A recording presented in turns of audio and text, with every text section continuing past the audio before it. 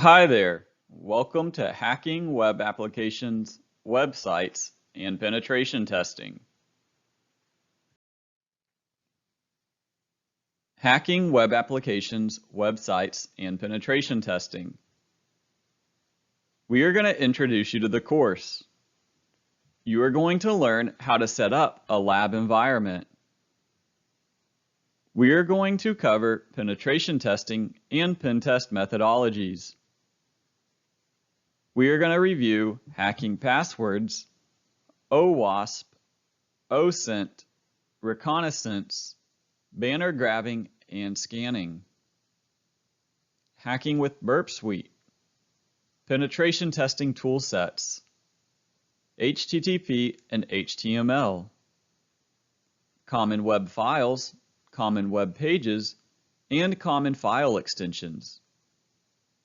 We are going to go over web application vulnerabilities. We are also going to cover web application vulnerability detection and exploitation.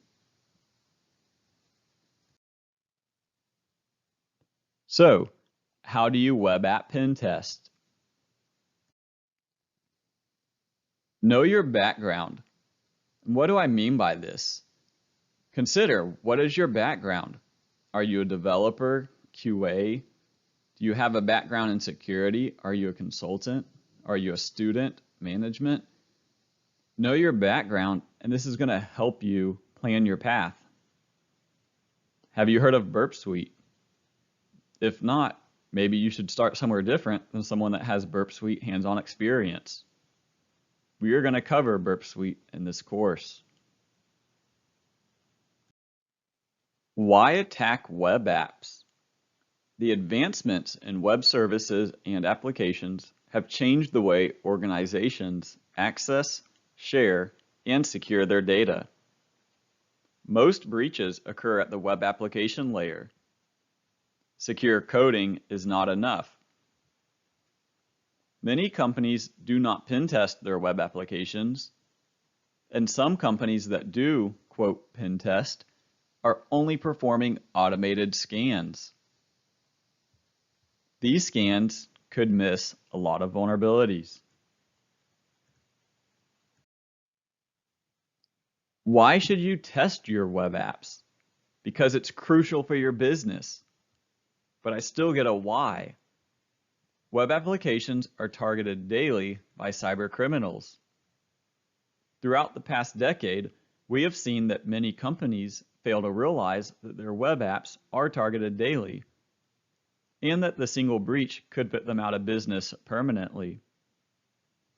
Despite this information, many companies fail to applications, leaving them prone to attacks that could result in data breaches, information theft, damaged reputations, and even lawsuits.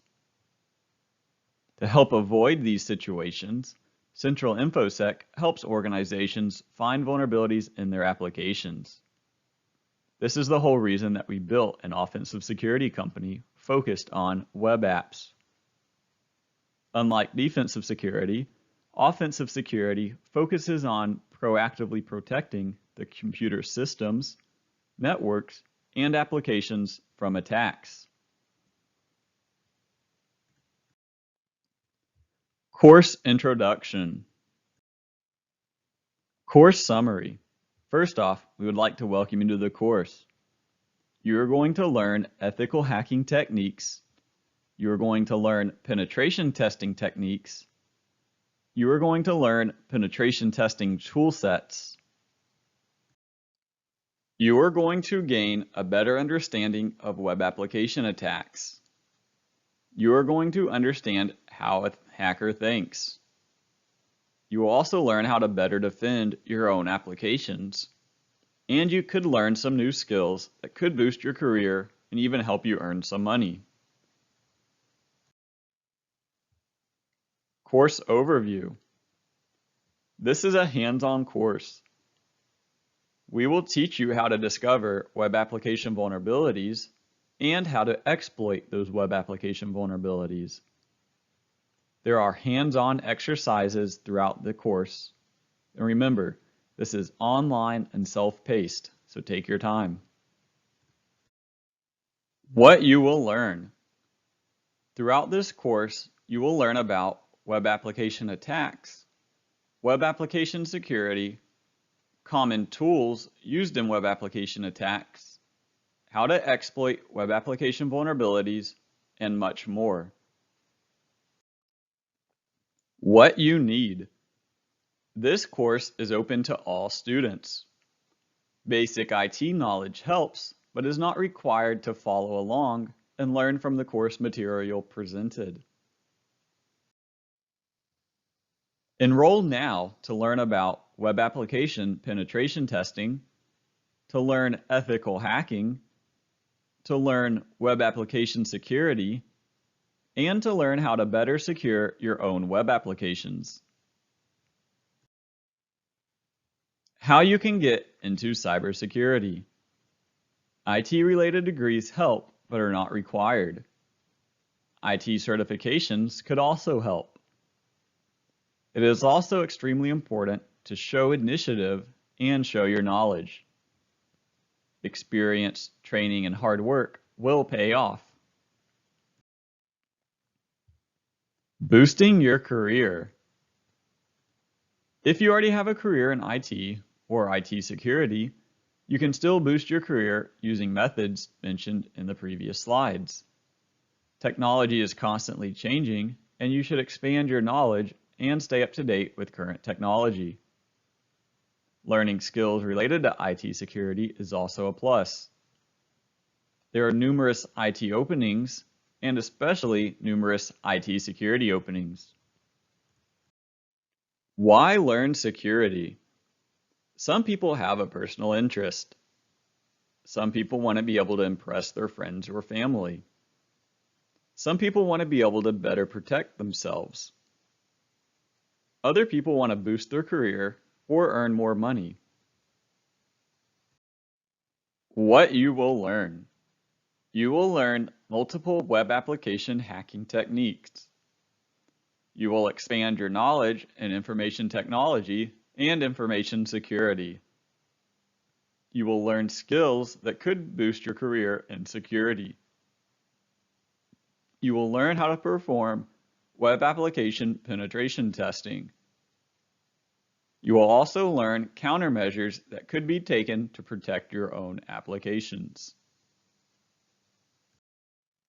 The target audience for this course includes ethical hackers, anyone wanting to learn ethical hacking, anyone looking for a career in cybersecurity, security enthusiasts, anyone wanting to learn penetration testing.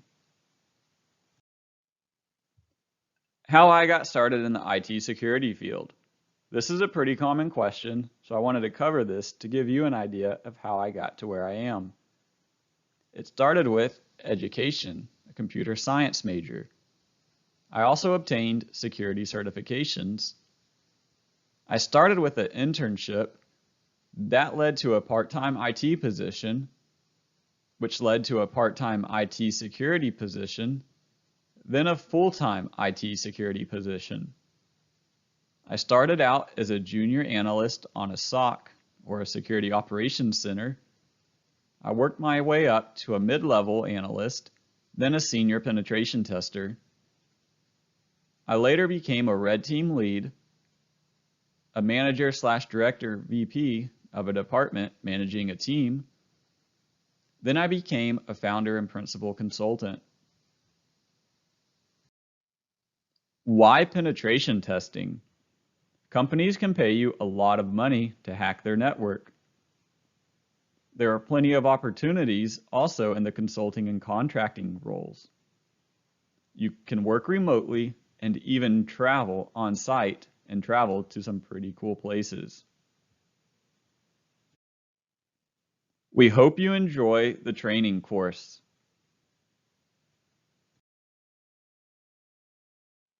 Legal concerns. Section overview. This section is going to include a disclaimer, cover permission to test, legal versus illegal activities, federal laws, state laws, and a lab. Disclaimer. Before we get too hands-on and hack anything, I need to inform everyone of this disclaimer. Activities in this course are illegal without proper authorization. The person giving authorization must be in a position of power to legally give you that authorization. This course is for educational purposes only. It is meant to develop a better hacker defense attitude where you will learn to prevent the attacks discussed. Stop. Rethink that disclaimer. What did we just say? Obtain permission. Always, always, always obtain written permission from someone who is authorized to give you permission to perform the testing. When do we obtain permission? Always. Legal versus illegal activities. What is the difference between legal and illegal activities? Authorization. What is authorization? Who can give you authorization? And how can someone give you authorization? Authorization is going to be the permission to test. This needs to be of an authority figure from the company. Federal laws. We are going to cover some federal laws. The 18 U.S. Code 1030, the Computer Fraud and Abuse Act, United States versus Morris, and others. 18 U.S. Code 1030. This is the U.S. Code, Title 18, Crimes and Criminal Procedure. Part 1 is Crimes. Chapter 47 is Fraud and False Statements. Section 1030 is Fraud and Related Activities in Connection with Computers. Notice the text in quotes. Knowingly accessed a computer without authorization or exceeding authorized access. The Computer Fraud and Abuse Act, or CFAA. This was enacted in 1986. It was an amendment to the first federal computer fraud law, 18 U.S.C. 1030. It addresses hacking.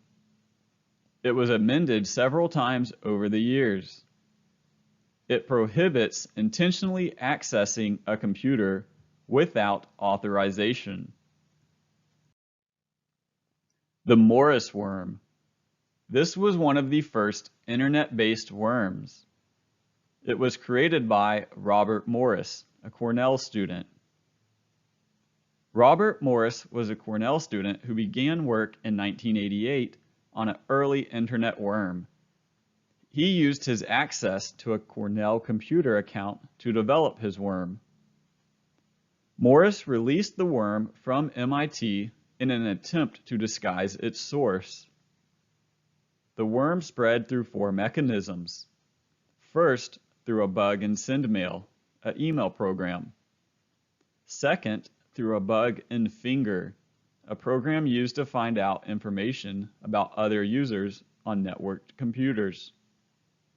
Third, through a Trusted Hosts feature, which allows users from one system to use another system without passwords. And fourth, through a password brute force attack. United States versus Morris. This was an appeal of the conviction of Robert Morris for creating and releasing the Morris worm. This was the first conviction under the Computer Fraud and Abuse Act. This dispute clarified much of the language used in the law. The 3 main issues considered were 1. Intent to cause damage, 2. Unauthorized access, and 3. Proper instruction of the jury. Morris claimed the court improperly educated the jury on the specifics of his case. He said the court had not provided a definition of authorization to the jury. The court stated that authorization was of common usage and not required to be defined. State laws. Laws can vary from state to state. Categories include privacy, data security, cybersecurity, data breach notification. There are many state laws, so always do your research. Section Summary. I am not a lawyer. Do your research and always obtain permission. If you are shopping online, is it legal to hack the shopping cart by changing the price of something that you are buying? No. Changing that price would be considered illegal. When do you obtain permission? Always. Who can give you permission and how? This is going to be someone of authority who is authorized to give you permission. Always obtain written permission. This is a great spot to stop and think about other legal questions. If you have additional questions, perform research on your state, local, and federal laws. Research Laws Lab. Choose any state and research that state's hacking laws. See what you can learn about that state. Then choose another state and research that state's hacking laws. What did you learn about the second state? Next, compare the laws discovered between the two states. How do these states' laws compare with the CFAA? Your lab environment. Setting up your lab environment. For this course, a lab environment can be used to follow along, but is not required. The lab environment used to create this course includes VMware Workstation, Windows, and Kali Linux 2.0. You are free to use similar lab setups and do not have to use the one described throughout this section. You should be familiar with setting up a lab environment, and there are many other tutorials online that could help you with this process. You may also be able to download Windows or Linux tools used in this course without setting up a lab environment. VMware and VirtualBox. VMware Introduction. VMware is a company that provides virtualization software. This software can be run on Microsoft Windows, Mac OS X, and Linux. VMware can create a virtual machine computer that acts like a physical computer with its own operating system. The virtual machine is separate from the host machine running the VMware. There are free versions of VMware available, along with paid versions that offer more features. VMware downloading and installing. VMware Workstation for Windows was used to create the course material, but you can use other versions if desired. You can read over the documentation and FAQs from VMware.com to get more familiar with the software. Here's a screenshot of the VMware download page.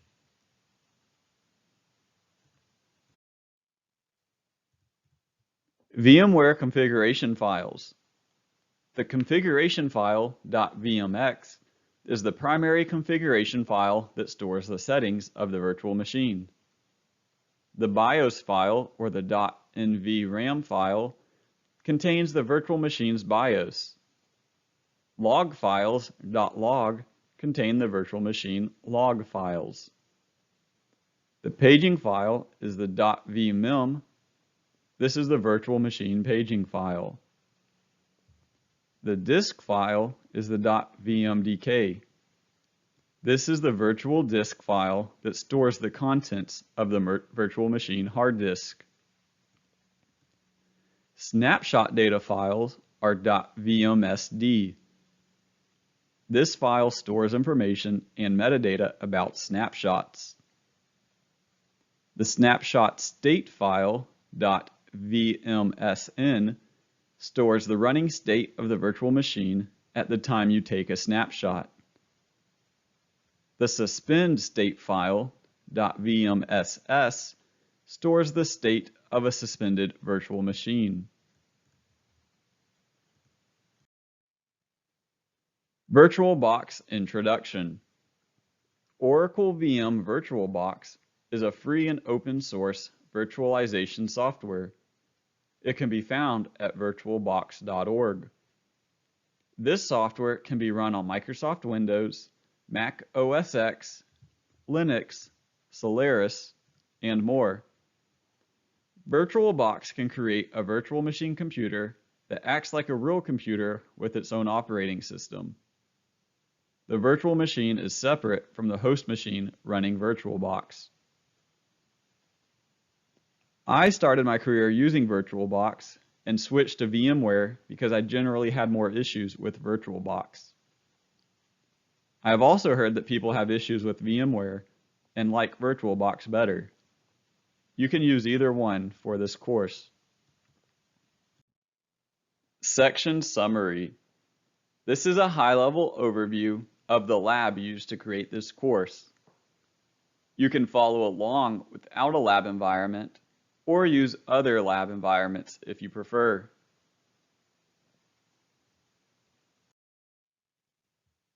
This is a great spot to stop and think if you have any questions. VMware Download Lab. Navigate to the VMware website and start downloading VMware while we continue. Once VMware is downloaded, go ahead and install it.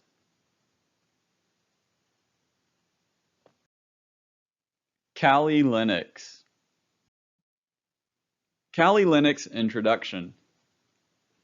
Kali Linux is a Unix-like operating system that contains over 300 penetration testing tools. Kali Linux 2.0 brought many advancements and updated tools. You can install Kali Linux on your computer's hard drive. You can boot from a live CD. You can boot from a live USB.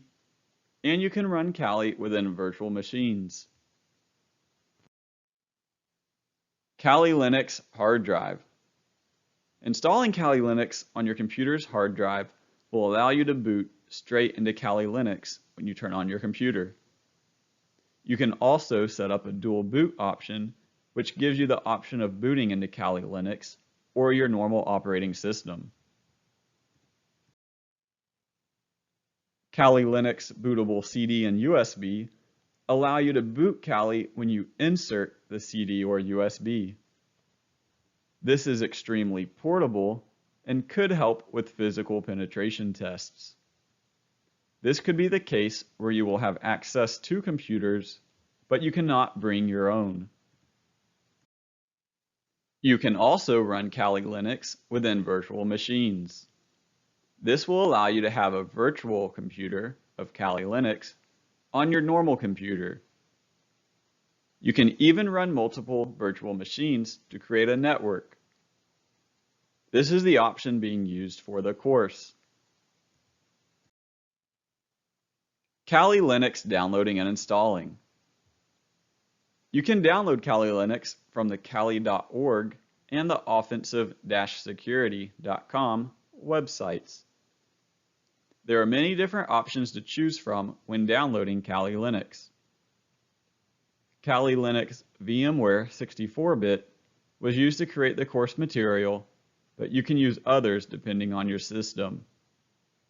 You can also read the release article and getting started articles from Kali.org to get more familiar with Kali Linux. Here is an example of the Kali Linux download page. This is a great place to see if you have any questions. Kali Linux Download Lab. Navigate to the Kali Linux website. Start downloading Kali Linux VMware while we continue with additional slides.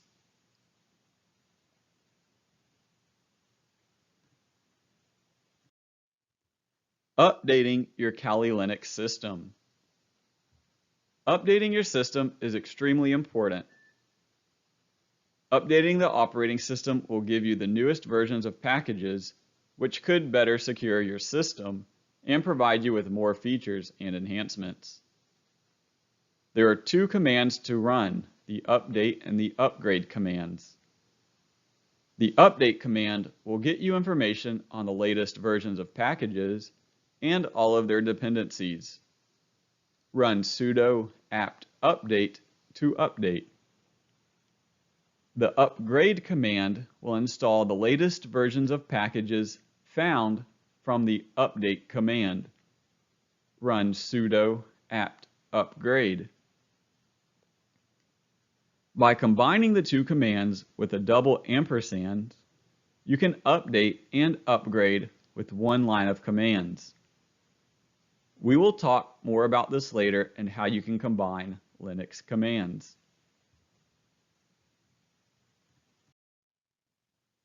Kali Linux Update and Upgrade Lab. Once you download your Kali Linux machine, start it. The default username and password are Kali. Run the update and the upgrade commands.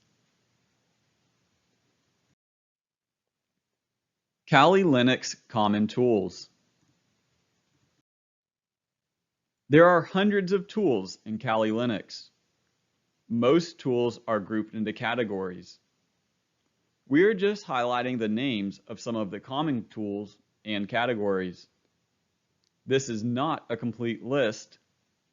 We may learn more about some of the other tools later in the course. Information gathering tools.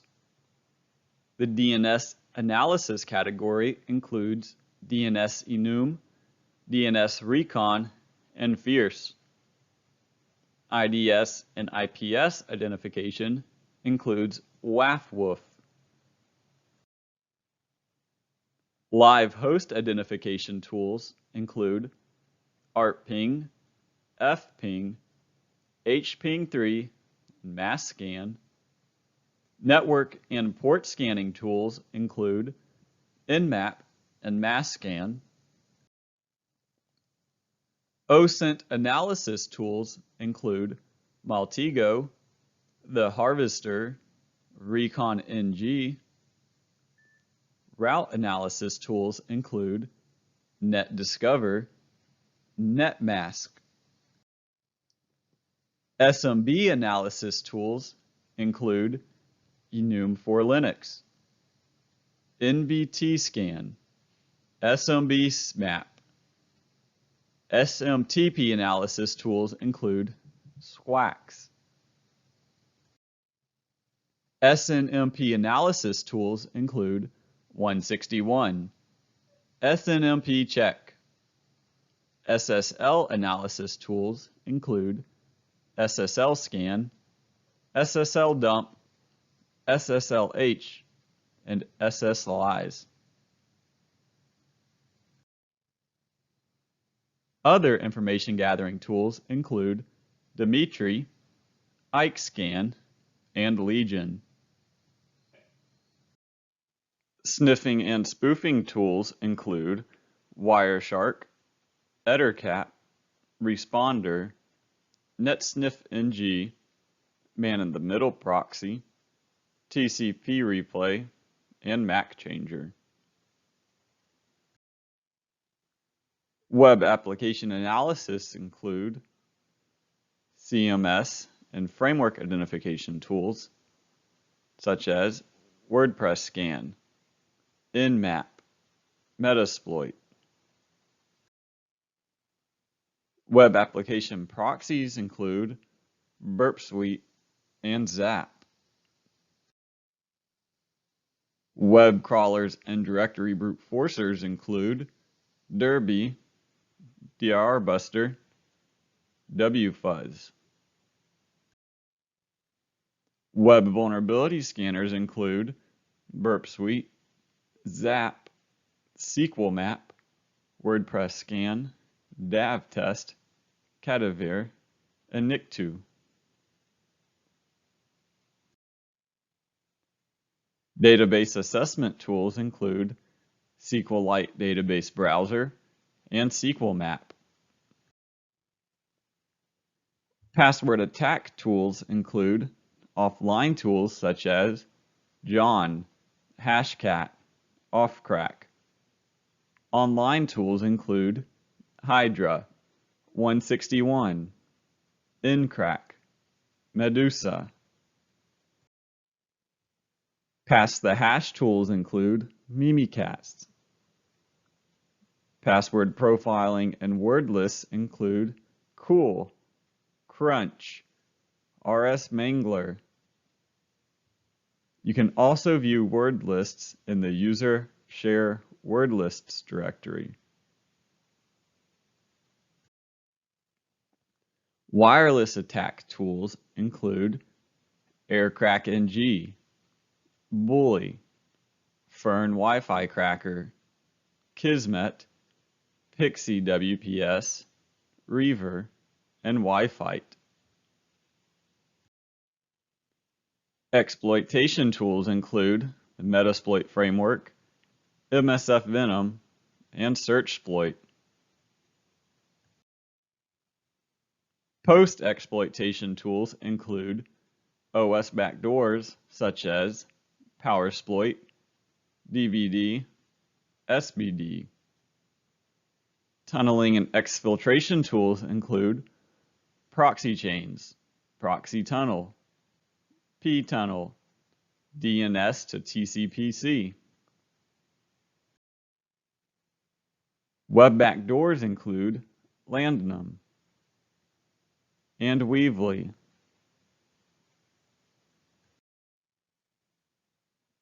This is a good time to stop and think. Have you heard of any of these tools? We will cover some of them throughout this course. Kali Linux Tools Lab. Familiarize yourself with navigating around the Kali Linux tool menu. Familiarize yourself with the categories of Kali Linux tools. Familiarize yourself with the various Kali Linux tools.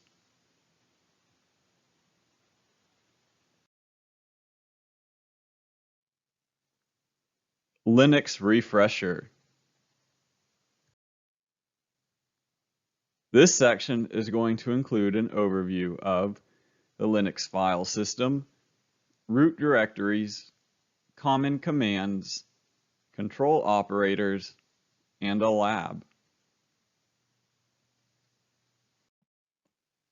There are many different flavors of Linux: Ubuntu, Debian, Linux Mint, Fedora, CentOS, Arch Linux, Kali Linux are just a few.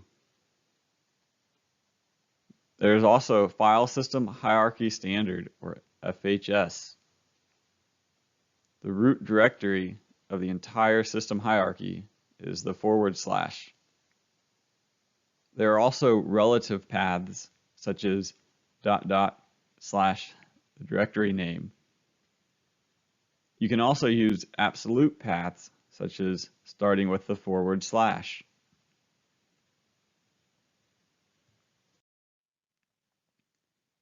Root directories include bin, which is the essential user command binaries. Boot is the static files of the bootloader. Dev are the device files. Etc contain the host-specific system configuration files. Home includes the user home directories. Lib includes the essential shared libraries. Media is the mount point for removal media. Mount is the mount point for temporarily mounted file systems.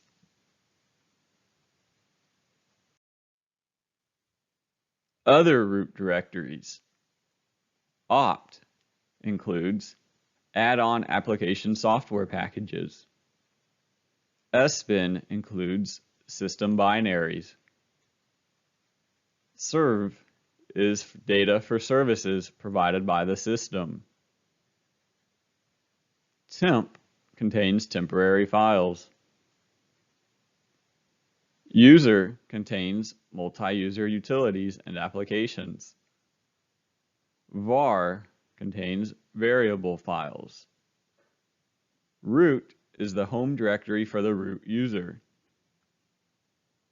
Proc is the virtual file system documenting kernel and process.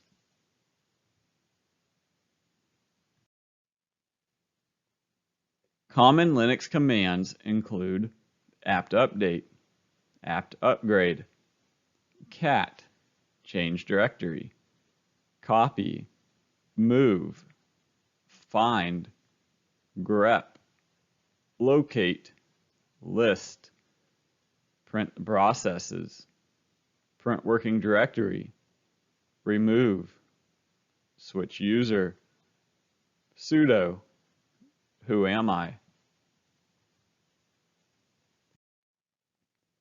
Update and upgrade. The Advanced Package Tool, or APT, Debian, Ubuntu, and related Linux distributions.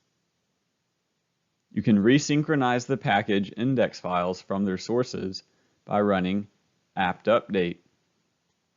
You may need to run sudo apt update and sudo apt upgrade. Upgrade is going to install the newest version of all packages currently installed.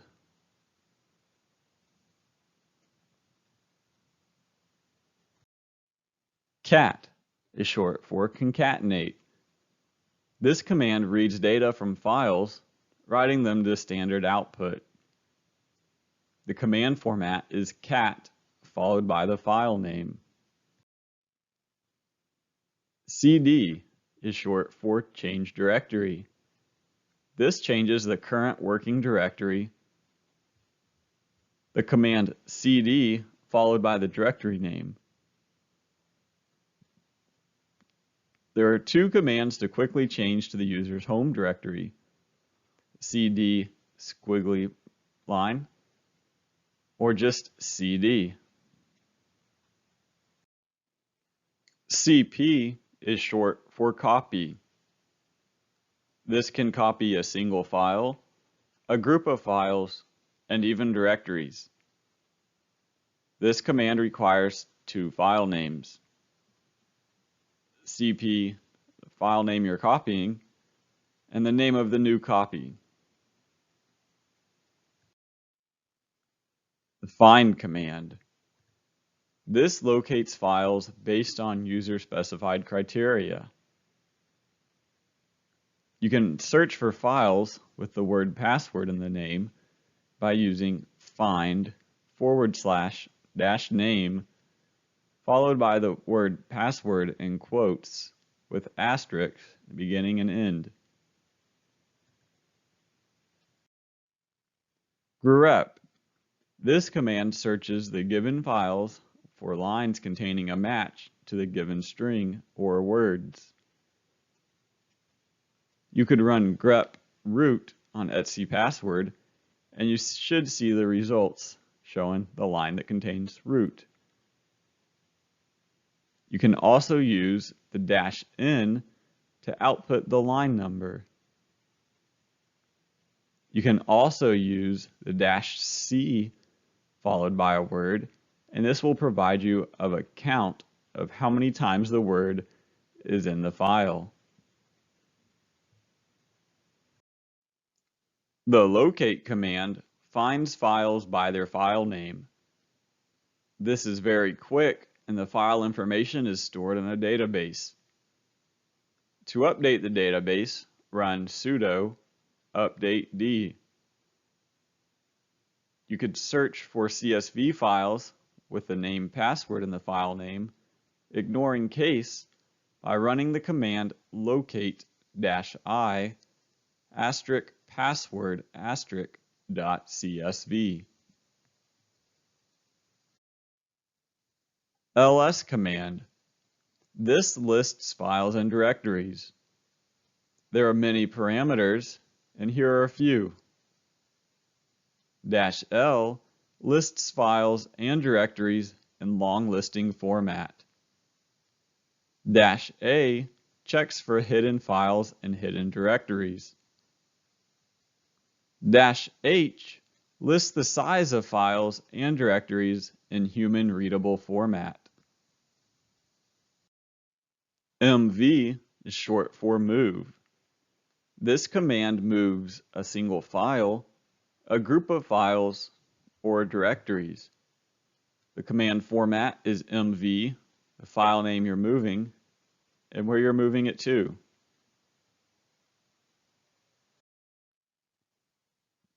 ps is short for process status. This command lists the currently running processes, their PIDs, and other information. All users shows user/owner column, print processes not executed from the terminal. Run ps-aux.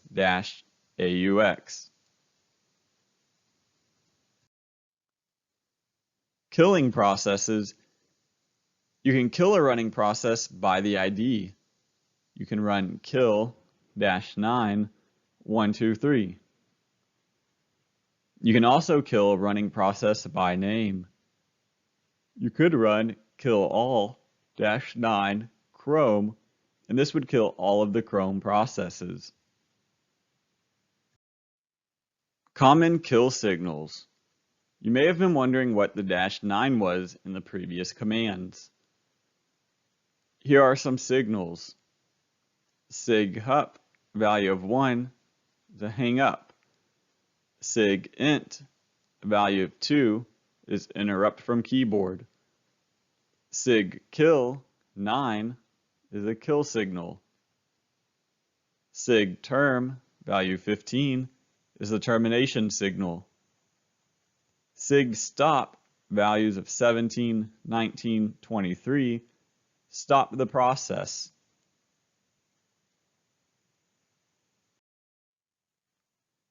PWD is short for print working directory. This prints the full system path of the current working directory. By default, it ignores symlinks. Run the command pwd. rm is short for remove. This command removes files, directories, symbolic links, and more. The format of the command is rm, followed by the file name to remove. su, this is short for switch user. This allows you to switch to another user. The syntax is su followed by the username.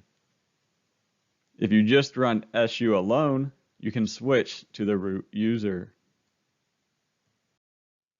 Sudo, this is short for switch us do. This executes a command as another user. Accounts will need to be in the etc sudoers file. You can also run a command as root, running sudo command. Who am I? This is the concatenation of the strings who, am, and I. This will display the username of the current user. Control operators. You can execute commands sequentially using the semicolon. You can execute if and only if the command before the double ampersand returns an exit status of 0. You can also connect the standard output of command 1 with command 2 with a single pipe. You can execute if and only if the command before the double pipe returns a non-zero exit status. You can also execute a command terminate by the ampersand sign, and it will run in the background.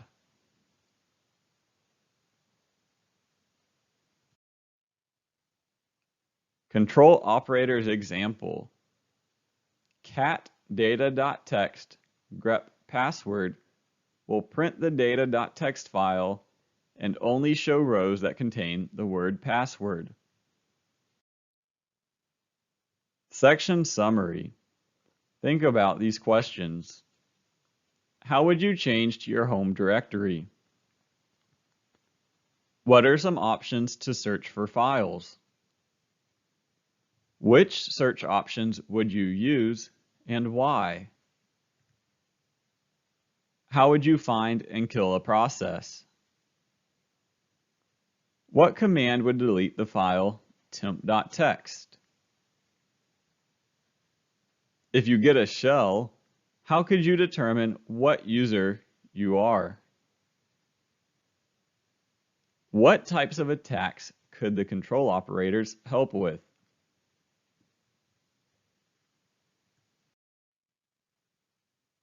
This is a good place to stop and think. Do you have any questions about any of these commands?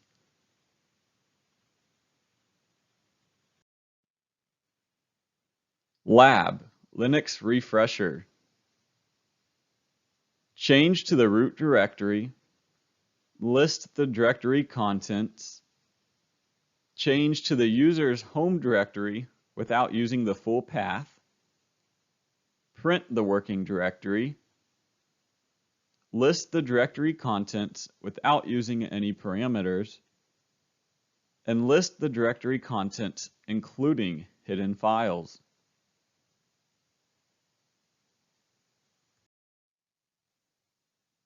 Linux Refresher Lab.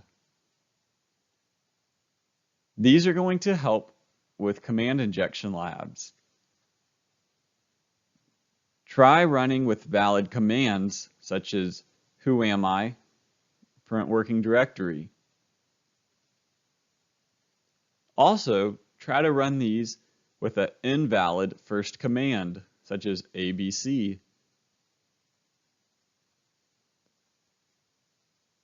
Notice, in certain scenarios, one or both of the commands may run. Start thinking how this could help you with command injection.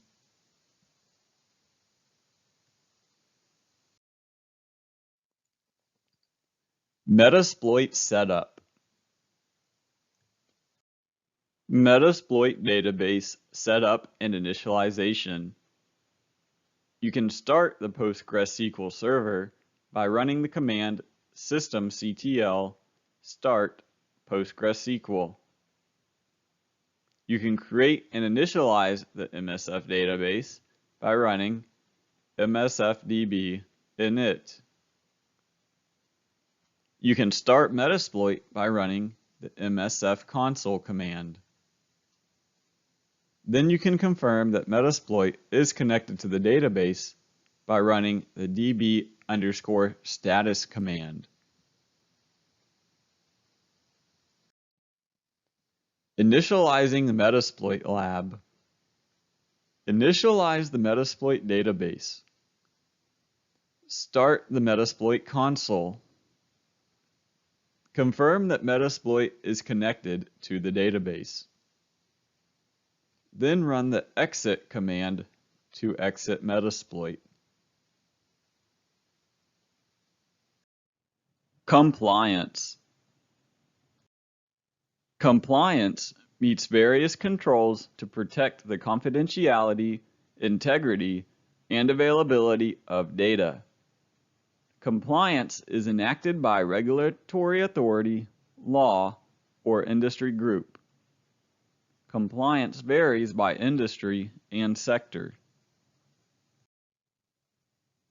Payment Card Industry Data Security Standard, or PCI DSS. This is an information security standard for organizations that handle branded credit cards. The PCI standard is mandated by the card brands, but is administered by the Payment Card Industry Security Standards Council. PCI DSS requires organizations to perform penetration testing. ISO IEC 27001-2013, an international standard on how to manage information security. The standard was originally published jointly by the International Organization for Standardization and the International Electrotechnician Commission in 2005, then it was revised in 2013. It specifies the requirements for establishing, implementing, maintaining, and continually improving an information security management system within the context of the organization. Health Insurance Portability and Accountability Act, HIPAA. HIPAA was enacted by the 104th United States Congress and signed by President Bill Clinton in 1996. It was created primarily to modernize the flow of healthcare information, stipulate how personal identifiable information, or PII, is maintained by the healthcare and healthcare insurance industries. It protects the information from fraud, theft, and addresses limitations on healthcare insurance coverage. Sarbanes-Oxley Act, also known as SOX. SOX is a United States federal law that set new requirements for all U.S. public company brands, management, and public accounting firms. It aims to protect investors by making corporate disclosures more reliable and accurate. The Digital Millennium Copyright Act is a 1998 United States copyright law that implements two 1996 treaties of the World Intellectual Property Organization. It criminalizes production and dissemination of technology, devices, or services intended to circumvent measures that control access to copyrighted works. Federal Information Security Management Act. This Act of 2002 is a United States federal law enacted as Title III of the E-Government Act of 2002. This act recognized the importance of information security to the economic and national security interests of the United States. NIST Cybersecurity Framework. This provides a policy framework of computer security guidance for how private sector organizations in the United States can assess and improve their ability to prevent, detect, and respond to cyber attacks. The framework has been translated to many different languages and is used by the governments of Japan, Israel, and others.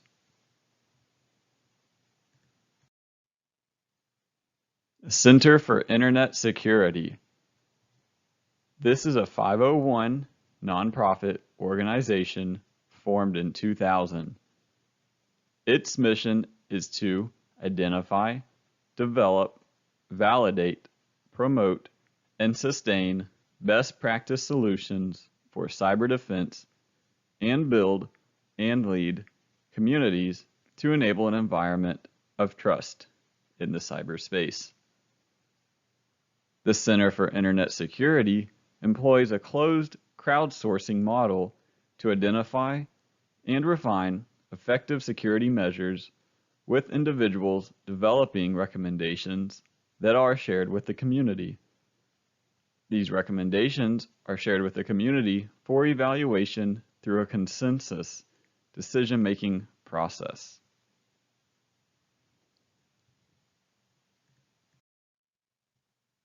Section summary. So why do we care about compliance? Many compliance standards require penetration testing to be performed on a routine basis. This may be on an annual basis, or this may be after major changes.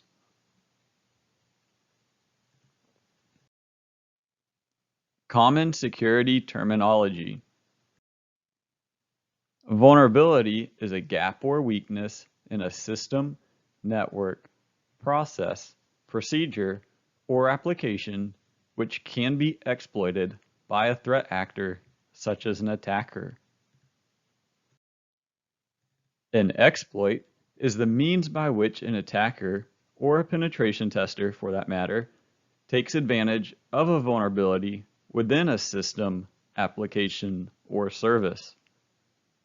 An attacker uses an exploit to attack the system in a way which results in that particular desired outcome that the developer never expected. Common exploits include buffer overflows, web application vulnerabilities such as SQL injection, and configuration errors. A payload is a custom code that the attacker wants the system to execute, and that is to be selected and delivered by the framework. For example, a reverse shell is a payload that creates a connection from the target machine back to the attacker, whereas a bind shell is a payload that binds a connection to the listening port on the target machine by which the attacker can then connect to. A payload could be something as simple as a few commands to be executed on the target operating system. Shell code is basically a list of carefully crafted commands that can be executed once the code is injected into a running application. It's a series of instructions used as a payload when exploiting a vulnerability. Shellcode is typically written in assembly language. In most cases, a common shell or a interpreter shell will be provided after the set of instructions have been performed by the target machine. Hence the name. A reverse shell is where the target machine communicates back to the attacking machine. The attacking machine has a listener port. The attacking machine receives the connection. A bind shell is where the attacking machine communicates to the target machine. The target machine has a listening port, and the target machine receives the connection. Here are several types of shells: netcat shells, interpreter shells, scripting shells such as Python and Perl, and web shells such as PHP, ASP, JSP, and WAR. Zero-day vulnerabilities, also known as a zero-day or an O-day, is a vulnerability that is unknown to those who should be interested in mitigating the vulnerability. Zero-day originally referred to the number of days since a new piece of software was released to the public. An exploit directed at a zero-day vulnerability is called a zero-day exploit or a zero-day attack. The CIA triad. Confidentiality. Is the data private? We want to prevent sensitive information from reaching the wrong people. Integrity. Is the data accurate? Data must not be changed. Checksums can help with this. Availability. Is the data accessible? We want to make sure that authorized people can access the data. Redundancy, failover, RAID, disaster recovery plans, DRP, backups. Make sure that we can guard against the downtime caused by denial of service attacks.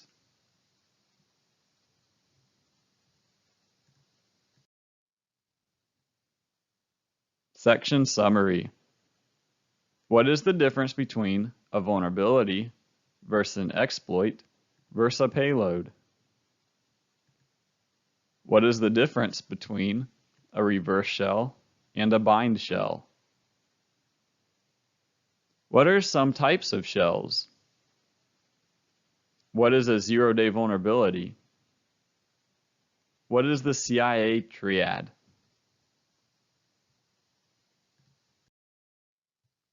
Penetration testing.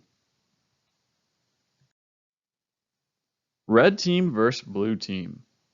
A red team is a group that helps organizations improve themselves by providing opposition to the point of view of the organization that they are helping. They are often effective in helping organizations overcome cultural bias and broaden their problem-solving capabilities. A blue team is a group of individuals who perform an analysis of information systems to ensure security, identify security flaws, verify the effectiveness of each security measure, and to make certain all security measures will continue to be effective after implementation. Vulnerability scanning. This includes searching computers, networks, or applications for known weaknesses and vulnerabilities. A vulnerability scanner is a computer program designed to assess computers, networks, or applications for known weaknesses. In plain words, these scanners are used to discover the weakness of the system.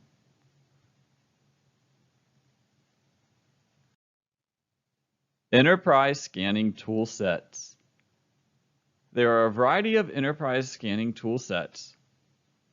Portswigger offers Burp Suite Pro, Burp Suite Enterprise.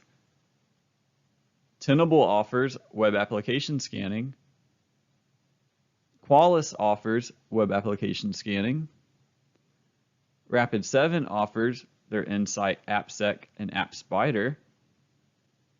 IBM has the Security App Scan. Veracode has a web application scanner. Subgraph has Vega. There's also a few others, such as Accudenex and Arachne. NetSparker is also on this list, but watch out about the data they keep and track about you and your IP address.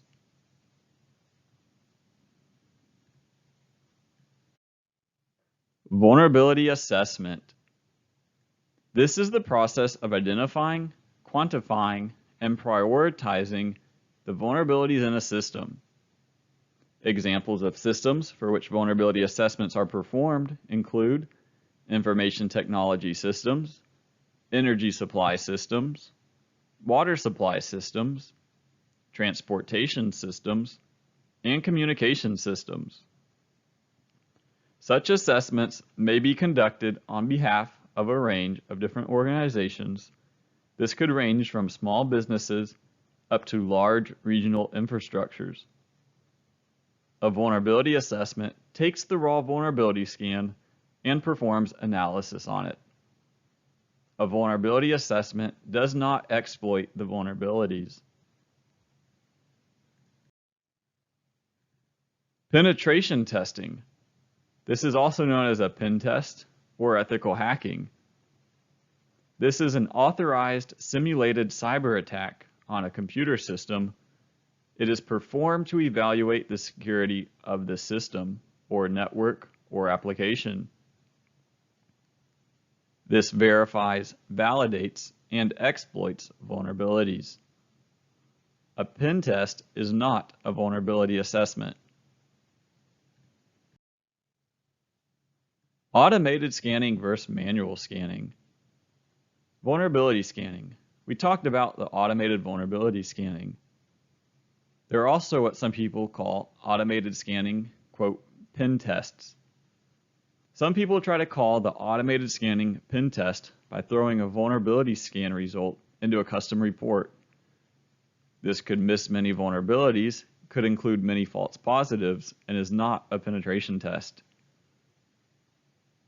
A manual penetration test includes manually testing that does not rely on automated tools or scanners. It can take a lot of time.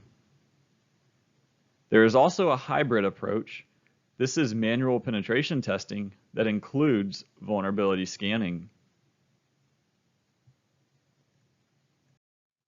Testing toolsets include intercepting proxies, such as Burp Suite and Zap, Firefox extensions, wget and curl, nmap and the Nessie scripts, Derby and DRRbuster, Nik2, WAF, SQLmap, SSL scan, Google and other search engines, and the Wayback Wind Machine.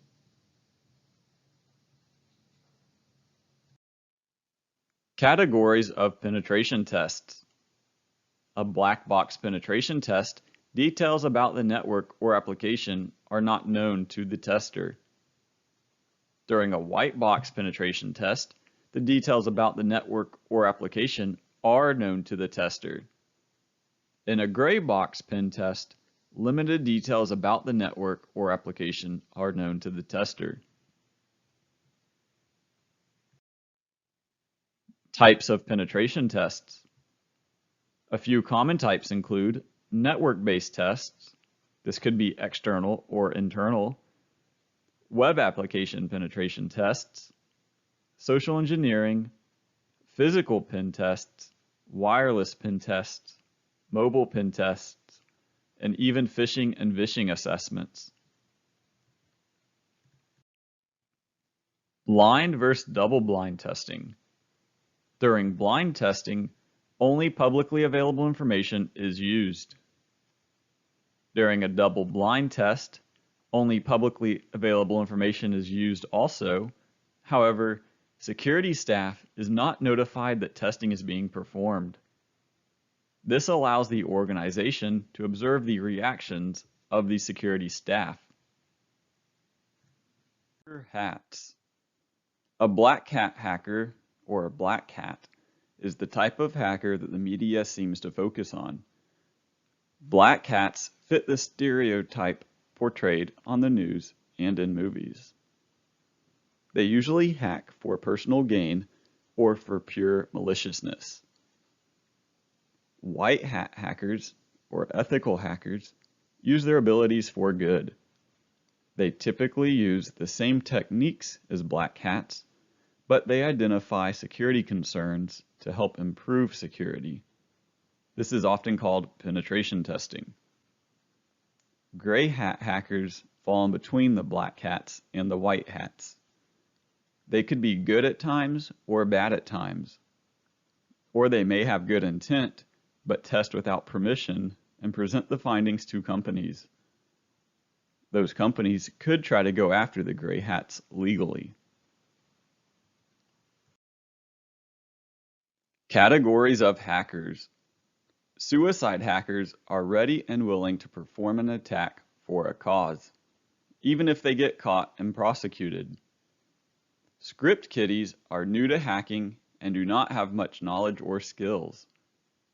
They use tools and scripts developed by the more experienced hackers. Cyber terrorists. Hackers who are influenced by certain religious or political beliefs. They cause fear and disruption of systems and networks. State-sponsored hackers. These are recruited by governments and can access secret information of other governments. Hacktivists. Break into government or corporate systems out of protest. They use their skill to promote a political or a social agenda. Targets are usually government agencies or big corporations. Insider threats. This is a malicious threat to an organization that comes from people within the organization, such as a current employee, a former employee, a contractor, or a business associate who has inside information concerning the organization's security practices, data, and computer systems. An advanced persistent threat, or APT, is a stealthy threat actor, typically a nation-state or state-sponsored group which gains unauthorized access to a computer network and remains undetected for an extended period of time. This is a good place to stop and think. Do you have any questions of the different types of hackers, hacker hats, and categories of hackers? Section Summary. What are the differences between red teams and blue teams? What are the differences between vulnerability assessments and penetration tests? What types of penetration tests are there? What are some common pen test tool sets? What categories of hackers are there? Penetration testing methodology. Hacker methodology. This includes intelligence gathering, threat modeling, vulnerability analysis, exploitation, and post-exploitation.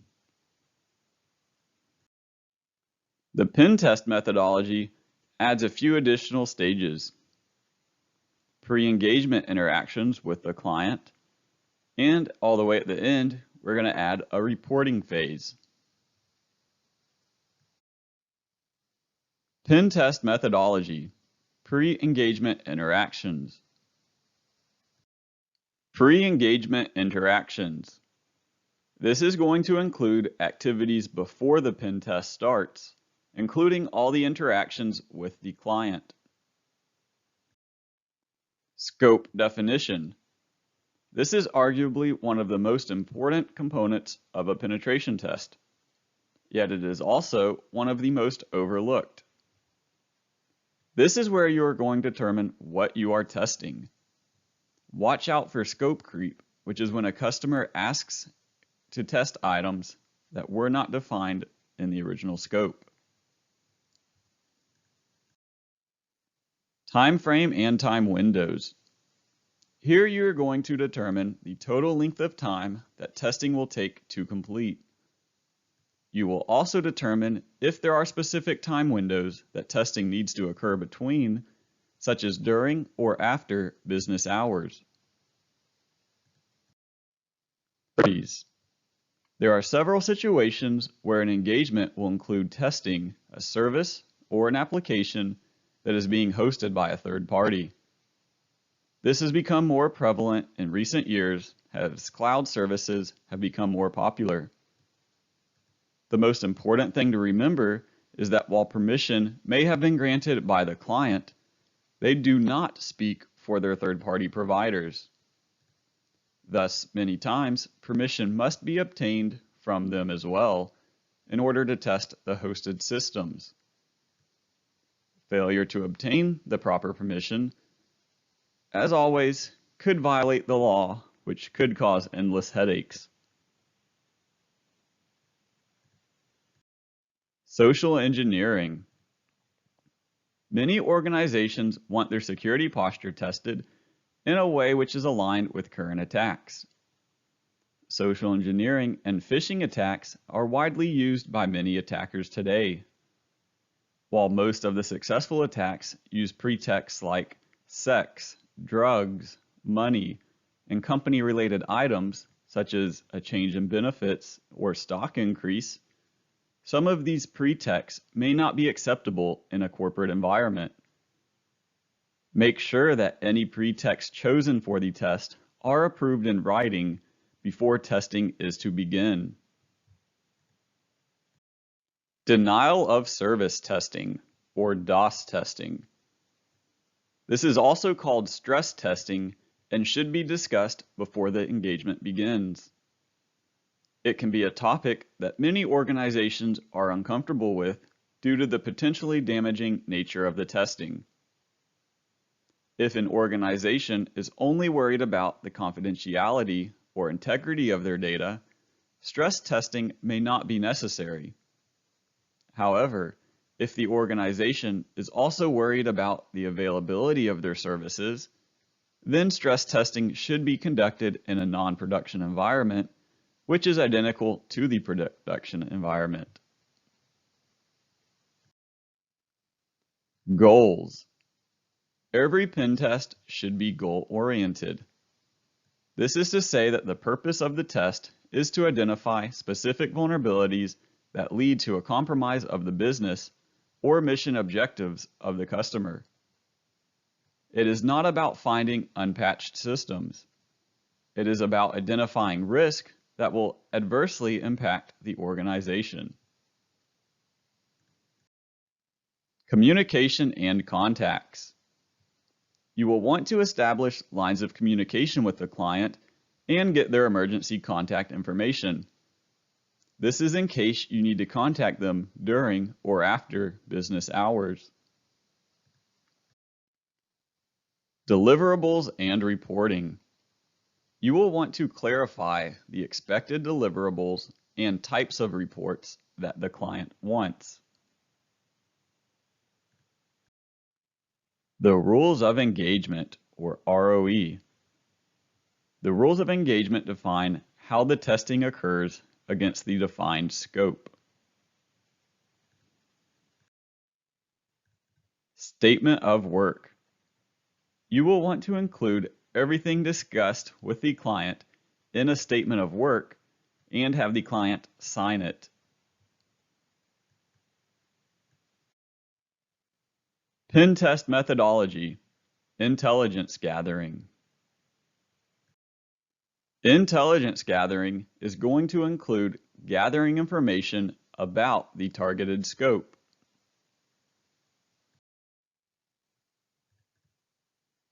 General section. The purpose of this section is to define how reconnaissance is going to be performed against the target. Target selection. Many companies have several different top-level domains, or TDLs. You will want to make sure that the targets you go after match those within the approved scope that was previously discussed.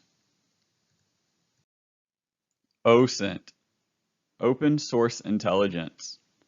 This can be broken up into multiple categories, one being corporate and another being personal.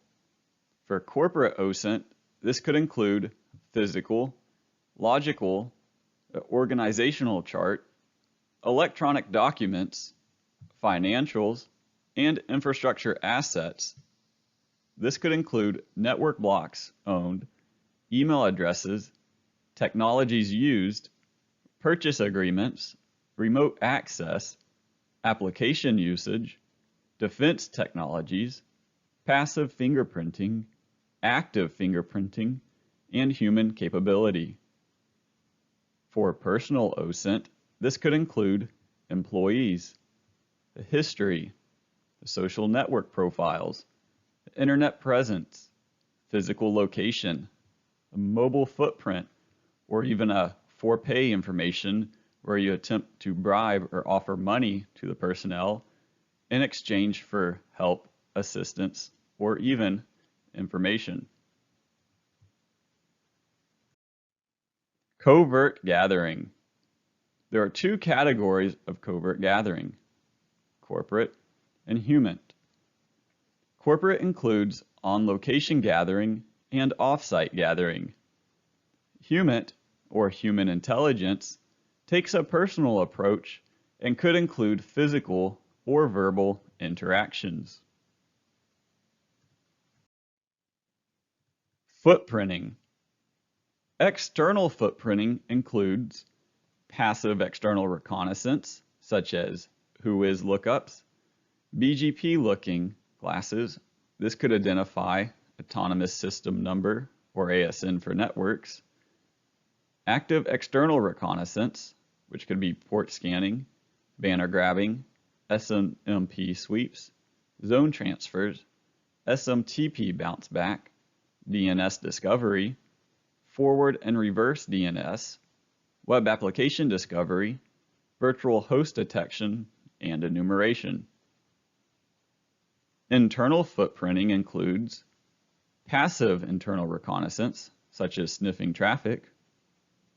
Active internal reconnaissance could include Active Directory, or AD, intranet sites, enterprise applications, identification of sensitive network segments, access mapping to production networks, VoIP infrastructure, authentication provisioning, such as Kerberos, and internal access management.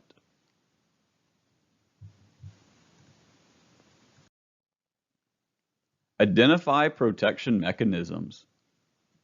You will want to identify protection mechanisms such as network-based protections, host-based protections, application-level protections, storage protections, and user protections.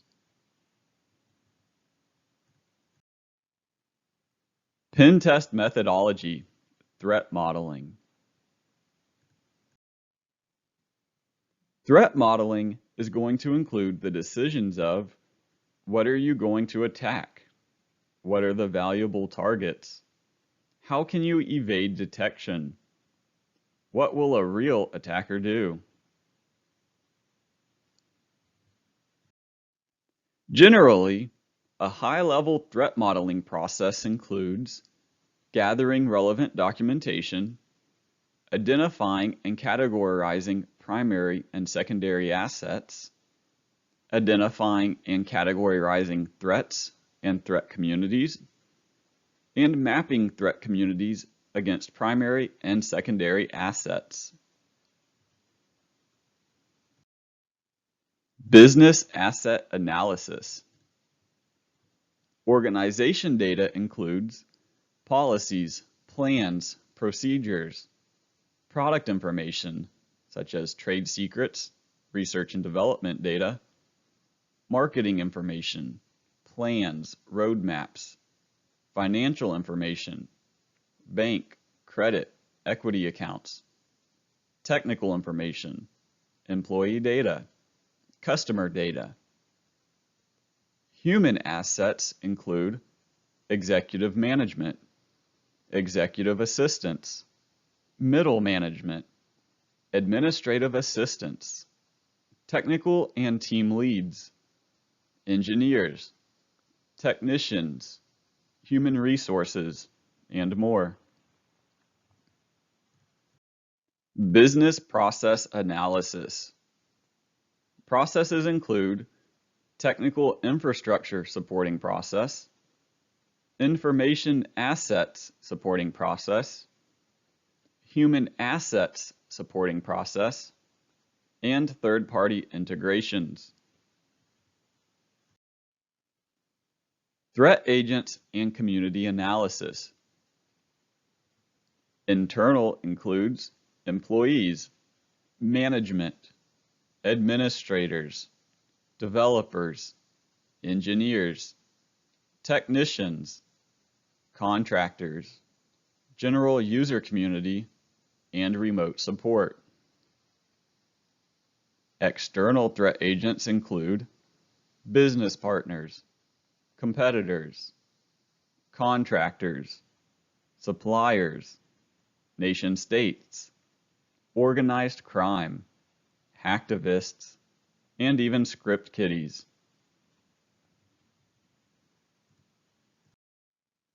Threat capability analysis. This is going to include the analysis of tools in use, availability to relevant exploits and payloads, communication mechanisms, and finally, accessibility. Motivation modeling. Common motivations include for profit, such as direct or indirect, hacktivism, a direct grudge, for fun or to damage a reputation, or to improve one's hacking reputation. or further access to a partner or connected systems. Relevant news of compromised organizations. This is going to be a comparison to other organizations within the same industry vertical.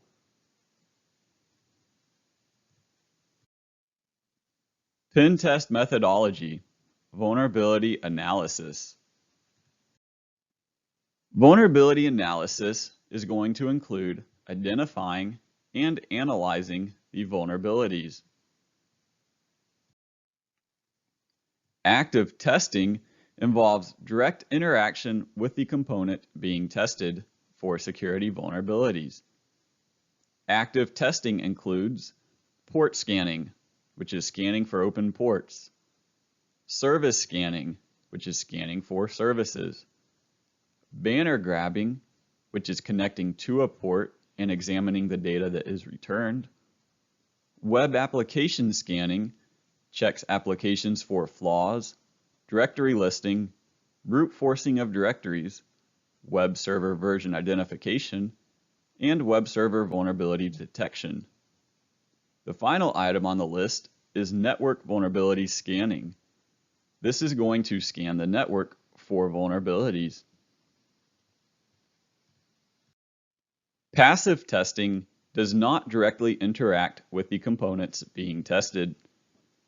Passive testing includes metadata analysis, looking at the data that describes a file instead of the file data itself. This could pull back usernames or the name of employees of the company. Traffic monitoring could capture data for offline analysis.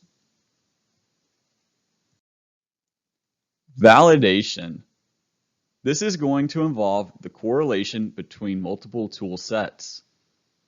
It could also include manual testing or manual validation. This is usually protocol specific and can map the attack avenues and string them together. Vulnerability research.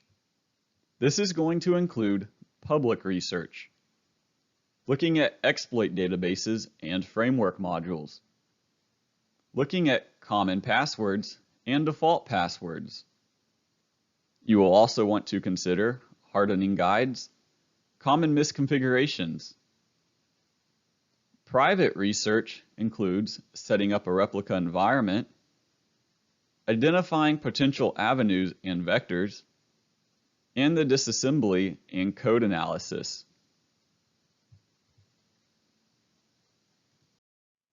Pen test methodology, exploitation. Exploitation is the fun part. This is going to include the hacking and exploiting the vulnerabilities.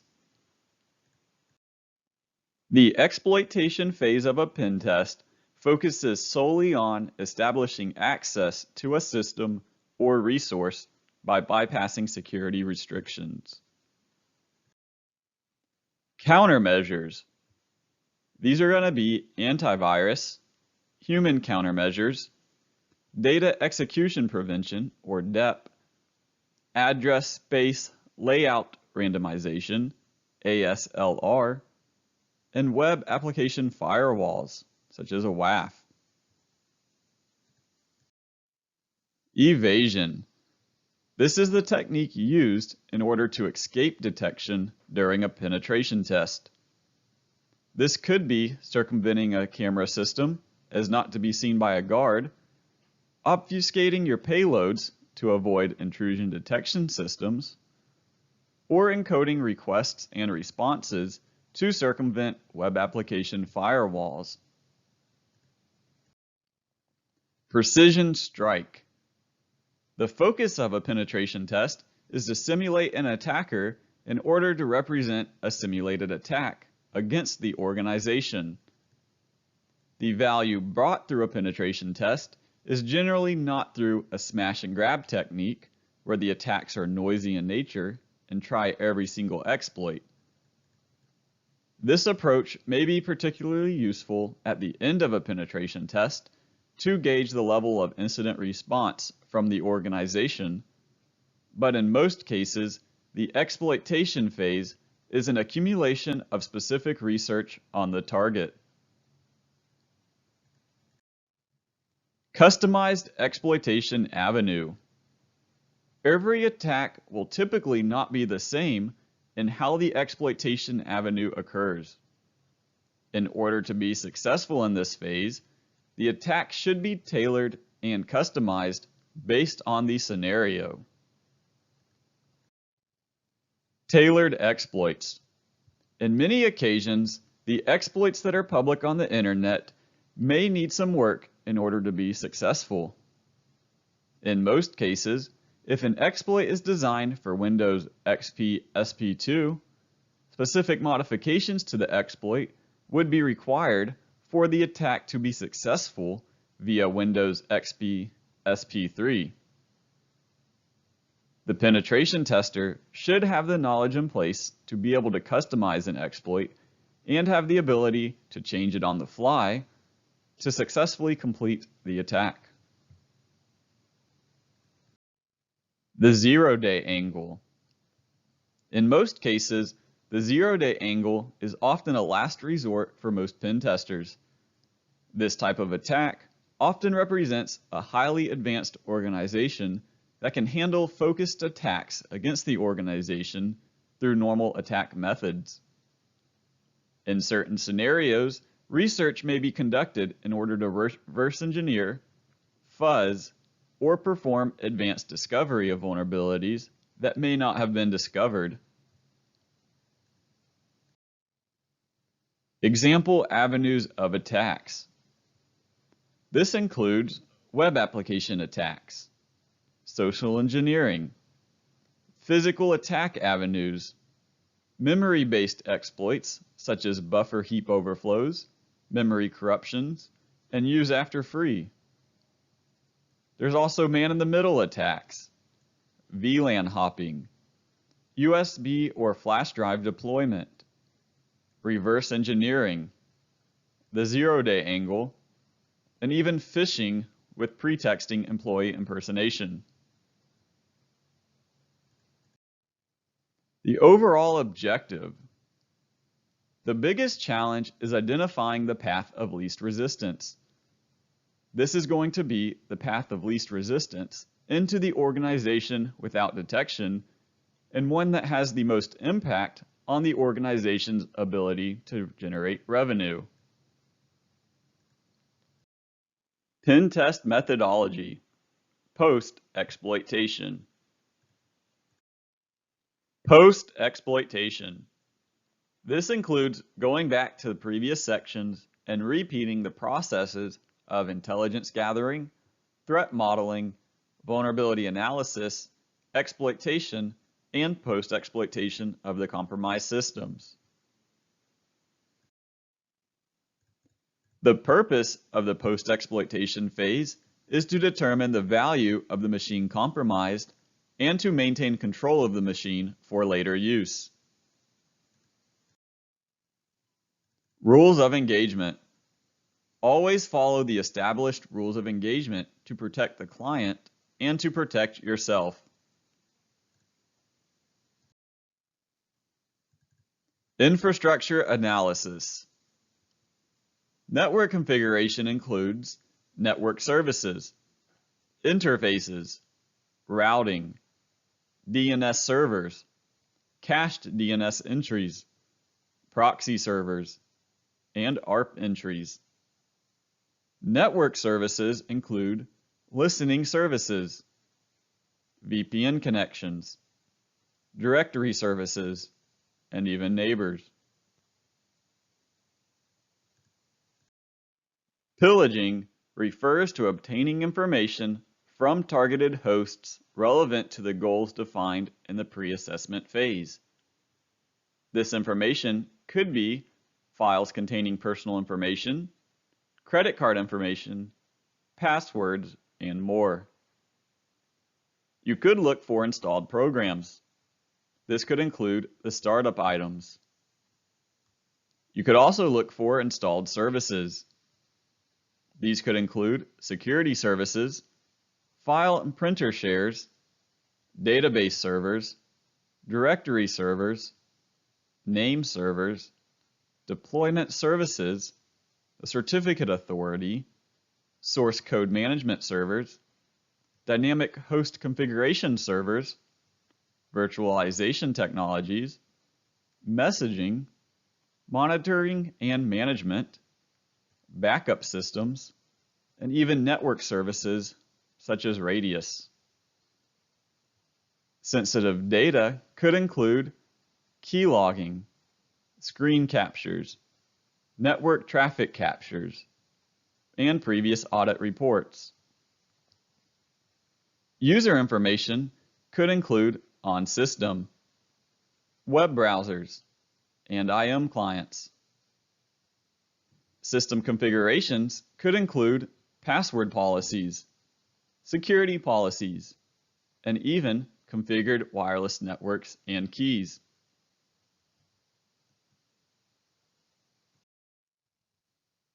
High-value profile targets. High-value profile targets can be identified and further expanded from the targets identified in the pre-engagement meetings. This could be through the analysis of the data gathered from the compromised systems and the interactions of those systems and the service that they run on. Data exfiltration. This includes mapping all the possible exfiltration paths. You can also test the exfiltration paths and measuring control strengths.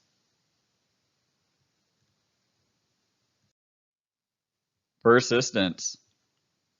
This could include the installation of backdoors that require authentication.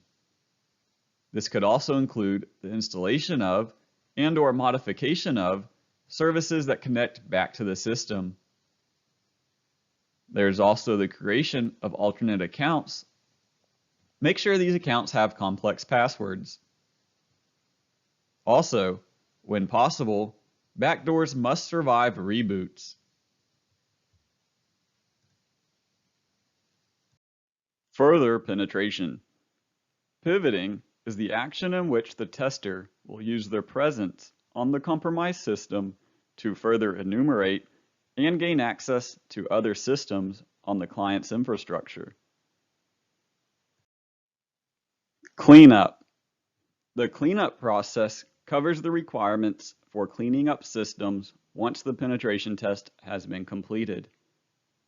Remove all executables, scripts, and temporary files from the compromised systems. Return system settings and application configuration parameters back to the original values if they were modified during the assessment. Remove all backdoors and rootkits if they were installed. Remove any user accounts created for connecting back to the compromised systems. Pen test methodology, reporting. The reporting phase may be the least interesting to some people, but it could be considered the most important part of the test. This phase includes documenting all the findings and providing recommendations so that the client is not only aware of the issues, but so that they can address the issues and improve their security posture. Report sections include the overview, the report structure, the executive summary, and the technical report summary. The overview section. Make sure you take notes and operation logs. You want to record timestamps, commands run, the output of commands, and take screenshots. All of this information is going to be summarized within the report. The report structure. The report is broken down into two major sections. This helps you communicate the objectives, methods, and results of the test to various audiences. The executive summary. This section will communicate to the reader the specific goals of the penetration test and the high-level findings of the testing exercise. The intended audience will be those who are in charge of the oversight and strategic vision of the security program. This could also include any members of the organization which may be impacted by the identified and confirmed threats. This section should include a background, overall posture, risk ranking and profile, general findings, recommendation summaries, and a strategic roadmap. The technical report. This section will communicate to the reader the technical details of the test and all aspects along with components agreed upon. This will be the key success indicators defined within the pre-engagement exercise. The technical report should contain an introduction, information gathering, passive intelligence, active intelligence, corporate intelligence, personnel intelligence, vulnerability assessment, exploitation and vulnerability confirmation, post-exploitation, risk and exposure, and a conclusion. This is a good time to stop and think. Do you have any questions about the penetration testing methodology? Section summary. Why do we follow a methodology? What sections of the methodology do you think are the most important? They are all important, but what are your thoughts?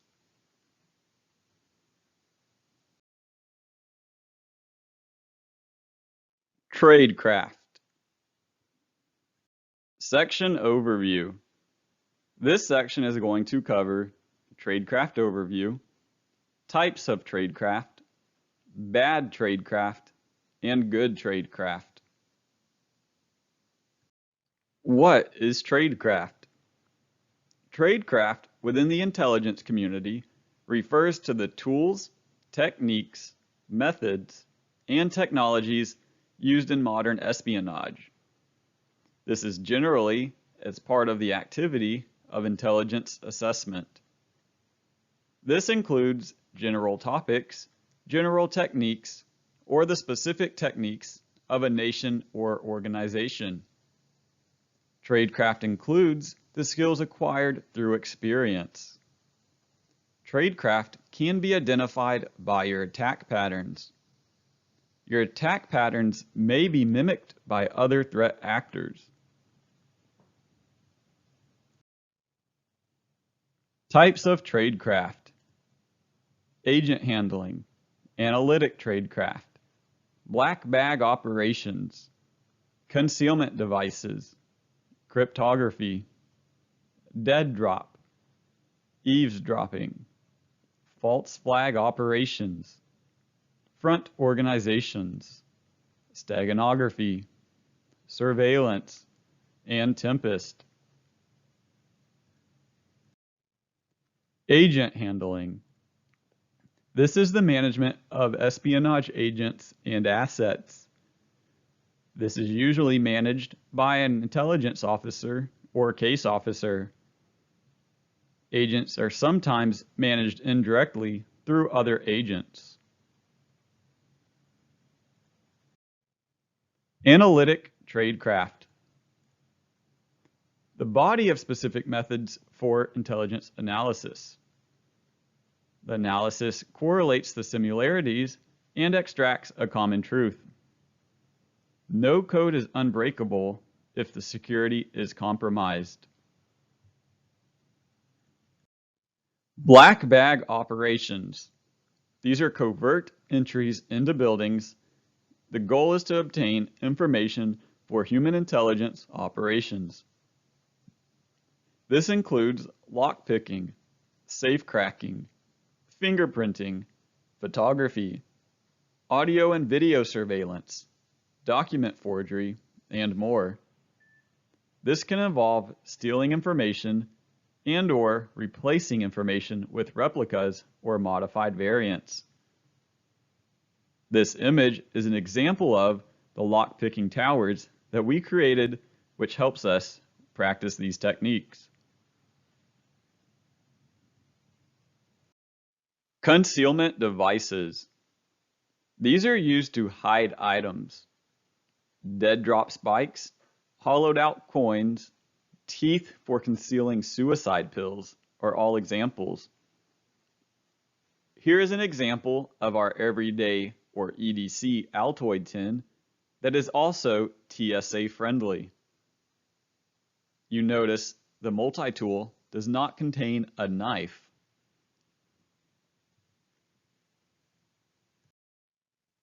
Example concealment devices. Here you can see a radio was hidden in a book. This was commonly done in World War II to hide radios from the German occupiers.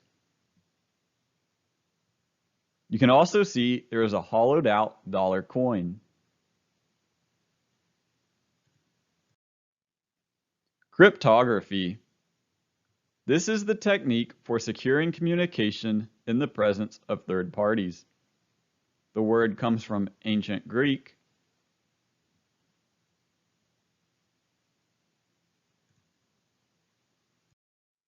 A dead drop is used to pass items between individuals using a secret location. This could be a physical location or a virtual location, such as a video game. A dead drop could have a predetermined frequency, or it could have a signaled frequency. An example could be a plant in a window or an X in chalk on a sidewalk. Here is an example of a dead drop spike. Eavesdropping. This is secretly listening to the conversations of others without their consent. This could be through a hidden microphone, a bugged or tapped phone line, and more. Always consider federal and state laws. False flag operations. These are covert military operations designed to deceive in such a way that the operations appear as though they are being carried out by entities, groups, or nations other than those who planned and executed them. There are many forms of false flag operations, including attacks, bombings, strikes, hijackings, shootings, and major events in foreign countries. A false flag operation is not a conspiracy theory. False flag operation example. This U.S. Douglas A-26C Invader was painted in fake Cuban Air Force colors for the military invasion of Cuba. This was by a CIA-sponsored paramilitary group in April of 1961. A front organization. This is an entity set up by and controlled by another organization, such as intelligence agencies. Front organizations are also called a front company or a shell corporation. They are used to shield the parent company from legal liability.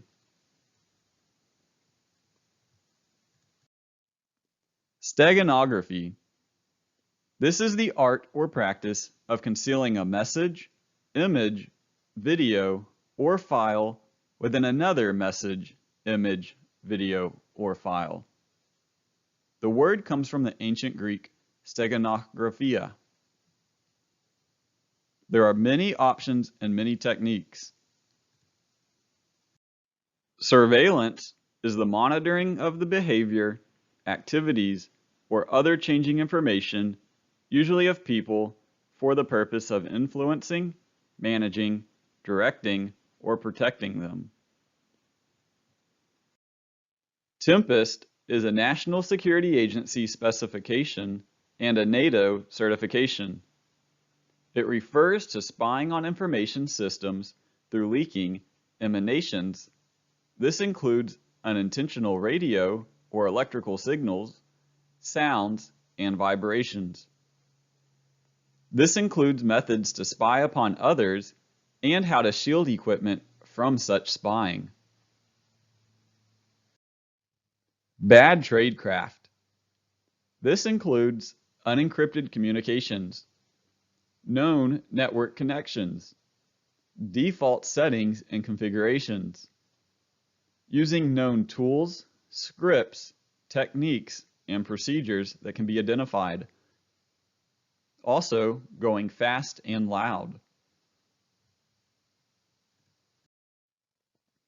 Good tradecraft includes the following items: covert channels and infrastructure, encrypted communications, third-party tools and exploits, using custom tools, exploits, techniques, and procedures that can't be traced, changing default settings of software, hardware, and tools.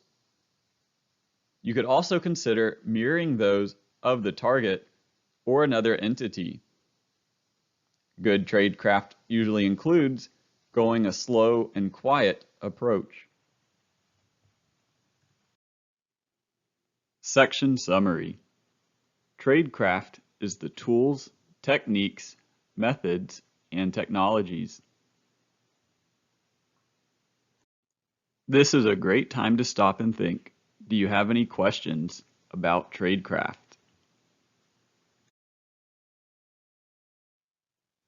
Cryptography. Let's talk more about cryptography. We mentioned that cryptography includes techniques for secure communications. But how? Cryptography uses sophisticated mathematical equations or algorithms. It uses secret keys to encrypt and decrypt the data. Cryptography provides secrecy and integrity to the data. Cryptography provides authentication and anonymity to the communications. Cryptography cipher machine. This machine was used in World War II to encrypt very high-level general staff messages.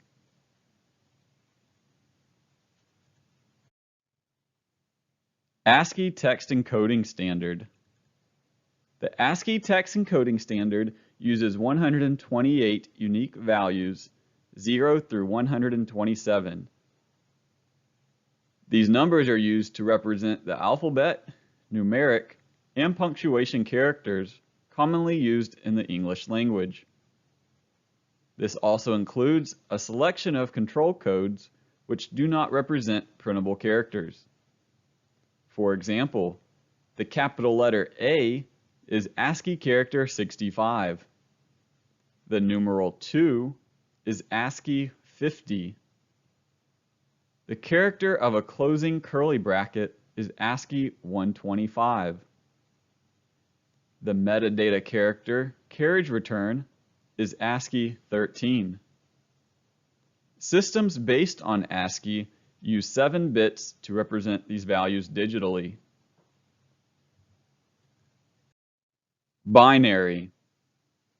This is a number expressed in the base 2 or binary numeral system. This usually only uses zeros and ones, but could use 2 other characters. Sometimes this could be a pipe and a dash, or a yes and a no. Each digit is referred to as a bit. This is a straightforward implementation of the digital electronic circuitry using logical gates. This is used by almost all modern computers. Here are some binary examples. You can see that ABC is represented with 0 and 1s. There are also a few other examples. Base 64. This is a group of binary to text encoding schemes that represent binary data in an ASCII string. The format is translated into using a radix 64 representation.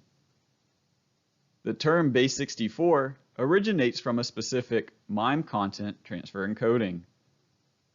It is designed to carry data stored in binary formats across channels that only reliably support text content. It provides the ability to embed image files or other binary assets inside textual assets such as HTML and CSS files. It is widely used for sending email attachments. Here is a base64 index table. This shows the binary and character relationship.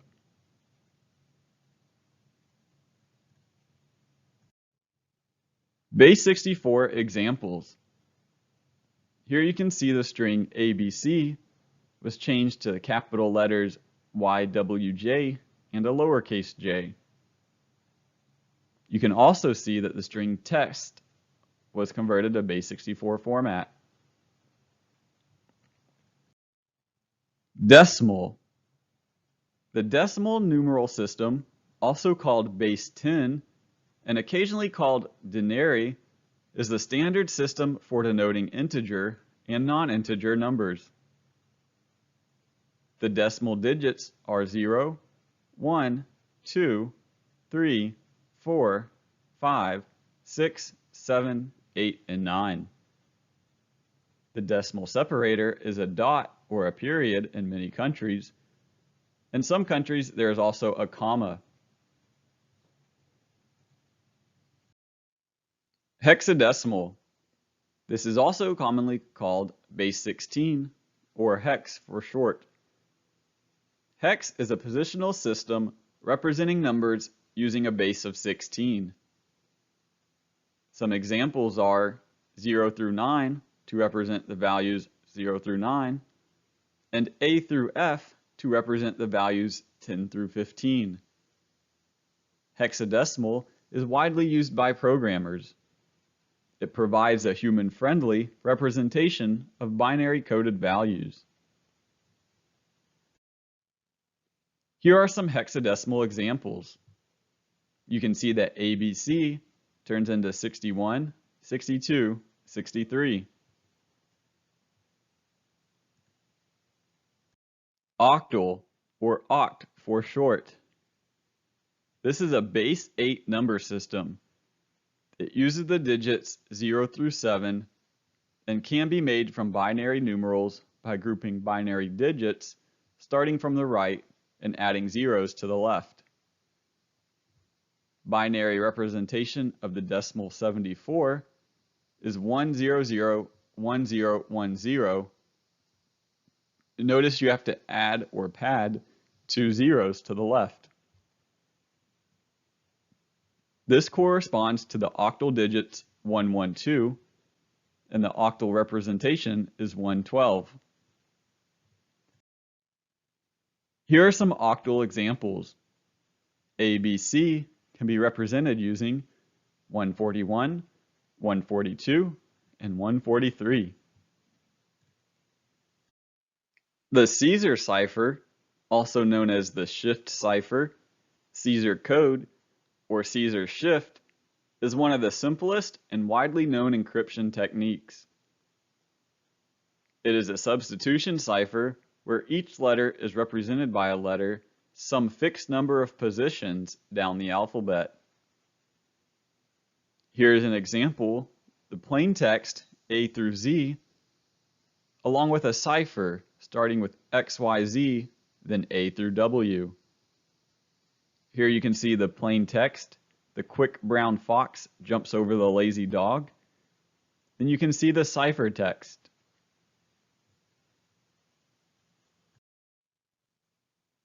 Caesar cipher mapping. Here is an example that maps the letters to the letters displayed in the previous slide.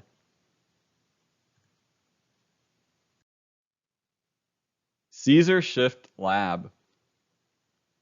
What is the shift number of these Caesar cipher examples? ABC that goes to DEF? What about test that goes to WHVW? This is a shift of 3.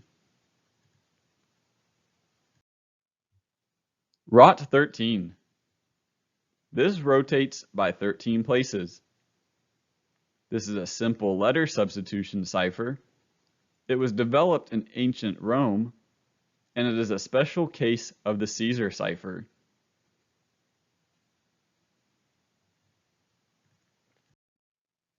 ROT 13 mapping.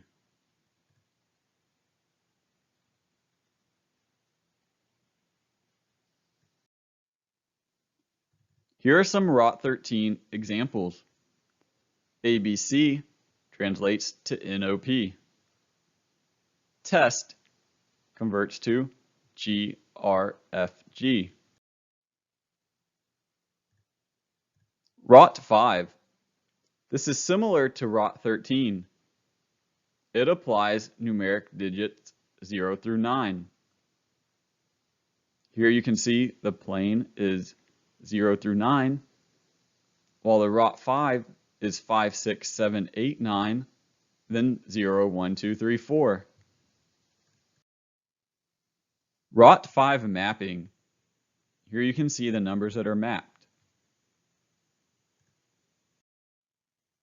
ROT 5 examples. 1, 2, 3 becomes 6, 7, 8. 5, 6, 7 becomes 0, 1, 2. 8, 9, 0, 1, 2 becomes 3, 4, 5, 6, 7. ROT 18. This is 18, which equals 13 plus 1, also known as ROT 13.5. This uses ROT 13 and ROT 5 together in the same message. Here are some ROT 18 examples. ABC 1, 2, 3 becomes NOP 6, 7, 8. Test 4, 5, 6 becomes GRFG 9, 0, 1. ROT 47. This is a derivative of ROT 13. It scrambles basic letters plus numbers and symbols. ROT 47 uses ASCII characters 33 through 126. ROT 47 covers most characters on a QWERTY keyboard.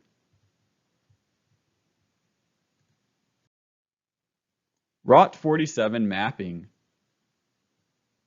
Notice how the characters and letters are mapped to other special characters.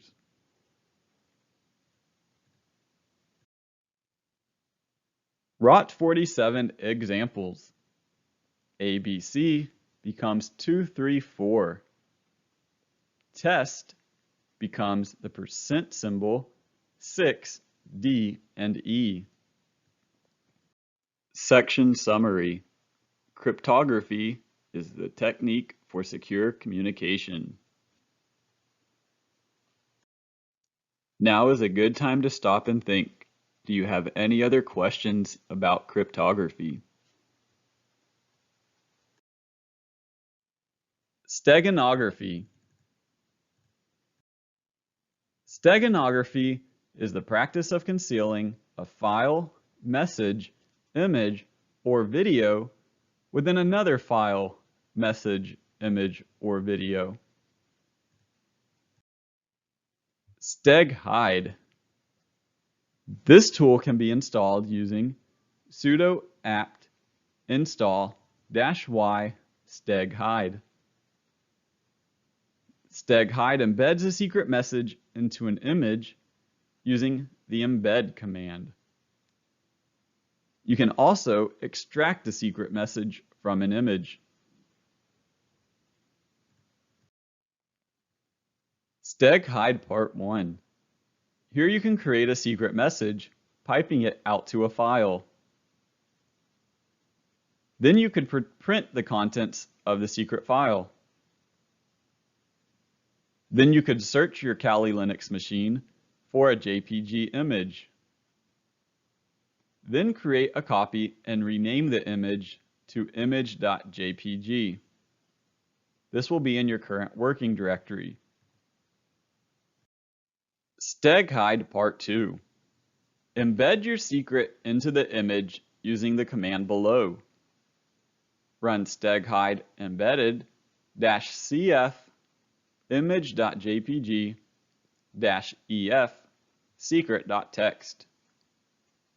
Enter a passphrase of my pass. Then delete the secret.txt. StegHide Part 3. Extract data from the image using the steghide extract command. Enter the passphrase of my pass. Print the secret message to the screen. Metadata. This is the data that provides information about other data. It's data about data. This is not the contents of the file. Example metadata includes the creation time, the creation date, the creator or author, the file size, and the data quality. Manually viewing the metadata. This can be performed by right-clicking on a file and going to the properties.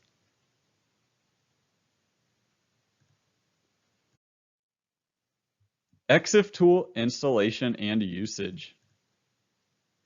This tool can be installed by running sudo apt install -y EXIF tool.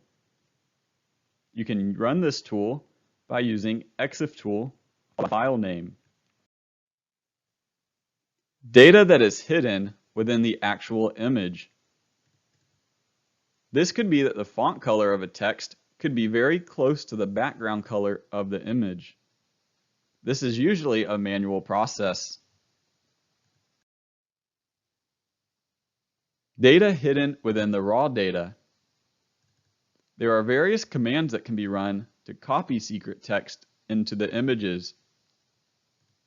On Windows, you could run copy/b to combine an image plus a secret.txt file. On Linux, you could run the cat command, which would print the information and save it as a new file. The strings command. This command finds and prints text strings. Data is embedded in binary files, such as executables. This can reveal hard-coded credentials. You can also use the pipe to print the content and grep it. Usage is using the command strings followed by the file name. You could also show strings that are at least 10 characters in length by running strings-n, the number 10, then the file name. Hiding an image within an image. On Windows, this could be the copy command. On Linux, this could be the cat command. LSB steganography. The least significant bit, or LSB steganography. There are a variety of tools, including GitHub and online tools. Section summary. Steganography includes concealing a message, image, or file within another message, image, or file. This is a good time to stop and think. Do you have any other questions about steganography? StegHide, EXIF tool, and Strings Lab. Use StegHide to add a secret message to an image. Use StegHide to extract the secret message from the image. Manually view the metadata of the image file. Use EXIF tool to view the metadata of the image file. Use the cat command to hide text within the raw data of an image. Use the strings command to view the hidden text. Try filtering by the length of the string.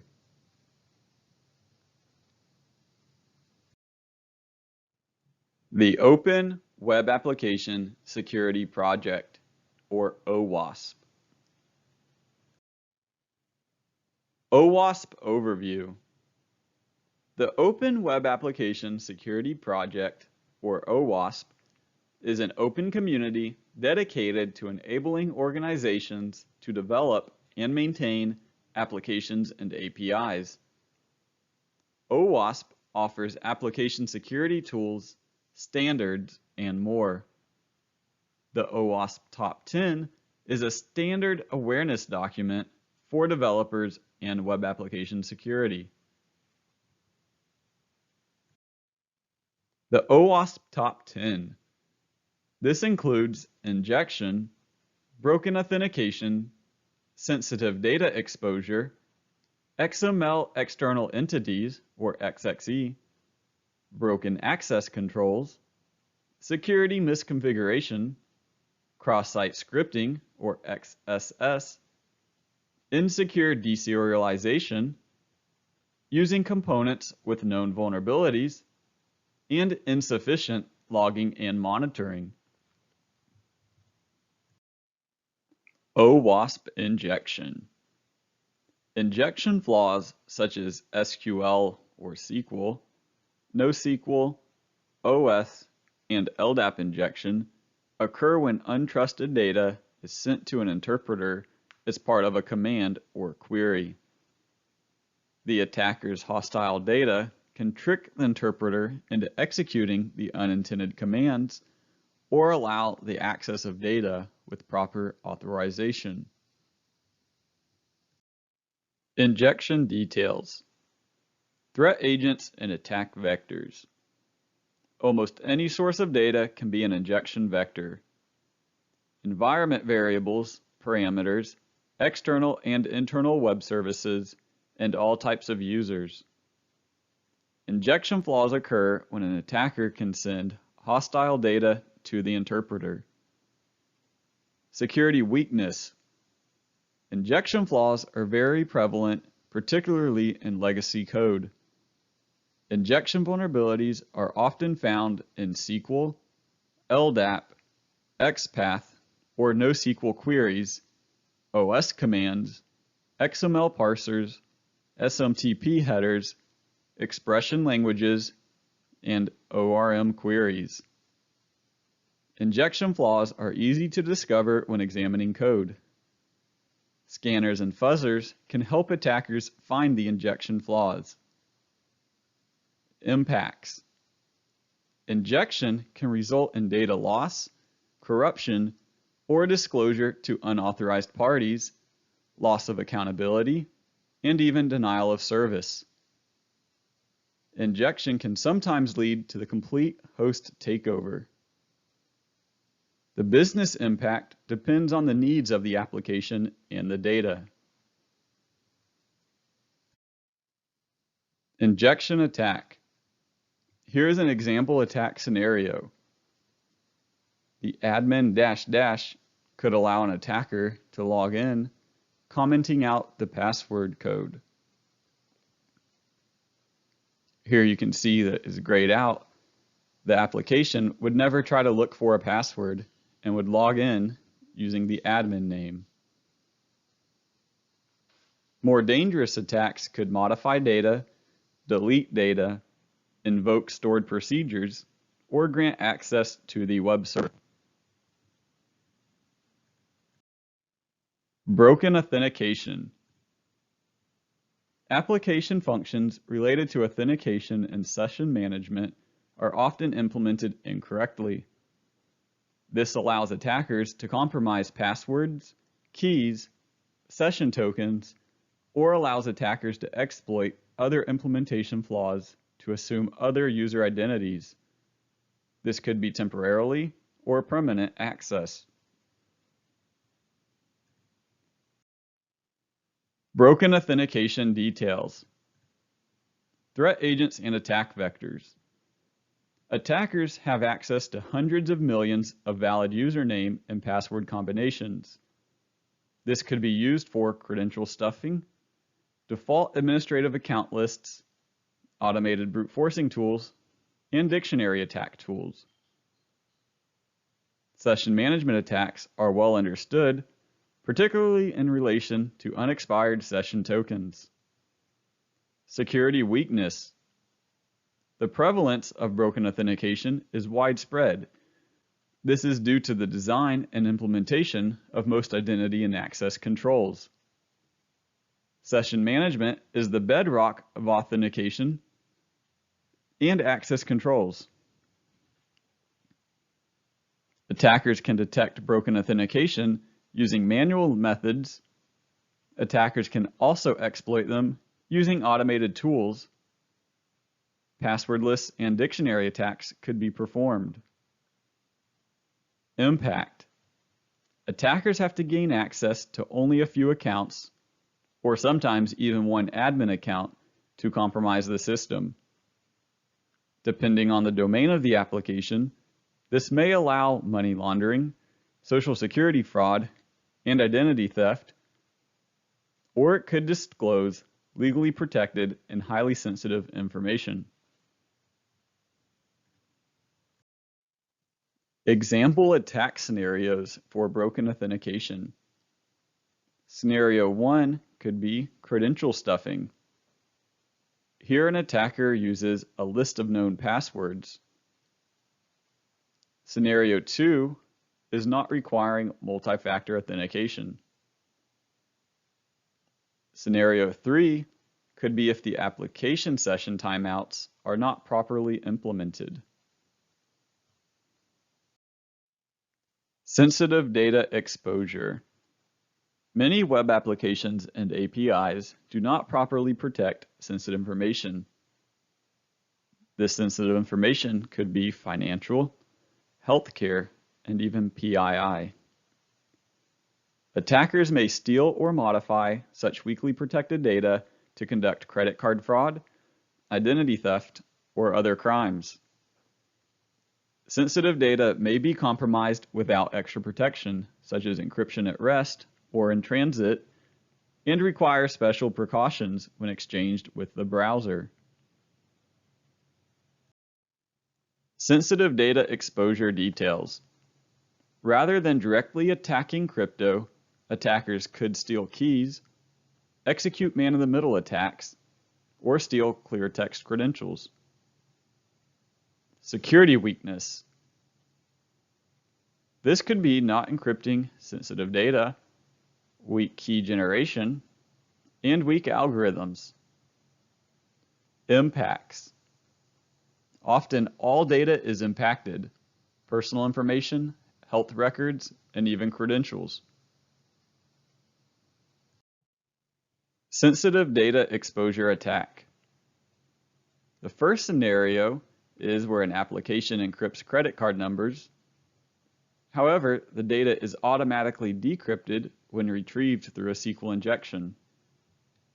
Scenario 2 includes an attack that downgrades the connections from HTTPS to HTTP.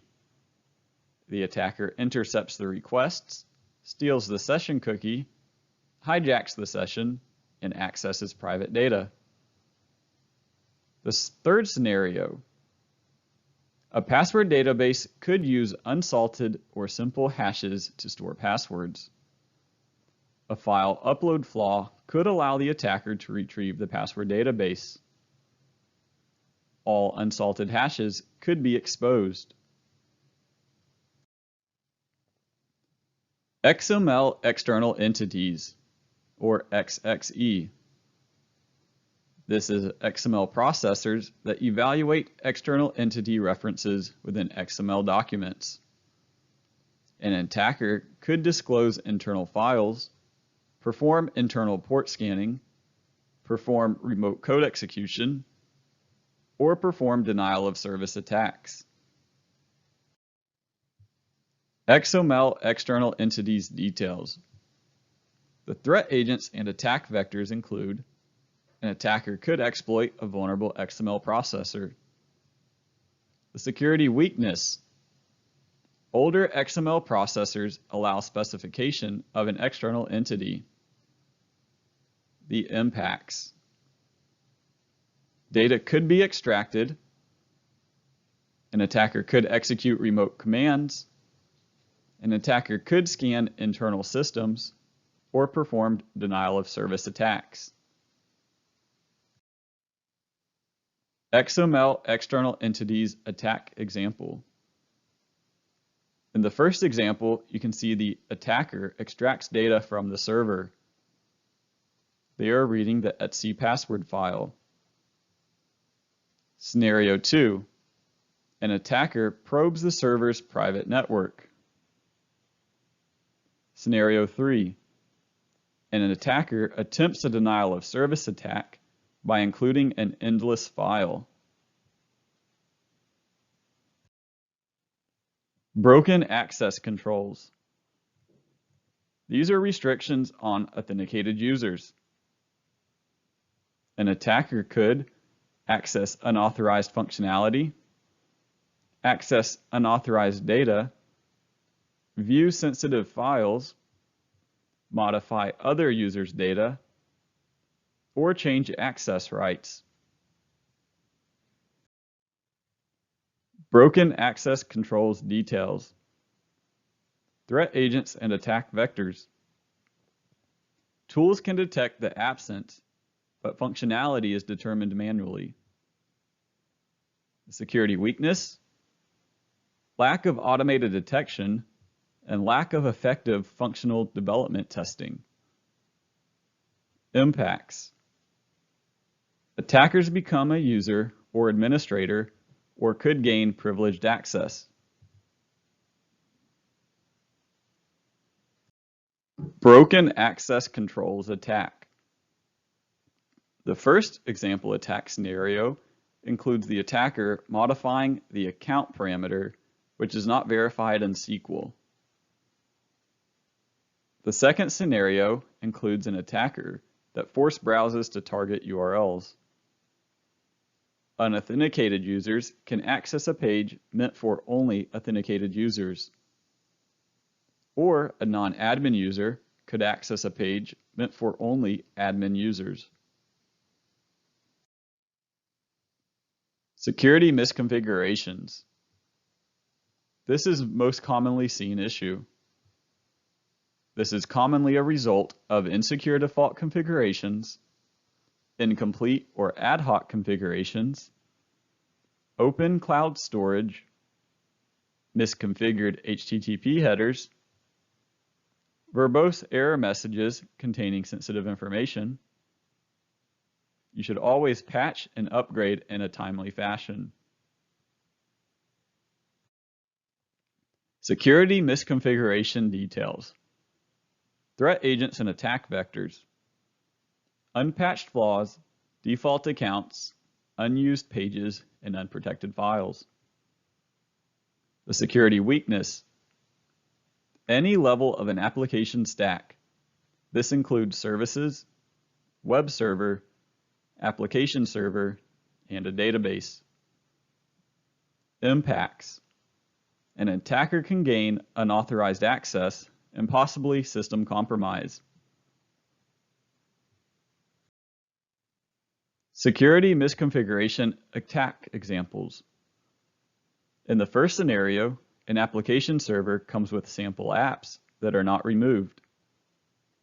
One sample app could contain a security flaw which the attacker uses to gain access to the server. Scenario 2. Directory listing is not disabled. The attacker could list the directories and see all of the files in the directory. Scenario 3. The application server's configuration allows detailed error messages. The detailed error message could return sensitive information. Scenario 4. The cloud service provider could have default sharing permissions open to other authenticated CSP users. Cross-site scripting, or XSS. An application could include untrusted data in a web page without proper validation or escaping. Attackers could execute scripts in the victim's browser, hijack user sessions, deface websites, and even redirect users to a malicious website. Cross-site scripting details. Threat agents and attack vectors. Some attacks can be detected with automated tools. Security weakness. Cross-site scripting is found in nearly 2/3 of all applications. The impact. The ability to execute code in the victim's browser. An attacker could also steal credentials, hijack a session, or deliver malware. Cross-site scripting example attack scenarios. An application could use untrusted data without validation or escaping. This could cause the victim's session ID to be sent to the attacker's website. In this example, the attacker could modify the CC parameter in the browser.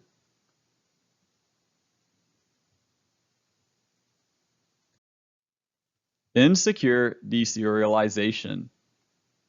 This often leads to remote code execution. An attacker could execute code, perform additional attacks, perform replay attacks, perform injection attacks, perform privilege escalation attacks.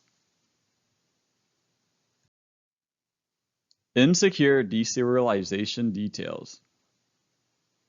Threat agents and attack vectors. These are often off-the-shelf exploits that rarely work without changes. Security weakness. The issue is often needed to be validated manually. Impacts. This can lead to remote code execution. Insecure deserialization attacks. An example attack scenario could include a PHP form that uses PHP object serialization to save a super cookie. Here you can see an attacker could change the serialized object to give themselves admin privileges.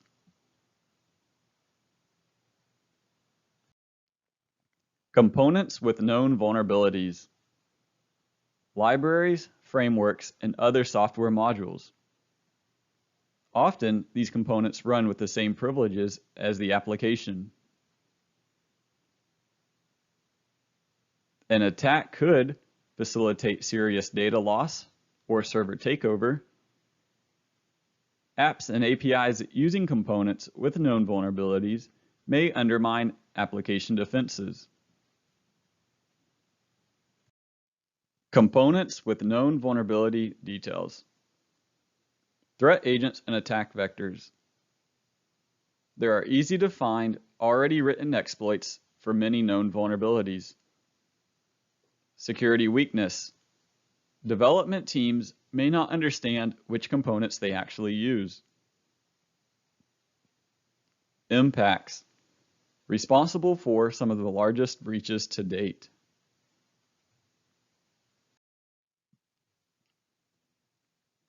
Example attack scenarios for components with known vulnerabilities.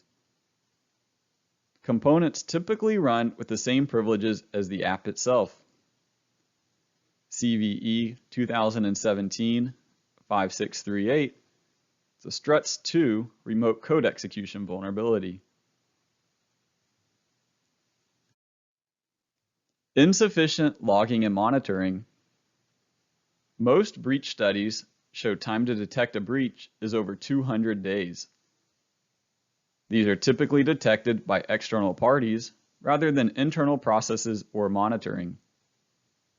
Attacks can further attack systems, maintain persistence, pivot to more systems, tamper, extract, or destroy data. Insufficient logging and monitoring details. Threat agents and attack vectors. This is the root of nearly every major incident. Security weakness. Try examining the logs following a pen test. Actions should be recorded sufficiently. Impacts. Allowing vulnerability probing can raise the likelihood of exploitation. Example attack scenarios for insufficient logging and monitoring. The lack of monitoring, logging, and alerting has ruined companies. An attacker could perform password spraying until they obtain valid credentials. Many major breaches could have been avoided. OWASP Top 10 Lab. Research the OWASP Top 10 further. Check out the OWASP Top 10 on the OWASP website. Also, check out the OWASP Top 10 on GitHub.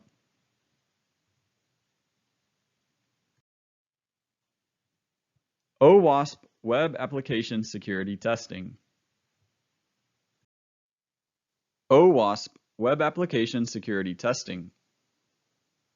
This is broken up into the following categories: configuration and deployment management testing, identity management testing, authentication testing, authorization testing, session management testing, input validation testing, testing for error handling, testing for weak cryptography, business logic testing, and client-side testing.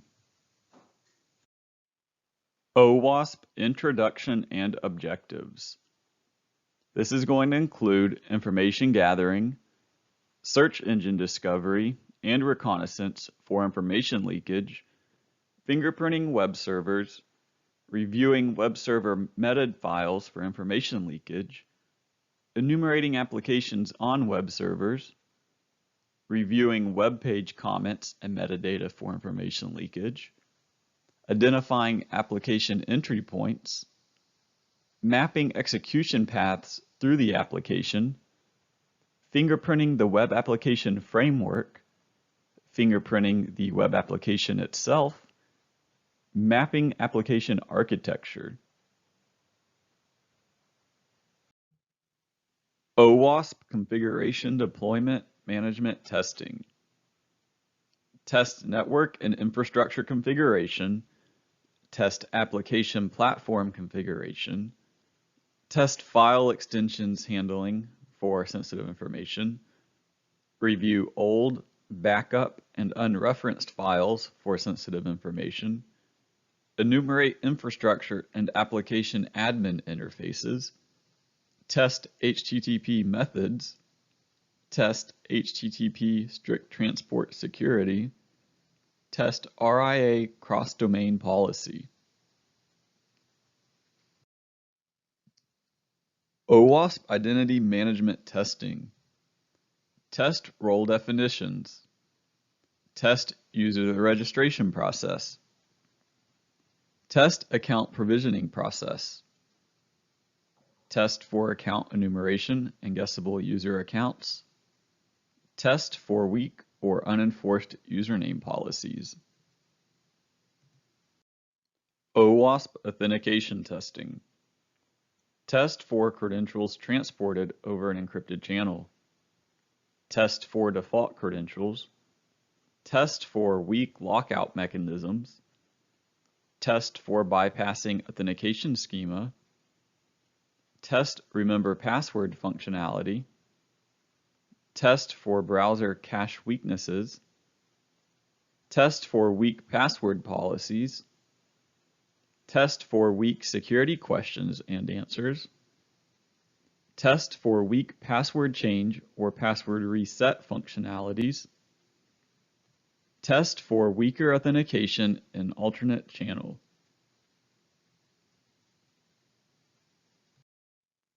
OWASP Authorization Testing. test directory traversal and file inclusions, test for bypassing authorization schema, test for privilege escalation, test for insecure direct object references. OWASP session management testing. Test for bypassing session management schema, test for cookie attributes, test for session fixation, test for exposed session variables, test for cross-site request forgery, test for logout functionality, test session timeouts, test for session puzzling. OWASP input validation testing. Test for reflected cross-site scripting. Test for stored cross-site scripting. Test for HTTP verb tampering. Test for HTTP parameter pollution. Test for SQL injections. Oracle testing. MySQL testing. SQL Server testing. Testing PostgreSQL. Microsoft Access testing. Testing for NoSQL injection. Testing for LDAP injection. And testing for ORM injection. OWASP input validation testing. Test for XML injection. Test for SSI injection. Test for XPath injection. Test for IMAP and SMTP injection. Test for code injection. Test for local file inclusion. Test for remote file inclusion. Test for command injection. Test for buffer overflows. Test for heap overflows. Test for stack overflows. Test for format strings. Test for incubated vulnerabilities. Test for HTTP splitting and smuggling. OWASP testing for error handling. Perform analysis of error codes. Also perform analysis of stack traces. OWASP, test for weak cryptography. Test for weak SSL and TLS ciphers. Test for insufficient transport layer protection. Test for padding Oracle. Test for sensitive information sent via unencrypted channels. OWASP, business logic testing. Test business logic data validation. Test the ability to forge requests. Test integrity checks. Test for process timing. Test number of times a function can be used limit. Test for circumventing of workflows. Test defenses against application misuse. Test upload of unexpected file types. Test upload of malicious files. OWASP client-side testing. Test for DOM-based cross-site scripting. Test for JavaScript execution. Test for HTML injection. Test for client-side URL redirects. Test for CSS injection. Test for client-side resource manipulation. Test cross-origin resource sharing. Test for cross-site flashing. Test for clickjacking. Test WebSockets. Test web messaging.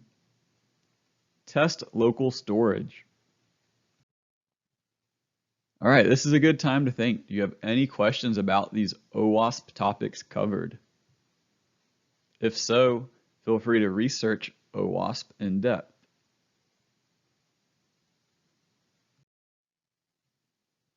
Time for a lab. OWASP Web Application Security Testing.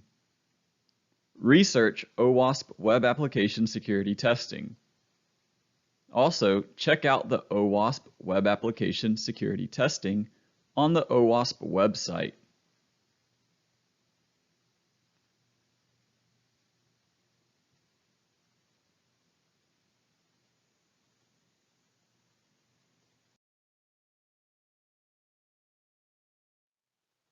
Open Source Intelligence, OSINT. Open Source Intelligence. This is also called OSINT. This is information derived from publicly available information. This information is not limited to just online searches. This information can also be used to focus efforts on a specific area of interest. Watch out for information overload, as there can be much information out there. Search engines. Do not limit yourself to only one search engine. Different search engines are going to have different algorithms and give you different results. Some of the common search engines include Google, Bing, DuckDuckGo, Shodan, and the Google Hacking Database. Google hacking, also known as Google dorking or Google foo. This is a hacker technique using Google searches to find security holes. This uses advanced Google search operators. Here are some examples of Google hacking. You can use quotes to search for an exact phrase. You can use the site tag to search for a specific domain or site. You can look for a specific title using the all-in title. You can search for specific file extensions and types by using the extension and file type tags. You can also look for specific information in the URL, such as in URL marketing. You can also use in text to include text that must be found in the search results. Here are some other examples. Look for marketing, purchasing. You could target specific departments. You can also use a number range to look for specific years. You can also include and exclude words by using the plus and the minus sign. More Google hacking examples. You can use the cache tag to search Google's cached pages for a site. This could be used if you were trying to be stealthy.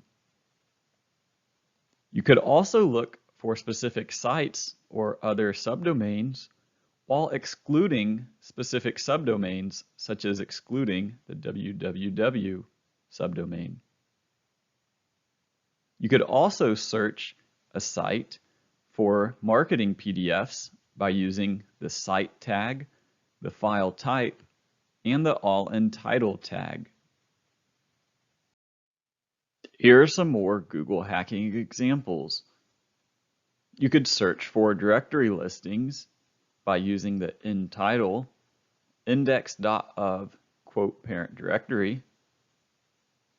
You could also use the in title, index of, in URL/admin. This could search for directory listings that may be vulnerable to directory traversal up to the admin directory. You could also find public web cameras by using in URL view frame mode equals. The Google Hacking Database, or GHDB. This is an index of search queries, or dorks, used to find public information. It is intended for penetration testers and security researchers. The Google Hacking Database can be found at exploit-db.com/Google Hacking Database. Here is a screenshot of the Google Hacking Database. In the left column, you can see the dorks. Then you can see the categories and the authors. All right, this is a good time to think. How could you use the Google Hacking? Lab time, Google Hacking. Pick a target company. Perform searches using various search engines. Do you see the same results for each search engine? Perform Google Hacking searches to look for specific file extensions, exact phrases, cached pages, and unique subdomains. Reconnaissance. Reconnaissance. Here are a list of websites that could be used during the recon phase. GitHub could contain tools or code for a company. LinkedIn could be used to get an idea of the types of employees. Also check out social media accounts, third-party vendors, and there are many other websites that could be used. Social media websites. These include Twitter, LinkedIn, Facebook, Instagram, and more. Determining IP address space. It is important to map out the target IP address space. It is illegal to scan and test without permission. If a client accidentally provides you with a wrong IP address, you could be scanning another company without their permission. It is always good to validate for yourself. Domain name enumeration. Perform domain name searches. Enumerate the domain registration information. If performing social engineering, check for available domains. Check for domains that are similar to the target's domain. Check for typo domains. Even consider adding a dash between words or add a common word. Domain name enumeration tools. There are many online tools. It's always good to reference multiple tools.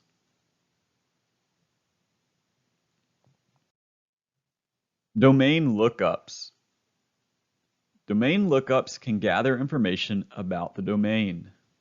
Consider the dig command or the DNS recon command. Zone transfers. This uses a DNS query type, AXFR. Zone transfers replicate name server records from one DNS server to another.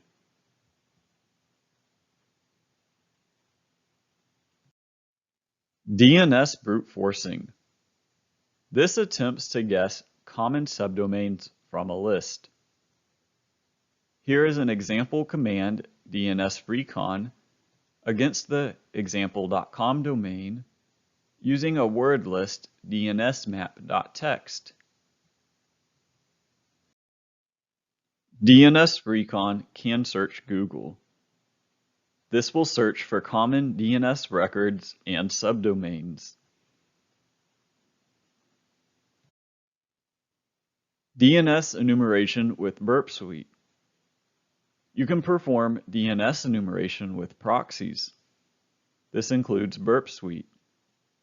Browse to a website, proxy the traffic through Burp Suite, then monitor the site map for domains and subdomains. You can enumerate email addresses for social engineering attacks. search company websites, forums, social media, and more. Remember, when you search social media websites, search for the organizational pages and personal pages that relate to that target company. Consider creating email addresses using names scraped from the internet. This is a good time to think. Do you have any OSINT questions?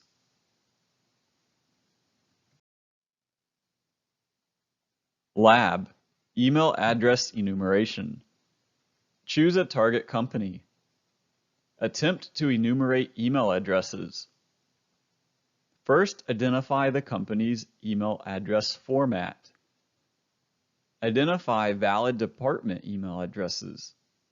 Are there help, support, info email addresses?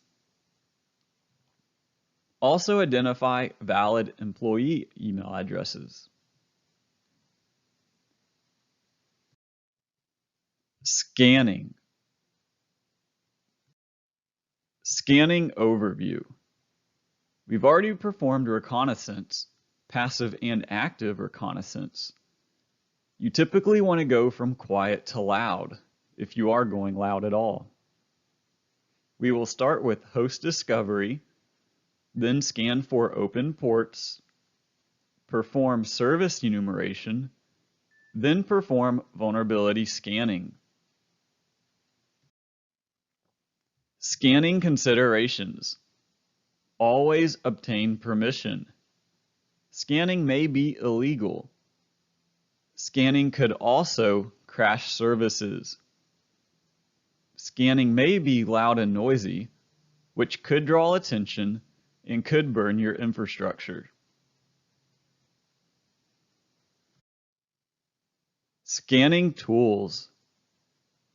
Netcat, Nmap, OpenVAS, Nessus, Burp Suite Pro, Zap, Metasploit, and many others.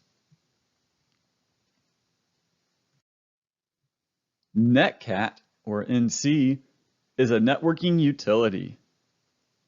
Netcat reads and writes to network connections. This is TCP and UDP.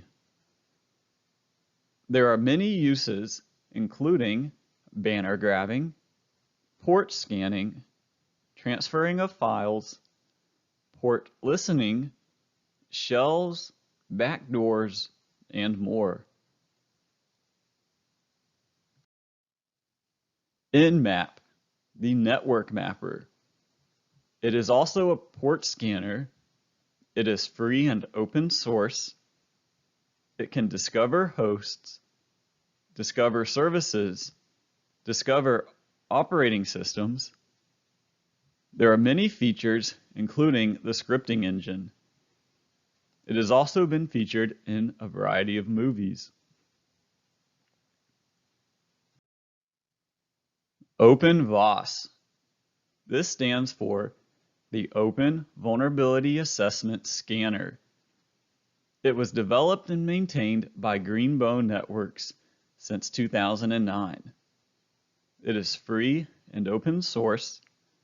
It began under the name Nessus. This was a fork of the previously open source Nessus scanning tool. It can be slow and clunky, but hey, it's free. The Tenable Nessus family. This is trusted by 30,000 plus organizations in the world. It is the gold standard for vulnerability assessments. There are multiple options, including Nessus Essentials, which is free to scan 16 IP addresses. You can register on Tenable's website for an activation code. Nessus Professional is a paid version of the tool, and you can scan unlimited IP addresses. There is also the Tenable.io. This allows you to deploy unlimited Nessus scanners. Burp Suite overview. Burp Suite is an application security testing software made by Portswigger. Burp Suite is the world's most widely used web app security testing software. The Community Edition is free and contains manual tools to start web security testing. Burp Suite Professional is the world's #1 web application penetration testing toolkit.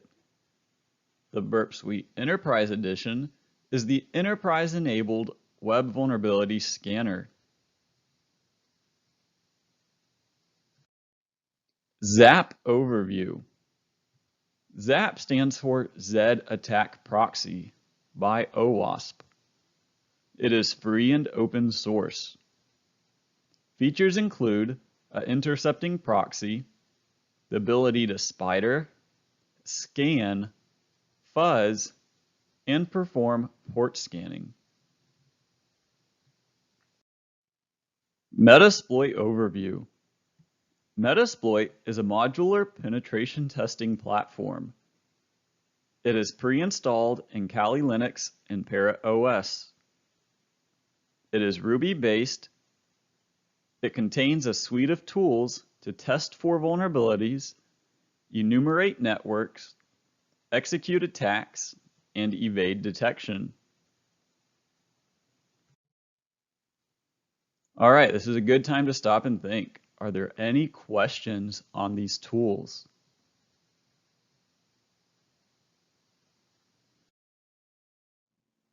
Banner grabbing. Banner grabbing may also be referred to as service fingerprinting. A banner is a text message from the host containing information about the open ports and services along with the version number. The banner can allow the attacker to discover network hosts and services along with the versions and possible operating systems. There are two categories of banner grabbing, active and passive. Active banner grabbing is where the attacker crafts packets to send to the remote host. In passive banner grabbing, the attacker collects data about the target using publicly available information. This could be cached pages, sniffing network traffic, and more.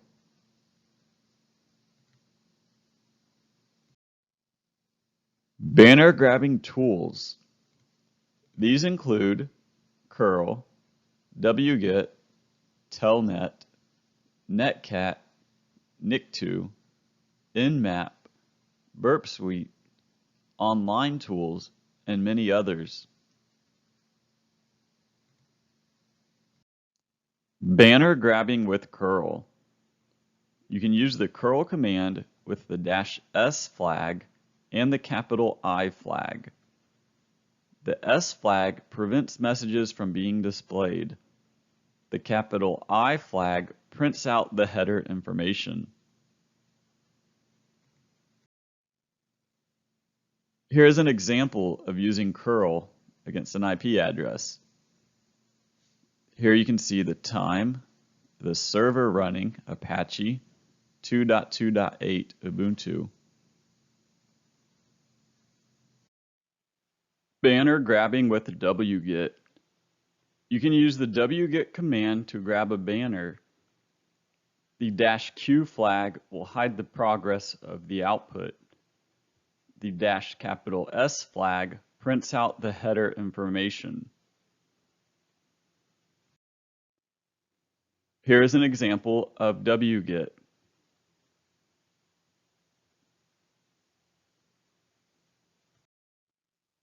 Banner grabbing with telnet.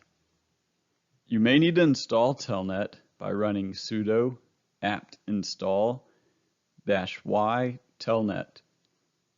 Then you can run the telnet command using an IP address and a port. Here is an example of banner grabbing with telnet. Here you can see we're looking at port 21 and VSFTPD is running version 2.3.4. Banner grabbing with Telnet HTTP. In this example, you would run telnet followed by the IP address and the port. Then you could type head/HTTP, then a version number. Here is an example of banner grabbing with telnet. Here you can see that Apache 2.2.8 is running. Banner grabbing with netcat. You can use the netcat command in C followed by an IP address and a port number. You can also use the -V to increase verbosity. Banner grabbing with netcat example. Here you can see that the netcat command in C was run against an IP address and port 21. VSFTPD 2.3.4 was running. Banner grabbing with netcat HTTP. Similar to telnet, you can use netcat followed by an IP address followed by a port and then head/HTTP.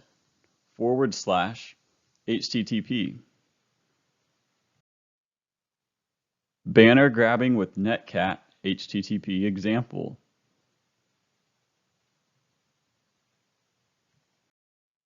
NIC2 can also be used to grab banners. The -H flag specifies the host. You also need to add HTTP or HTTPS in front of the IP address. Here is an example of grabbing a banner with NIC2.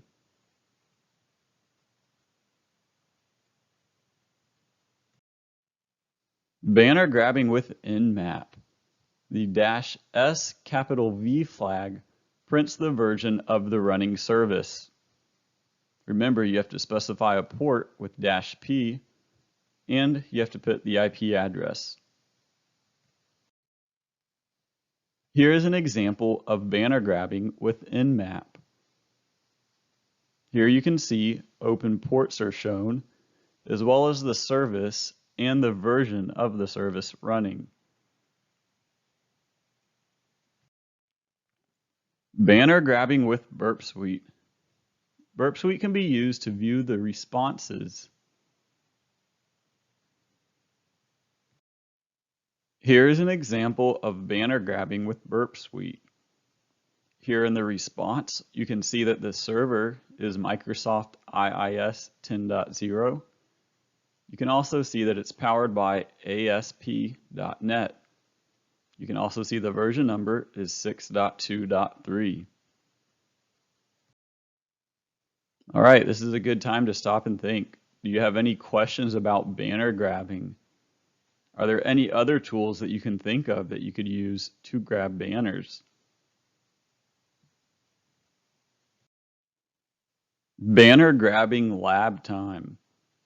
Perform banner grabbing using the various tools that we discussed.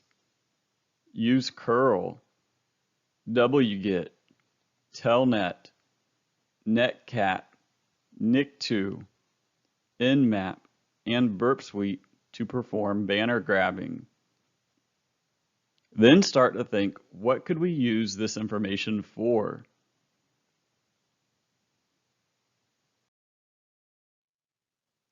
Common web application penetration testing tools. Some common web app pen test tools include Burp Suite, Derby, DR Buster, NIC2, WP Scan or WordPress Scan, SQL Map, WFuzz, and Cool. Derby overview. Derby is a web content scanner. It looks for existing and hidden objects. It can perform dictionary-based attacks against web servers. Derby analyzes the server responses. It is a content scanner not a vulnerability scanner. An example of the derby command is derby followed by the URL. Derby word lists. There are a set of pre-configured attack word lists. You can also use custom word lists. The word lists are located at user, share, derby, word lists. Here is an example of running derby on port 8080 using the big word list.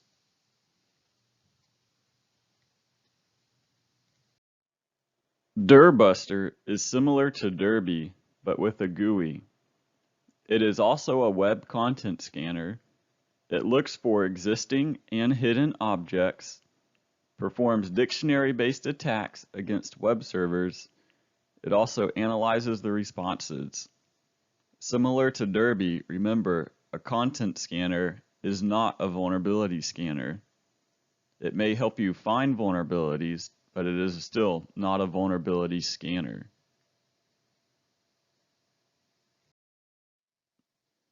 Here's an example of Dirbuster. Here you can see the GUI where you can quickly check and uncheck settings. This is a good time to stop and think. Do you have any questions about Derby or Dirbuster? Lab time, Derby and Dirbuster. Use Derby to find directories and files. Use Derby with non-default word lists to find hidden files. Use Dirbuster and compare the results with Derby. Which one do you like better? NIC2 is a web server scanner. It performs comprehensive tests for multiple items, including checking for over 6,700 dangerous files and programs, checking for server configuration items, checking for HTTP server options, web server identification, and more. To run the NIC2 command, type nic2-host followed by the domain.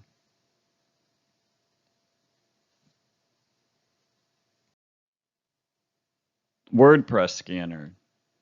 This is a vulnerability scanner that focuses on WordPress. It scans WordPress installations to find security issues. This can enumerate plugins, usernames, themes, and more.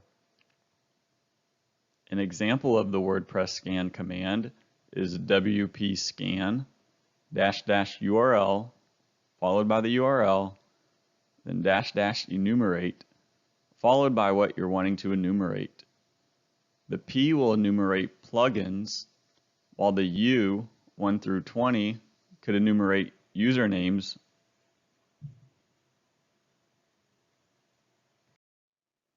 SQL map detects and exploits SQL injection flaws. There is full support for MySQL, Oracle, PostgreSQL, Microsoft SQL Server, Microsoft Access, IBM DB2, SQLite, Firebird, Sybase, and SAP MaxDB systems. It uses 6 SQL injection techniques: Boolean-based blind, time-based blind, error-based, union query, stacked queries, and out-of-band. To run SQL map, type SQLmap-U followed by the URL. You can also specify the database type.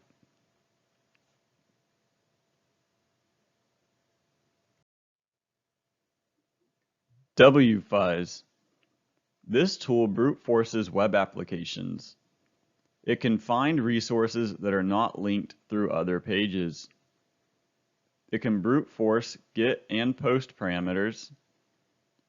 It can also check for SQL injection, cross-site scripting, LDAP injection, and more. It can also brute force form parameters such as usernames and passwords. It also performs fuzzing, hence the name.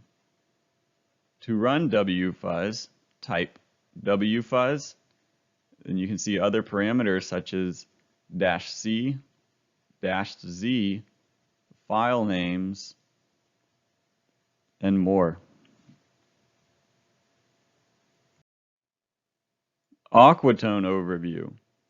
Aquatone is a tool for visually inspecting websites. It takes screenshots and can be run across a large amount of hosts. It is a great way to quickly gain an overview of the attack surface.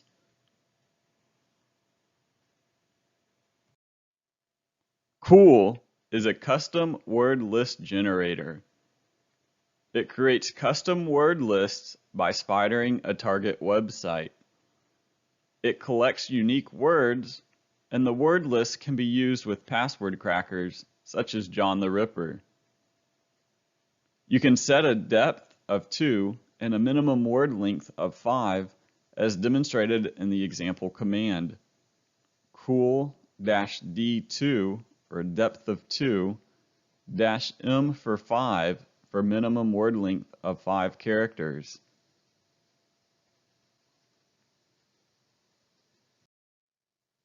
All right, this is a good time to stop and think. Do you have any questions about the tools that have been discussed?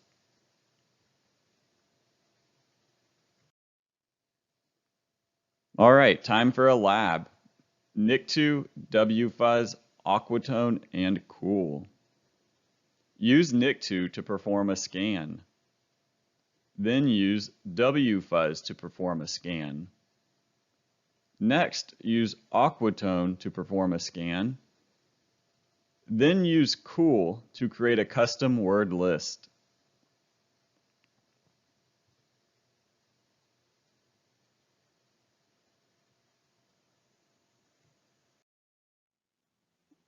Common web files and pages.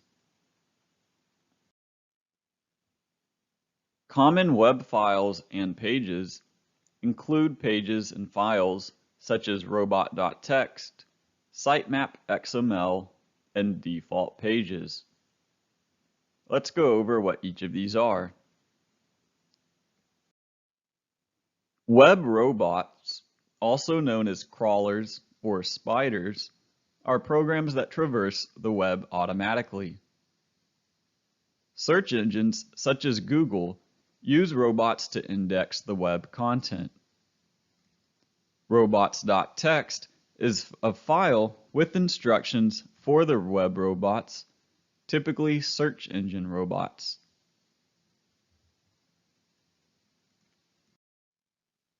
Robots.txt is a file with instructions for web robots. These are typically for the search engine robots. Robots.txt can specify a crawl delay to prevent your server from being overloaded. It can also prevent search engines from indexing files such as images or PDFs. Robots.txt supports pattern matching. A star or asterisk is a wildcard that represents any sequence of characters. The $sign matches the end of the URL. Web developers may incorrectly believe that robot.txt will prevent anyone from accessing the files. Attackers can use this to find pages that web developers do not want indexed. Here's an example of robots.txt. The basic format can include the user agent name, followed by disallow, which could be the URL string that you do not want to be crawled. You could block a specific web crawler from a specific folder, such as the Google bot.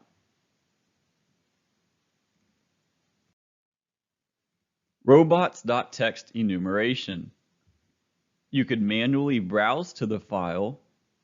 You could use the nmap script, ht.txt, or you could use Metasploit. Metasploit has an auxiliary scanning module.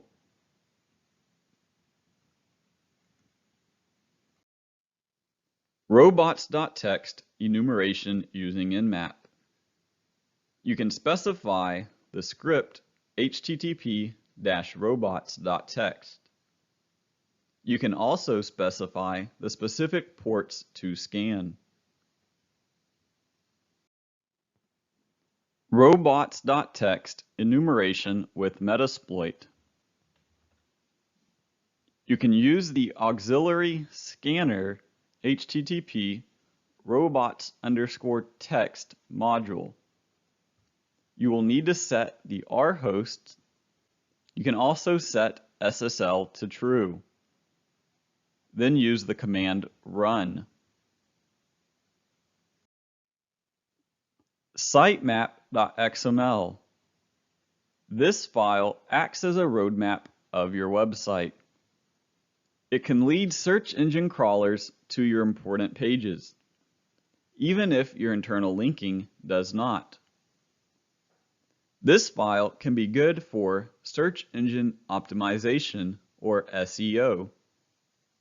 You can have multiple sitemap files such as sitemap.xml, or you could have sitemap files for blog pages, courses, and more. Sitemap.xml enumeration.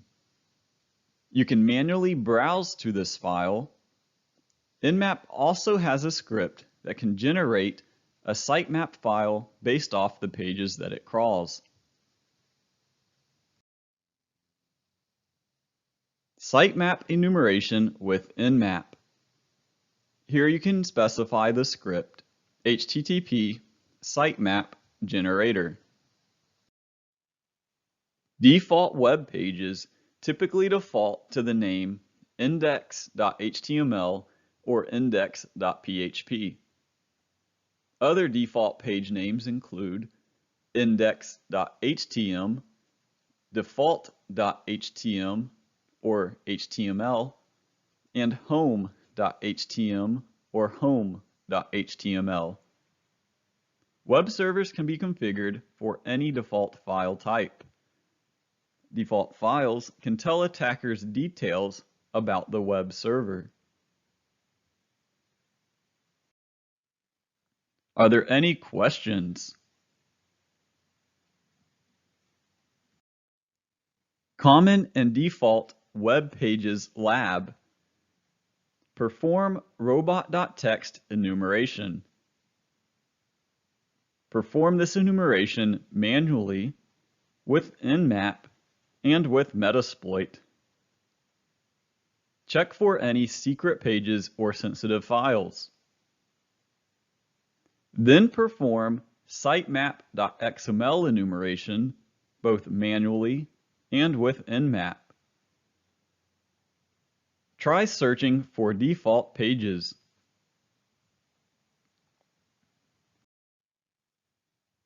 Common file extensions. Common file extensions include compressed files such as .zip, .7zip, targz, and tgz, and gpg. Database files include .sql, .sqlite, .sqlite2 and 3, .db, .db2, and others. GitHub file extensions include .git. Working with compressed files. You can compress a file or directory by running tar-czvf.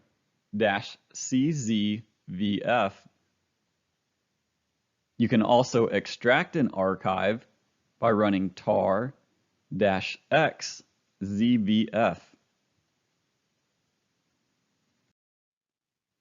Are there any questions?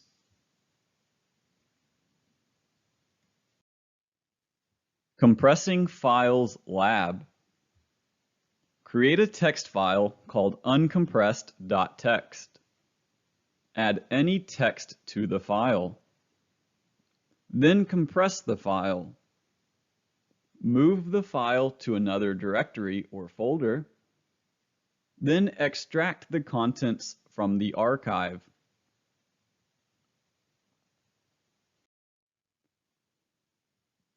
Working with database files.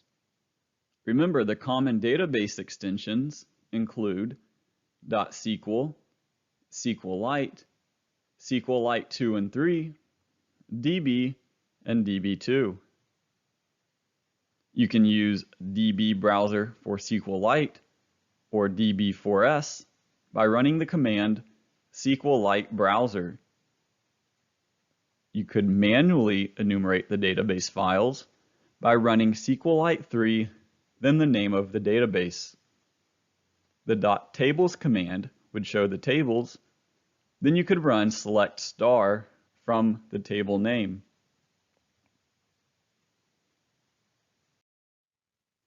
Are there any questions? Working with Database Files Lab. Search the internet for free or sample database files.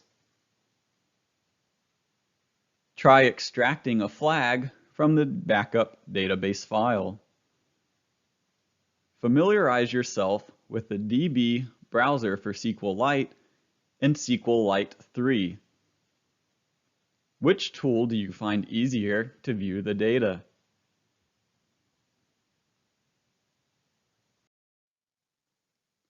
Common Git commands include init to initialize, clone to clone a repository, commit with a description message, rm-r, push to push a file, pull, and log.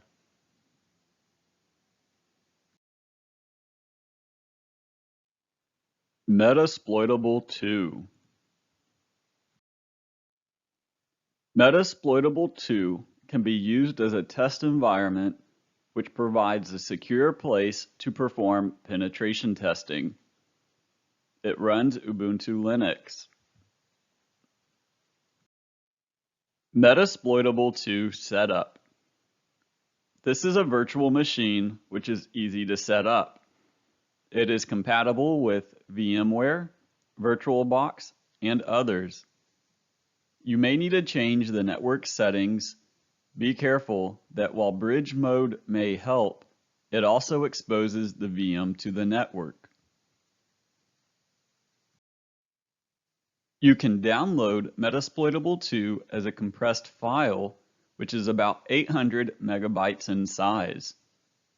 You will need to unzip this file before you can use it. Two primary download locations include the rapid7.com website and SourceForge.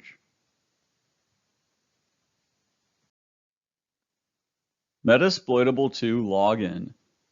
The username and password will both be msfadmin. Once you log into Metasploitable 2, you can identify the IP address by running the ifconfig command. Metasploitable 2 has multiple vulnerable web applications. OWASP Matilde is found at the IP address /Matilde. DVWA is found at the IP address /DVWA. The credentials are admin password for DVWA. There are also others. OWASP Matilde contains over 40 vulnerabilities and has one vulnerability for each of the OWASP top 10. It can be installed on Windows or Linux. The Damn Vulnerable Web App, or DVWA, is a PHP and MySQL web application. It aids security professionals to test their skills and tools in a legal environment. It also helps web developers better understand web app security. Exploiting Metasploitable 2. There are many different vulnerabilities that you can exploit in Metasploitable 2.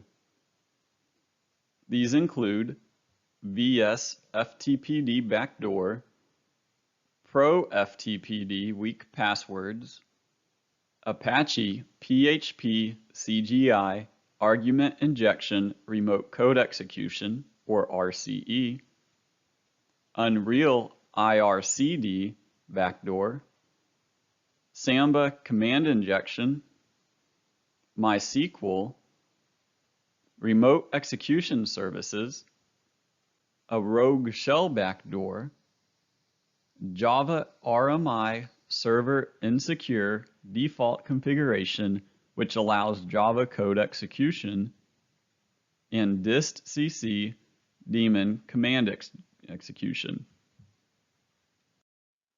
VS FTPD backdoor.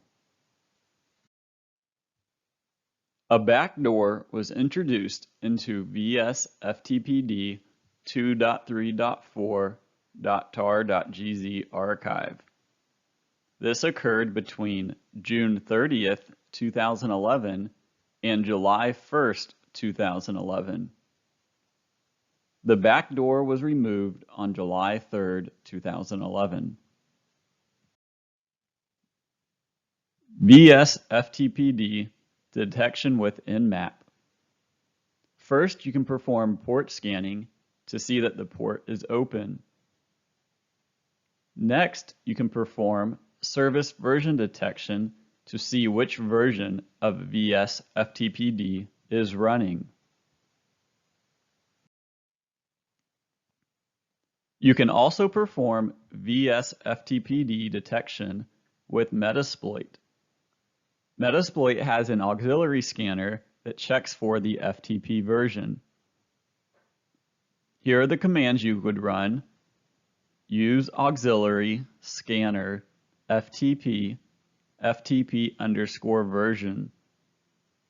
You will want to set the R host, then use the command run.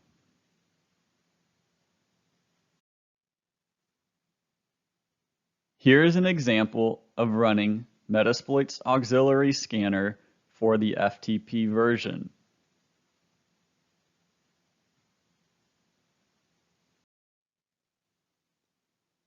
Once you know which version of VS FTPD is running, you can search for an exploit within Metasploit.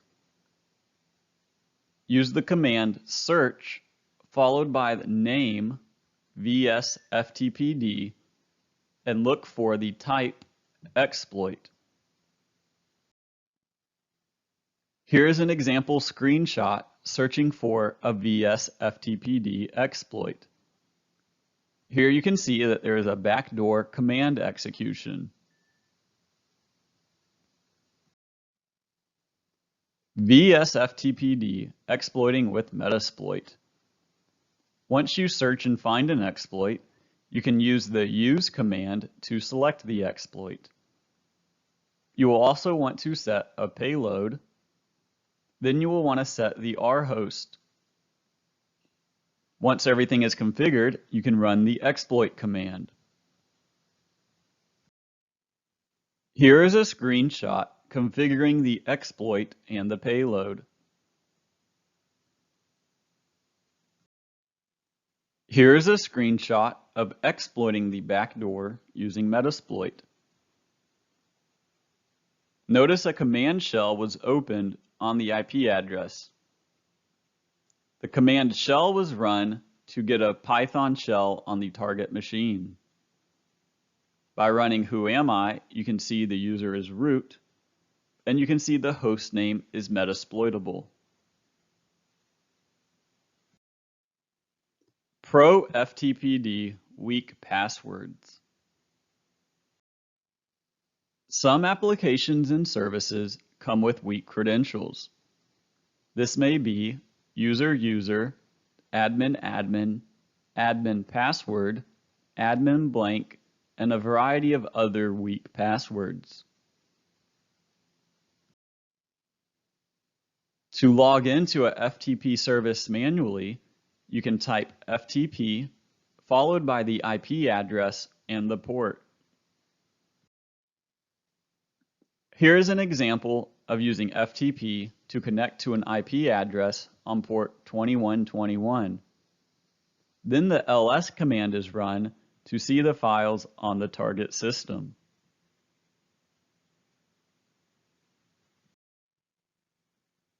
You can also log in to FTP services using Metasploit.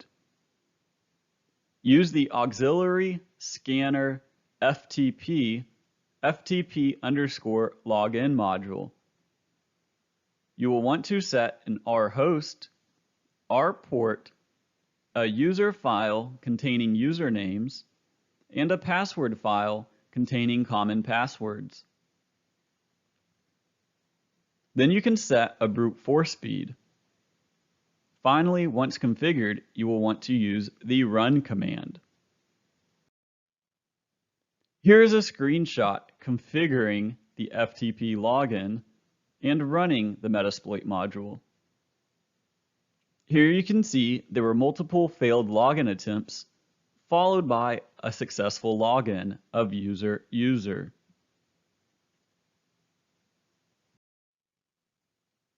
Apache PHP CGI argument injection remote code execution. The version of PHP running allows arbitrary code execution. You can pass command line arguments as part of a query string. This is passed to the PHP CGI program. It can be abused to execute arbitrary real PHP source code and even crash the system. Here's a screenshot searching for a specific CVE tied to PHP CGI argument injection. Once you search and find the exploit, you will want to set it up and configure it. You will want to select the exploit, then set the rhost, lhost, and lport. Once configured, run the exploit command. Here is a screenshot selecting the exploit to use. Notice that no payload was configured. Metasploit defaulted to the PHP Meterpreter reverse TCP payload. An rhost, lhost, and lport were set. Then the exploit command was run. Notice a Meterpreter session was opened.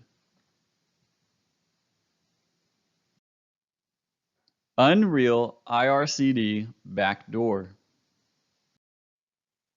IRC is also known as Internet Relay Chat.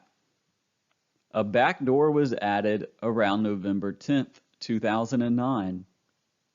The backdoor was disguised to look like a debug statement.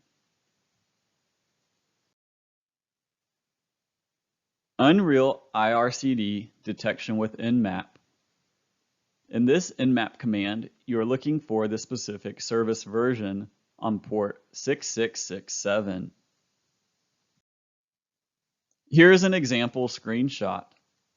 Here you can see the port is open and the version is Unreal IRCD. If you performed vulnerability scanning with OpenVAS, you may see a scan result such as this one. Notice there is a summary, a scoring, an insight, a detection method, affected software/OS, and impact section.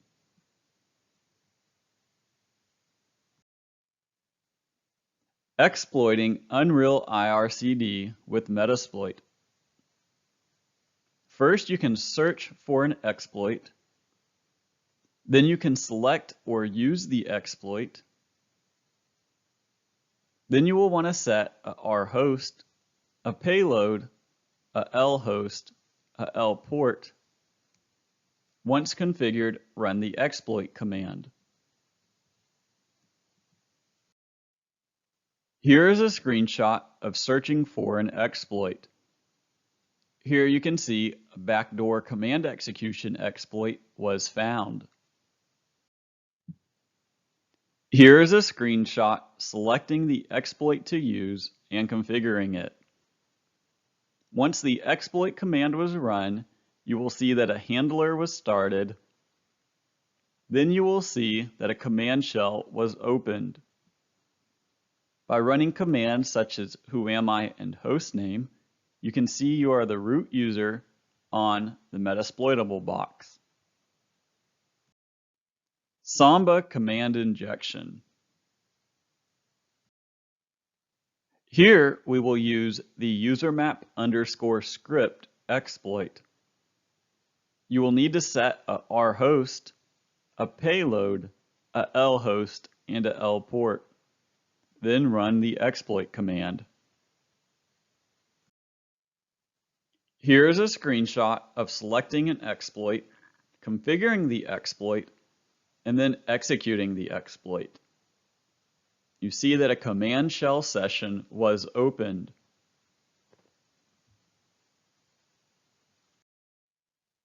MySQL. You can log in manually to MySQL by running the MySQL-H followed by the IP address -U followed by the user -P. Here's a screenshot of manually logging into MySQL.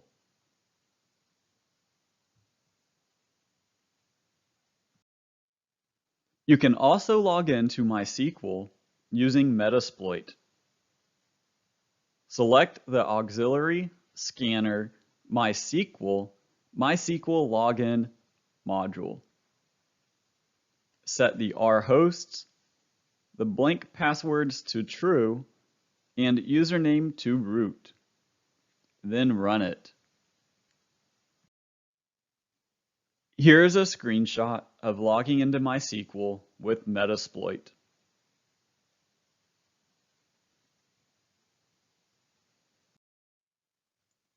Remote Execution Service. The R-Login service allows root access without a password. You can use this to gain complete control over a system.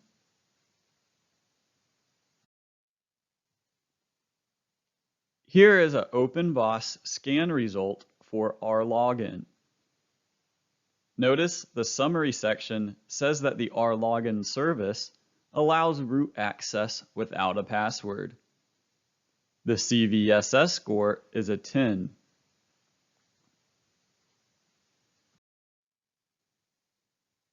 Remote Execution Service Login. You can run rlogin -l msfadmin followed by the IP address. Here's a screenshot of using the rlogin command.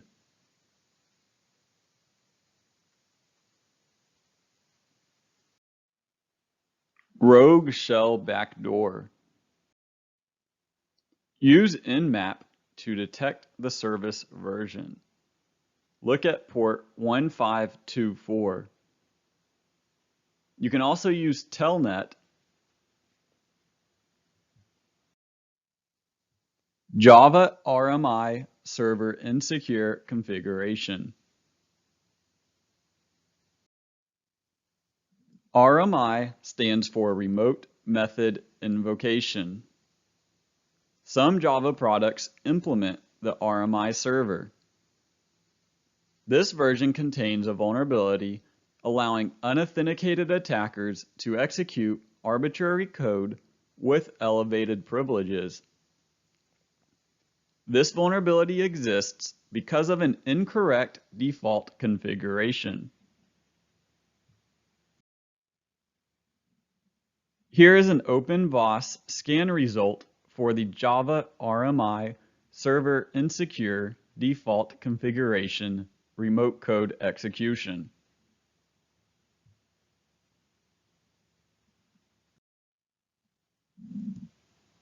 You can use Nmap to detect the service version of the Java RMI server. Here's a screenshot using Nmap-SV on port 1099. Here you can see the port is open, the service is Java RMI. Exploiting the Java RMI server with Metasploit. You want to select the exploit, then set a payload. We are using the Java Meterpreter reverse TCP payload. You will also want to set the rhosts field, then run the command exploit. Here is an example exploiting the Java RMI server with Metasploit. distcc daemon command execution. distcc 2.x allows attackers to execute arbitrary commands when it is not configured to restrict access to the server port. distcc by default trusts its clients completely. This could allow a malicious client to execute arbitrary commands. OpenVOS scan result for distcc remote code execution vulnerability. Here you can see the summary, the score, along with the impact, the solution, and the family.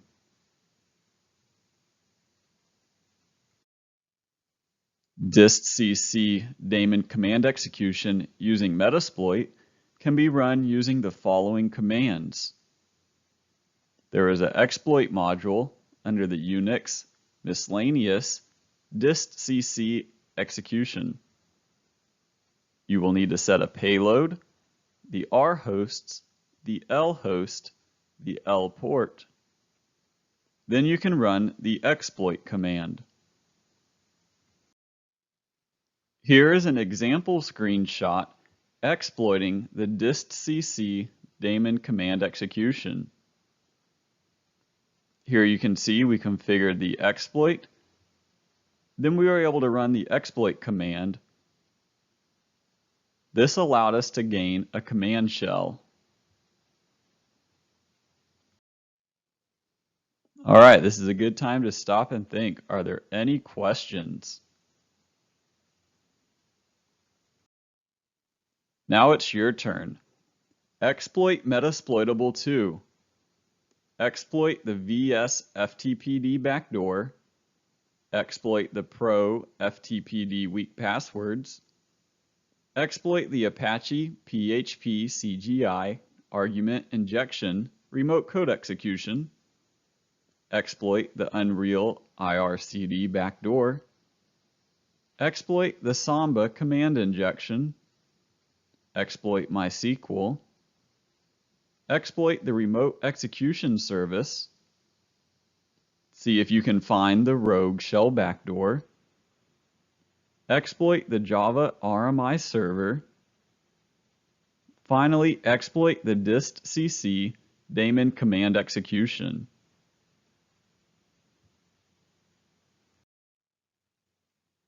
Exploiting Metasploitable 2 web applications. The default PHP info page can be found at phpinfo.php. This page outputs information about the PHP configuration, including the PHP version number, server information, environment information, the operating system version, HTTP headers, and more. Here is an example screenshot of the PHP info page. Exploiting Apache Tomcat Manager. Exploiting Apache Tomcat Manager. First, we are going to perform port scans. Then we are going to perform service version detection. You're going to learn how to create payloads. Then you are going to learn to exploit Apache Tomcat Manager. First, we are going to perform port scanning, then service version detection. Nmap can be used for both of these. You can scan for all open ports. Once you find the port, such as 8180, you can then add -SV, which will perform service version detection.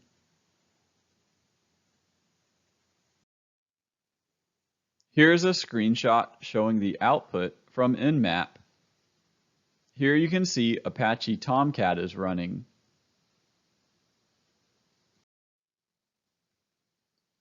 There is a Metasploit auxiliary module for valid credential discovery. You can run the MSF console in quiet mode, which will not print the banner. Then you will want to select the auxiliary scanner HTTP Tomcat Manager login. You will need to set the R port, the R hosts, the L host. You can also set user as pass to true. Then you can also set blank passwords to true. Next, run the auxiliary module. Here is a screenshot of the previous commands. Here you can see there was a successful login of Tomcat.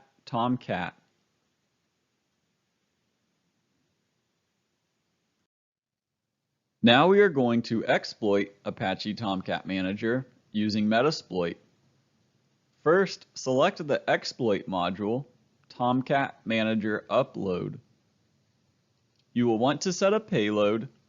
Here we are using the Java Meterpreter reverse TCP payload. Next, set your R host, your R port, your L host. You will also need to set the HTTP username and HTTP password. Now you are ready to run the exploit command. Here is a screenshot configuring the exploit and exploiting the Tomcat Manager upload. Here you can see a Meterpreter session was opened. Then the shell command was run to gain a shell within the Meterpreter session. By running whoami, you can see you are the Tomcat 55 user. The host name of the machine that you exploited is Metasploitable.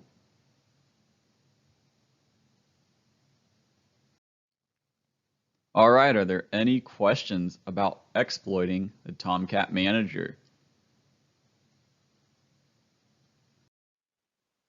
Now it's your turn to exploit Apache Tomcat. First, perform a port scan using Nmap. Then perform service version detection using Nmap. Discover valid credentials using the Metasploit auxiliary module.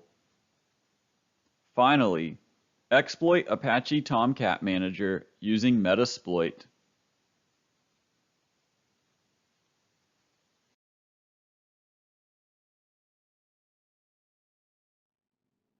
Hypertext Transfer Protocol, HTTP.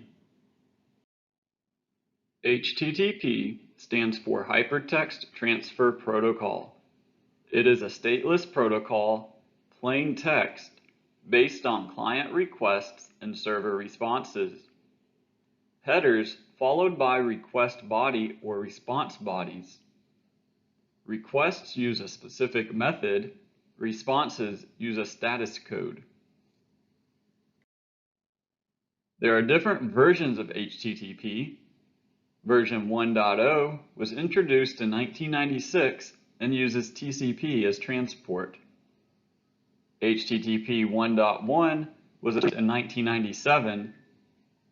HTTP 2, originally named HTTP 2.0, was introduced in 2015.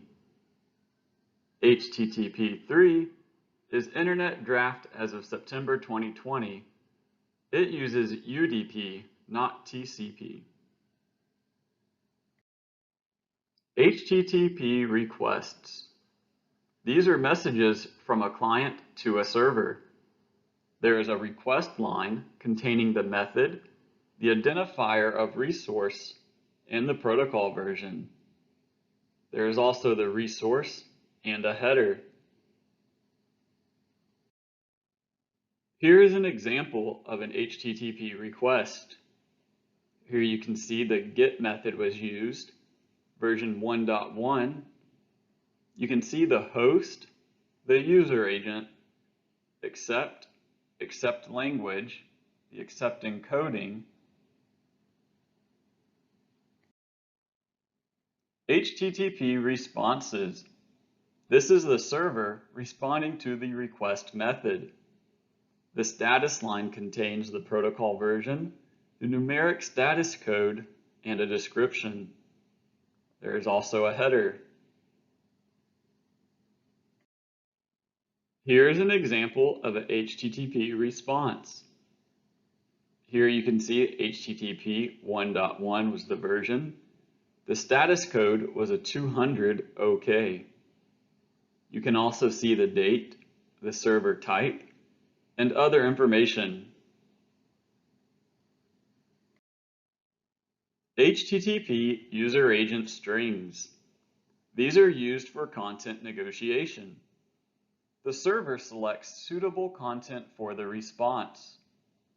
This may be used by a web server to choose variants based on known capabilities of a particular version of client software. Think Chrome, Firefox, Android. The user agent can be used to exclude web crawlers from accessing the website. The user agent also contributes to the information that the client sends to the server. Here is an example of an HTTP user agent string.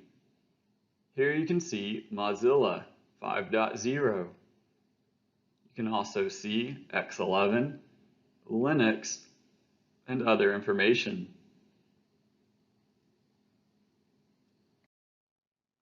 User agent spoofing is when you send a different user agent.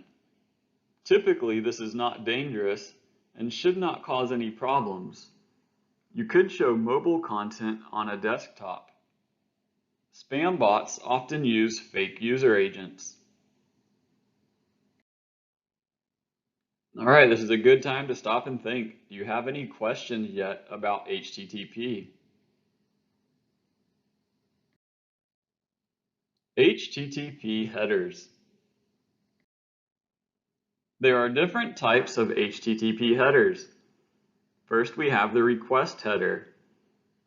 The client passes additional information in this request header. This information can be about the request or the client. Another type of header is the response header. The server passes additional information that cannot be placed in the status line in the response header. Content Security Policy, CSP. This is an added layer of security. It helps detect and mitigate certain attacks, such as cross-site scripting and data injection. Usage options include configuring the web server to return a header. This would be Content Security Policy default source self. You could also add the meta element. Strict Transport Security, HSTS. This tells the browser to use HTTPS instead of HTTP. There are different directives, including the max age, which is the time in seconds to remember this rule. The optional include subdomains applies this to all subdomains. Here is an example of the format.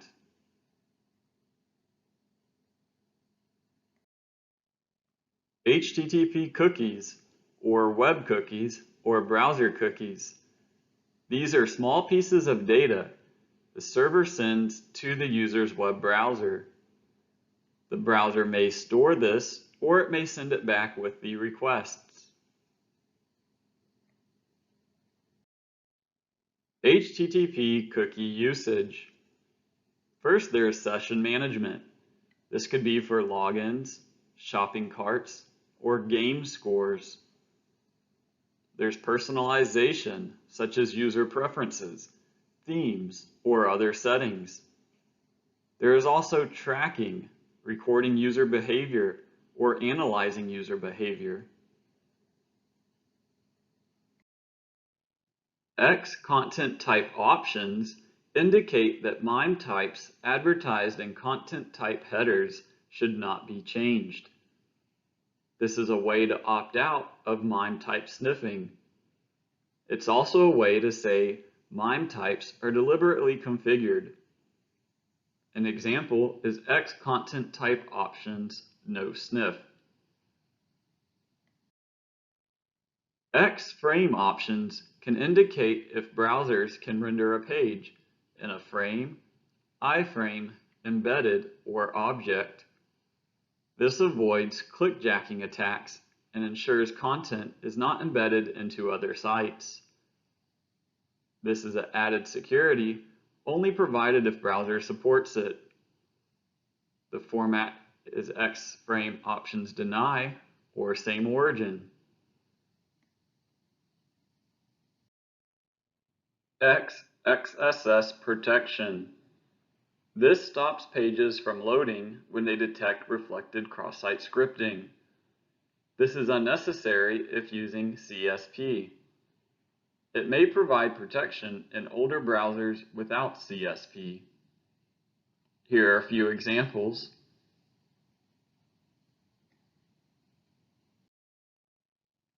HTTP header enumeration can be performed using a variety of tools. The manual method includes proxying the traffic and viewing the headers manually. Nmap has a script HTTP headers. Metasploit has an auxiliary scanner module, HTTP_header. There are also online websites. HTTP header enumeration with Burp Suite. You could run your traffic through a proxy. You would browse to the website, view the request and response. Here is an example of viewing the HTTP headers within Burp Suite.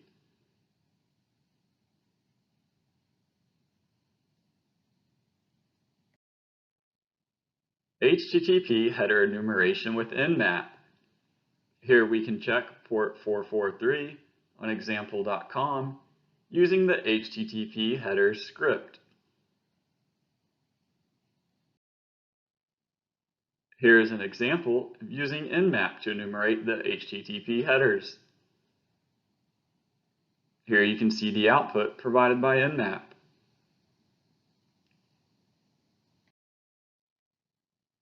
Using Metasploit to enumerate the HTTP headers. This is going to be the auxiliary scanner HTTP header auxiliary module. First you would set the R hosts, then the R port, and whether or not SSL is true or false. Then you would run it. Here is an example of the output from Metasploit. Here you can see all the HTTP headers.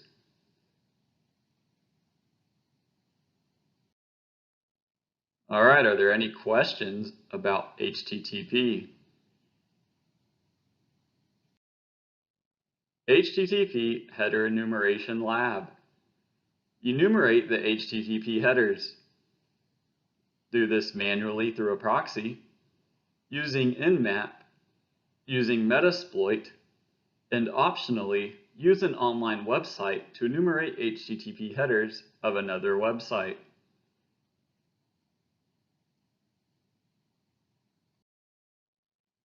HTTP request methods. HTTP request methods indicate a desired action to be performed. They are case sensitive and always noted in uppercase. There are various methods. Each one is assigned for a specific purpose.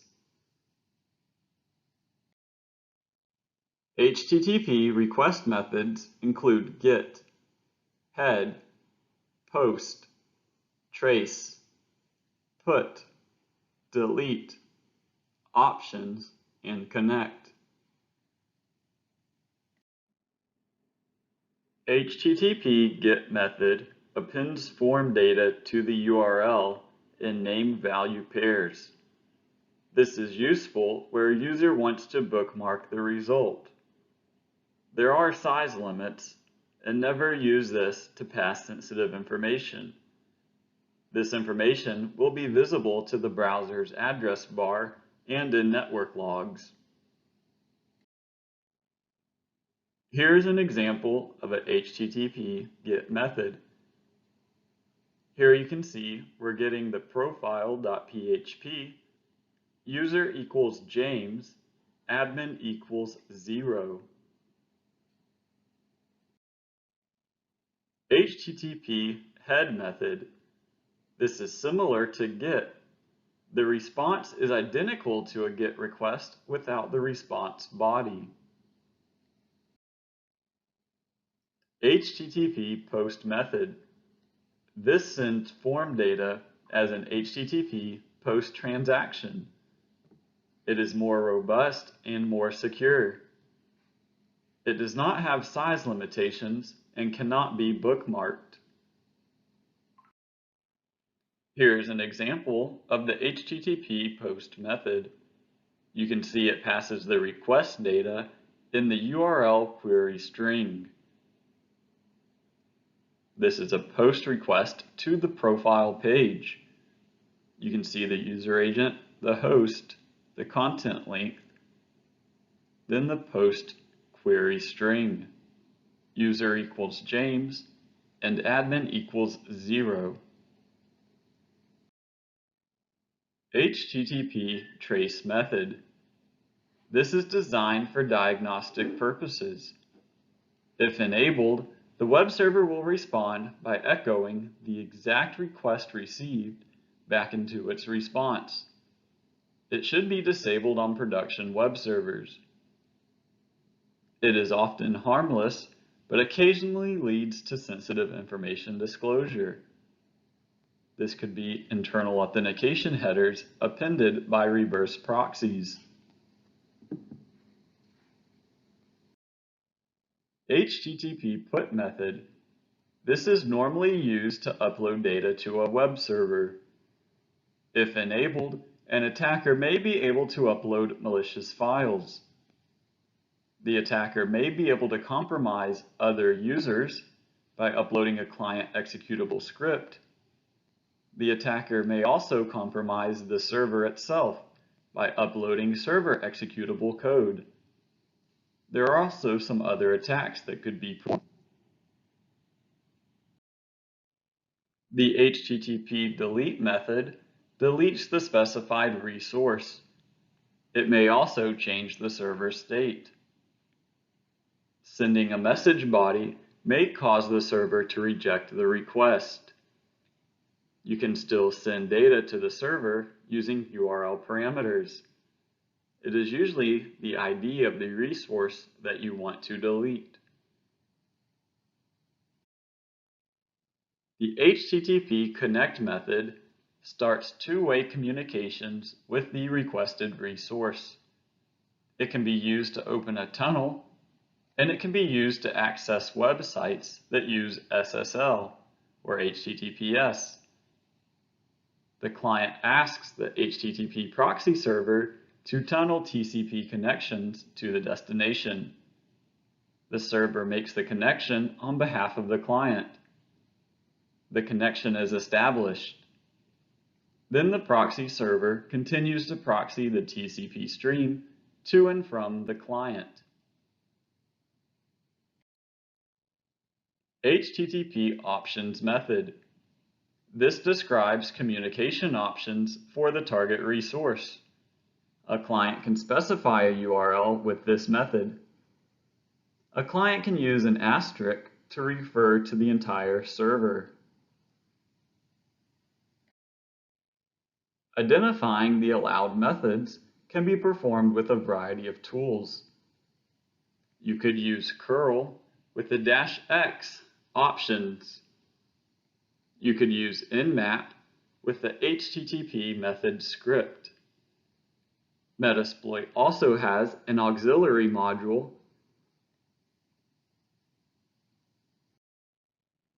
You can use curl to identify the allowed methods. Run the curl command with a $X, the word options, followed by the URL, and a -I.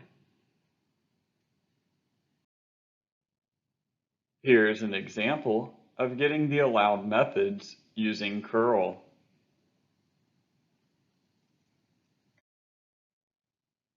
You can also identify the allowed methods using nmap. You can specify the HTTP method script. Remember, you can throw in the port numbers to only look at specific ports. Here's an example of getting the HTTP methods on port 443 for example.com. Here you can see the supported methods include options, get, head, and post. Metasploit can also be used to identify the allowed methods. Use the auxiliary /scanner/http/options module. You will want to set the R hosts, SSL to true if you are using SSL. Then you will want to use the run command. Here is a screenshot looking for the allowed methods using Metasploit.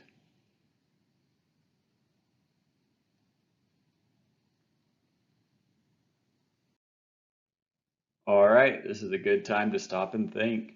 Do you have any questions about HTTP? Allowed HTTP methods lab. Identify the HTTP methods allowed using curl, nmap, and Metasploit.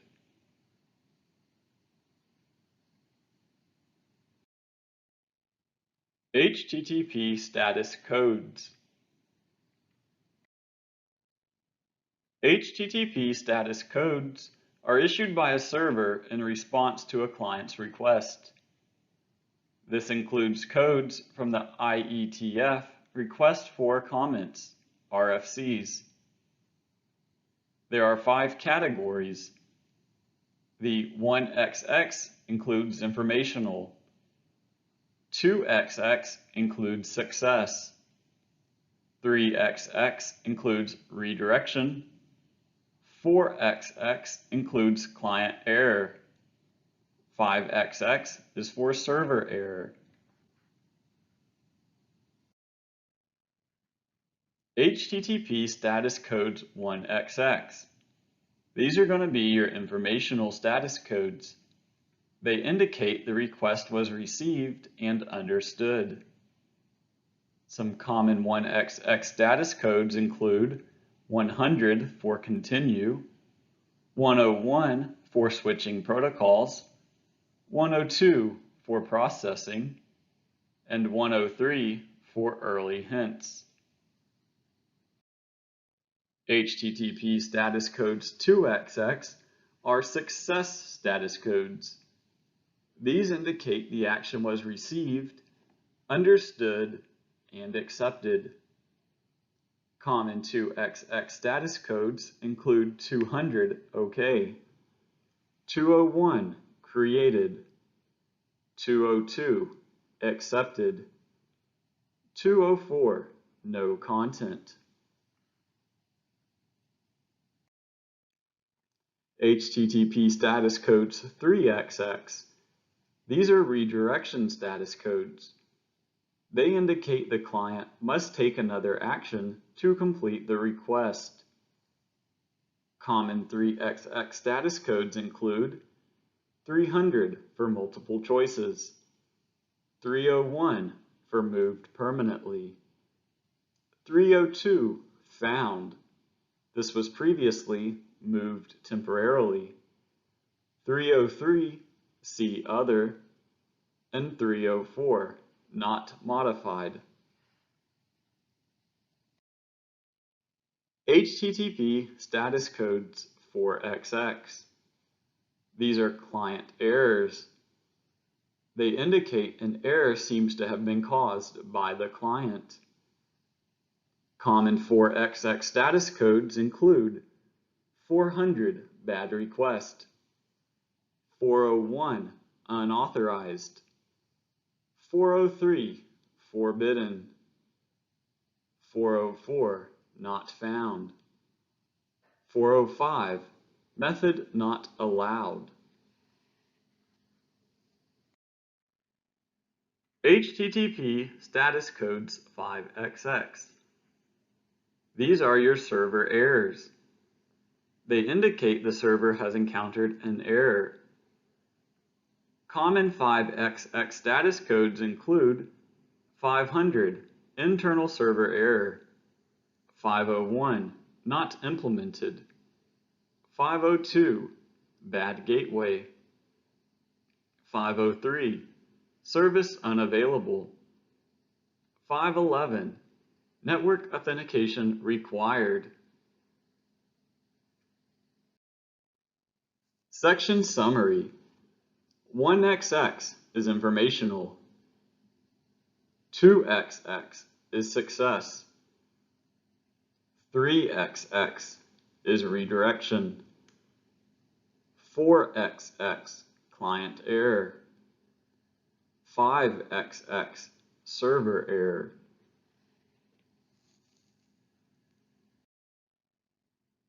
All right, this is a good time to stop and think. Do you have any questions about status codes? HTTP state, cookies, and proxy. Maintaining HTTP state. HTTP is stateless. The state between requests is not tracked. Application developers must implement state tracking. A session identifier is a common way to maintain state. This could be a cookie HTTP header, hidden form fields, or URL parameters.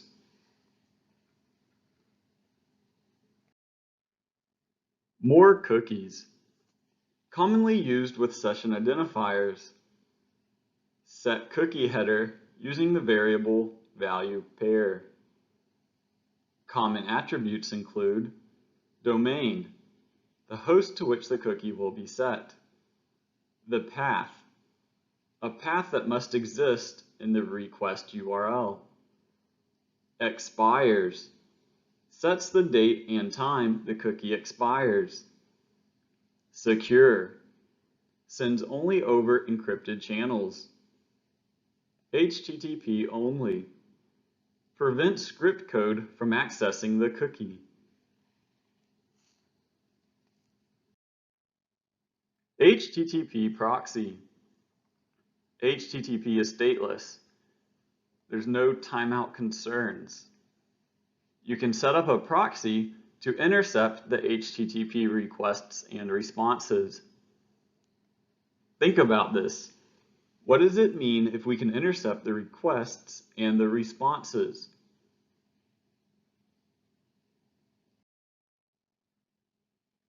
Application security overview. Many sites are not secure. HTTP was not designed to be secure or to support e-commerce. HTTP was built for static read-only pages. There's no natural security mechanisms. HTTP does not have any sessions. HTTP was not designed for online banking, taxes, insurance. Application attack surface. There's a very large attack surface. You have the web server, the web service, APIs, databases, the authentication service, access controls, and so much more.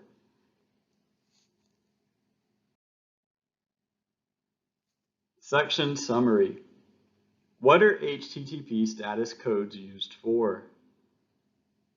Name some of the status codes. What were the numerical values and what were the descriptions? How does HTTP maintain state?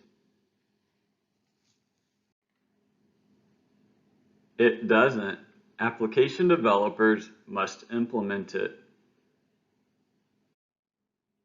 This is a good time to stop and ask yourself, do you have any questions about topics covered in this section? HTTP Status Code Lab. Bad request. Cause the web server to respond with a status code of 400. Page not found.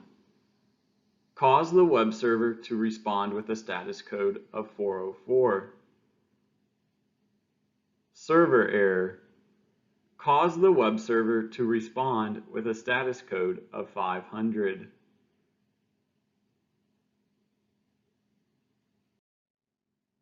URLs and URIs. A URL is a uniform resource locator. It's often called a web address. A URL is a specific type of uniform resource identifier, or URI. Many people use these two terms interchangeably. This is displayed in the web browser's address bar. URI syntax. HTTP URLs conform to the syntax of a generic URI. URI generic syntax consists of hierarchical sequence of 5 components. URI equals scheme, authority, path, query, and fragment. This is where the authority component divides into 3 subcomponents: the user info at, host, and port.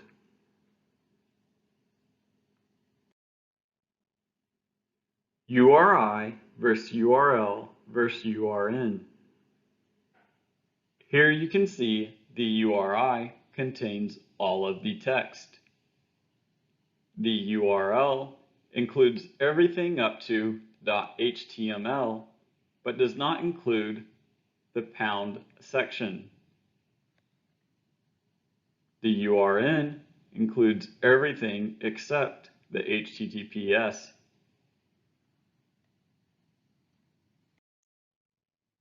Hypertext Markup Language, HTML. HTML stands for Hypertext Markup Language. This is the standard markup language for documents designed to be displayed in web browsers. HTML can be assisted by CSS and JavaScript. Extensions include .html and .htm. HTML is delineated by tags using angled brackets.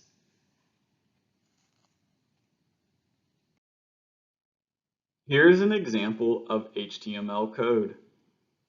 The document type declaration is for HTML5. If a declaration is not included, various browsers will revert to the Quarks mode for rendering. The text between the HTML and /HTML describes the web page, and the text between the body and /body is the visible page content. The markup text title, this is a title/title, defines the browser page title. The tag div defines a division of the page used for easy styling.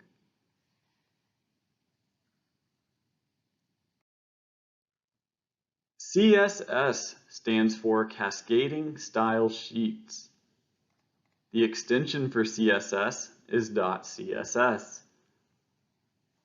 This describes the presentation of a document written in HTML. You can define the layout, colors, fonts, and much more. You can also change the presentation based on if the client is connected via desktop, tablet, mobile, and other screen sizes. CSS can be inline, or there can be external files.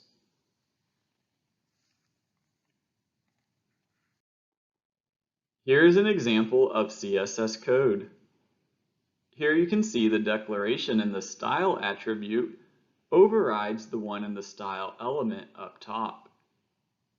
This is because the lower one has higher priority, thus the text would appear green instead of blue.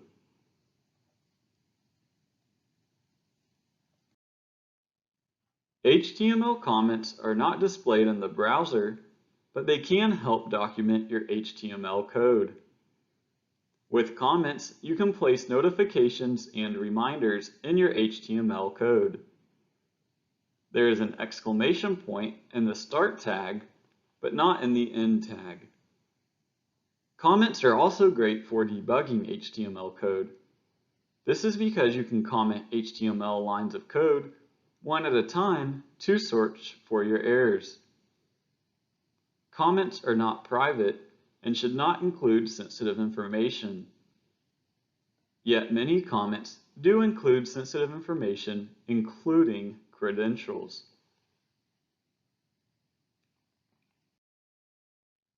Here's an example of an HTML comment. Here you can see it says, "This is a comment." You can also see comments are not displayed in the browser. When this page renders, all you will see is the text, "This is a paragraph."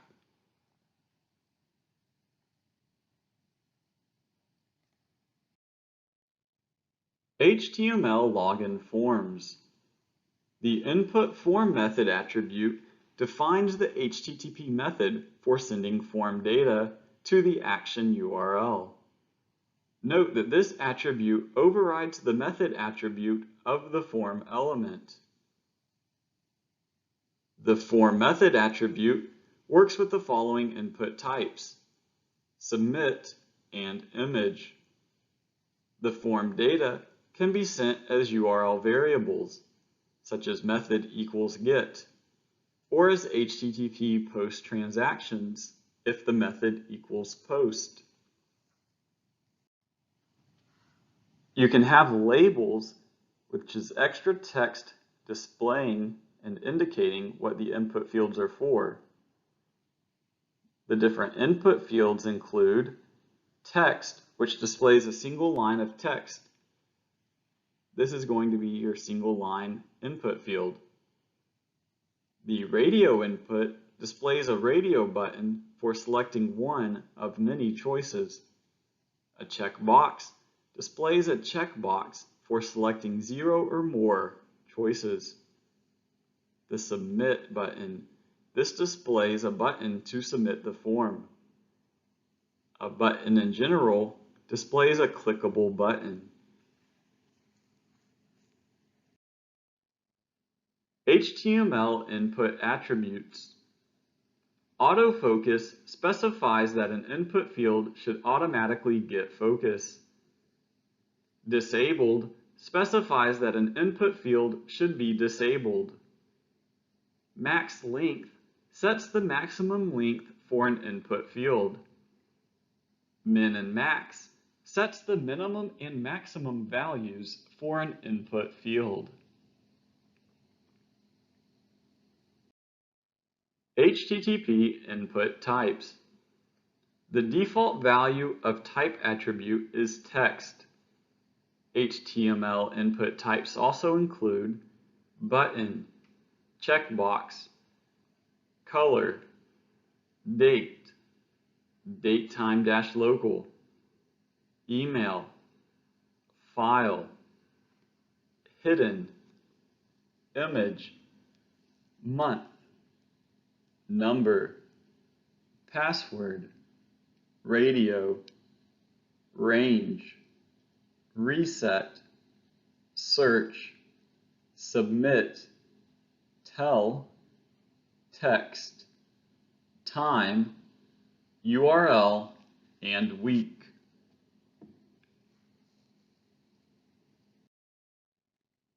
All right, this is a good time to stop and think. Do you have any questions?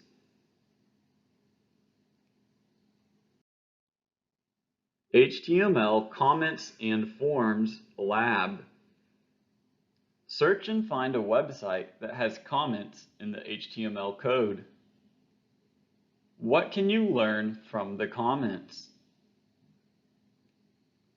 Search and find a website with a login form. What can you learn from the login form? What kind of input types are there? Are there any input attributes? Is CSS used to add style to the form?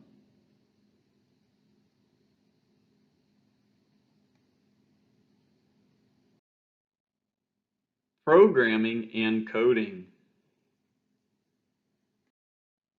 Programming usage. Programming is not required for this course. However, it can be very helpful with repetitive tasks, when performing penetration testing, when assessing web applications, such as looking for the source code, error messages, JavaScript, and more.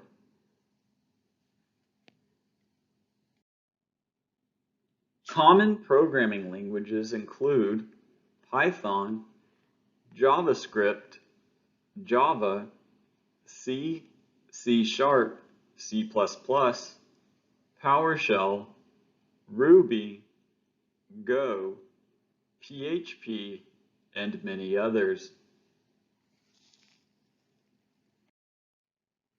Python. Python 2 was released in 2000 and discontinued in 2020.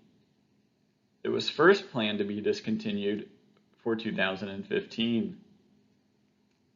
Python 3 was released in 2008.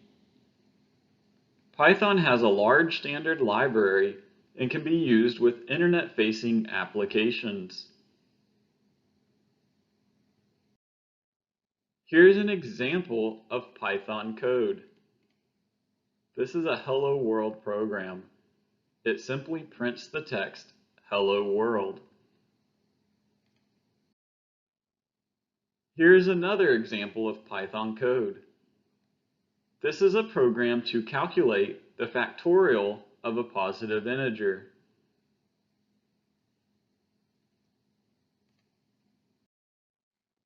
JavaScript, or JS, is a high-level, often just-in-time compiled language.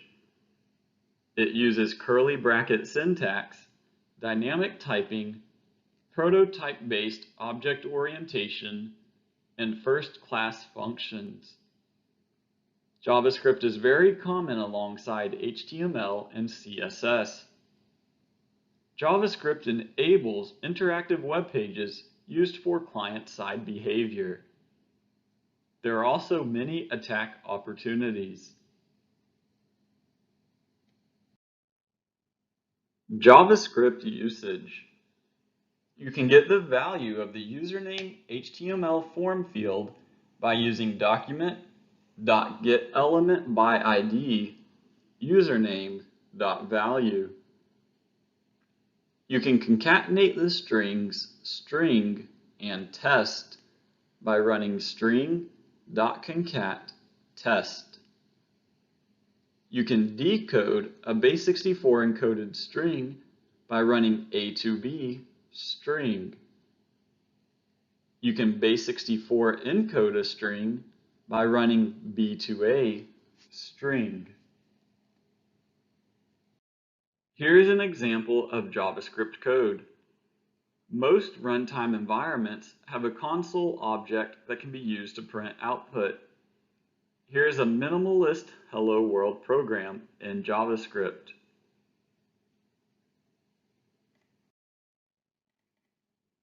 In JavaScript, objects are created in the same way as functions. This is known as a function object.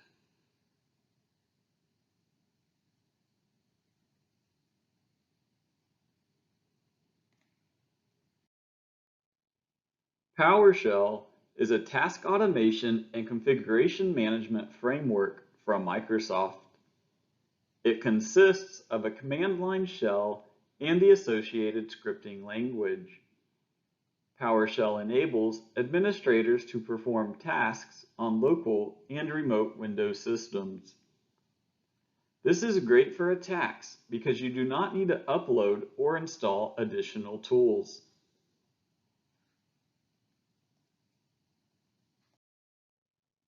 PHP is a general-purpose scripting language especially suited to web development. It was originally created in 1994.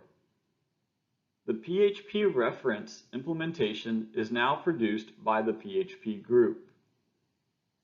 It is object-oriented and usually processed on a web server. PHP executes on the back end before the web page loads on the front end within the user's browser. In 2020, a study showed that 2/3 of websites using PHP were still on discontinued PHP versions. This is great for attackers. Here is an example of PHP code. This is a simple hello world.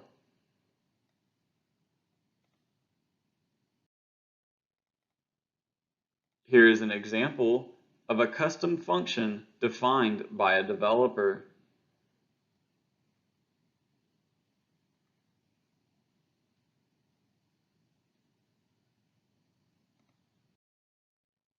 All right, this is a good time to stop and think. Do you have any questions about programming? This is just an introduction and covers a few basics that you may see throughout this course.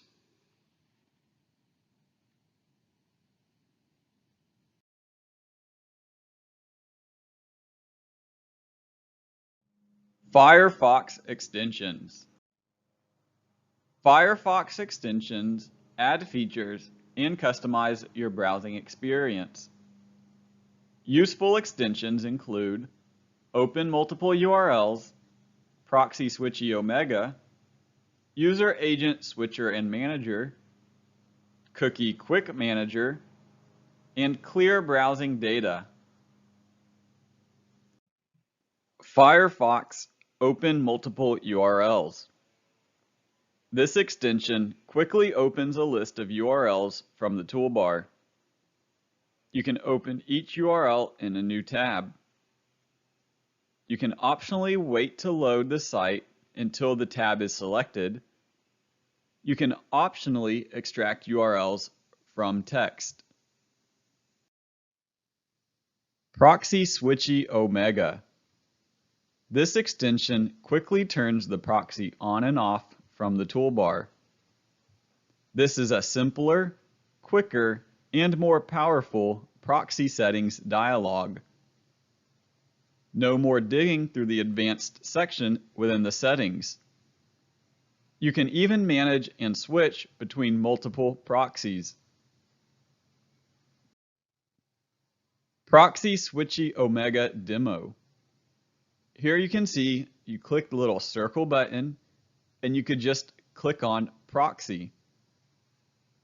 Within 2 clicks, you can configure and set up the proxy. User Agent Switcher. This extension allows you to spoof your browser user agent string. You can easily select a common user agent string from the toolbar. There is an option to randomize your user agent string, and there is an option to set a per site user agent string. Here is an example of the user agent switcher. Here you can see there are a variety of user agents to filter and sort through. Cookie Quick Manager. Quickly manage cookies from the toolbar. Common options include viewing, searching, creating, editing, and removing cookies. Other options include backup, restoring, protecting from deletion, and more. Cookie Quick Manager example. Here you can see when you click on the cookie icon, there are several options where you could quickly delete all of your cookies. Clearing your browsing data. You can delete your browsing data directly from the toolbar. This allows you to clear cookies, history, and cache with a single click. Clear browsing data example. Here you can see if you click the eraser button, you can quickly clear browsing data. Section summary. The useful extensions for Firefox include Open Multiple URLs, Proxy Switchy Omega, User Agent Switcher and Manager, Cookie Quick Manager, and Clear Browsing Data. This is a good time to stop and think. Are there any other useful Firefox extensions that you've used? Feel free to check out the extension store.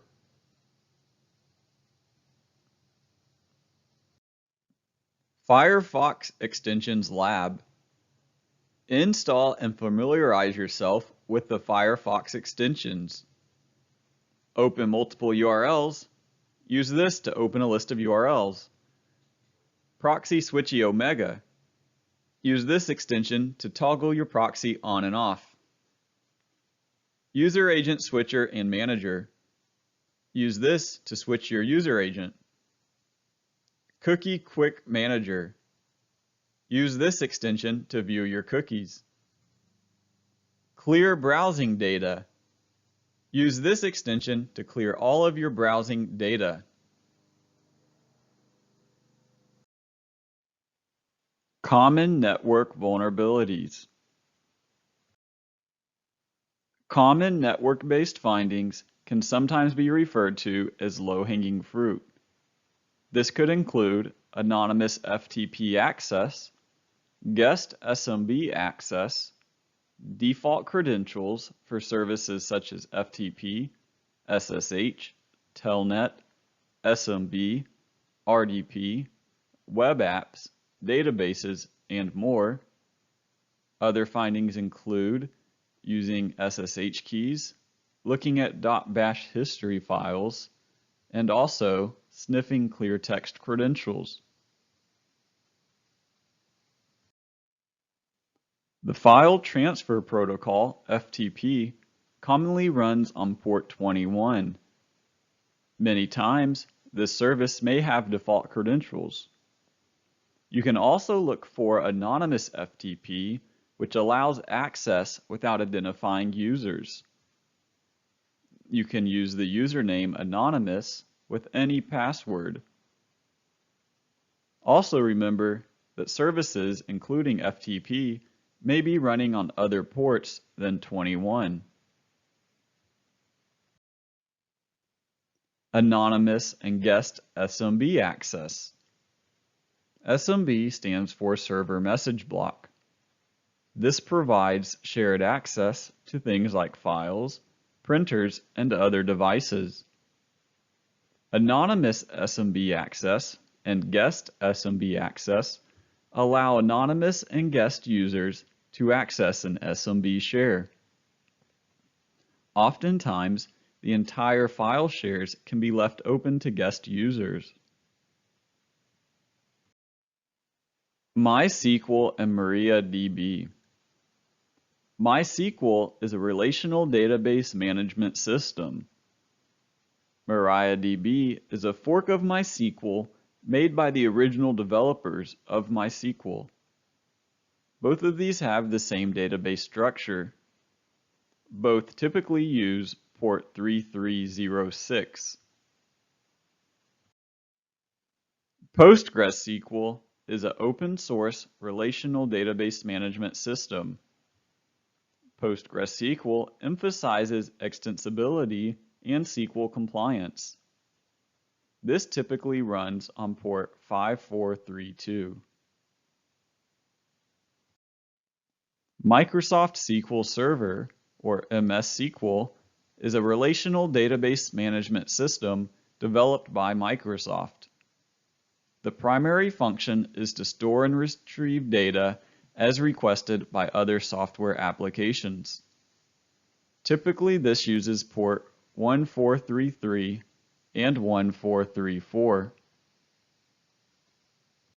The bash history file is created by bash, a Unix-based shell program. This file stores a history of the user commands. It can be used to view old commands that have been executed. This is a hidden file with no file name prefix. It is located in the user's home directory, and the common name is .bash_history.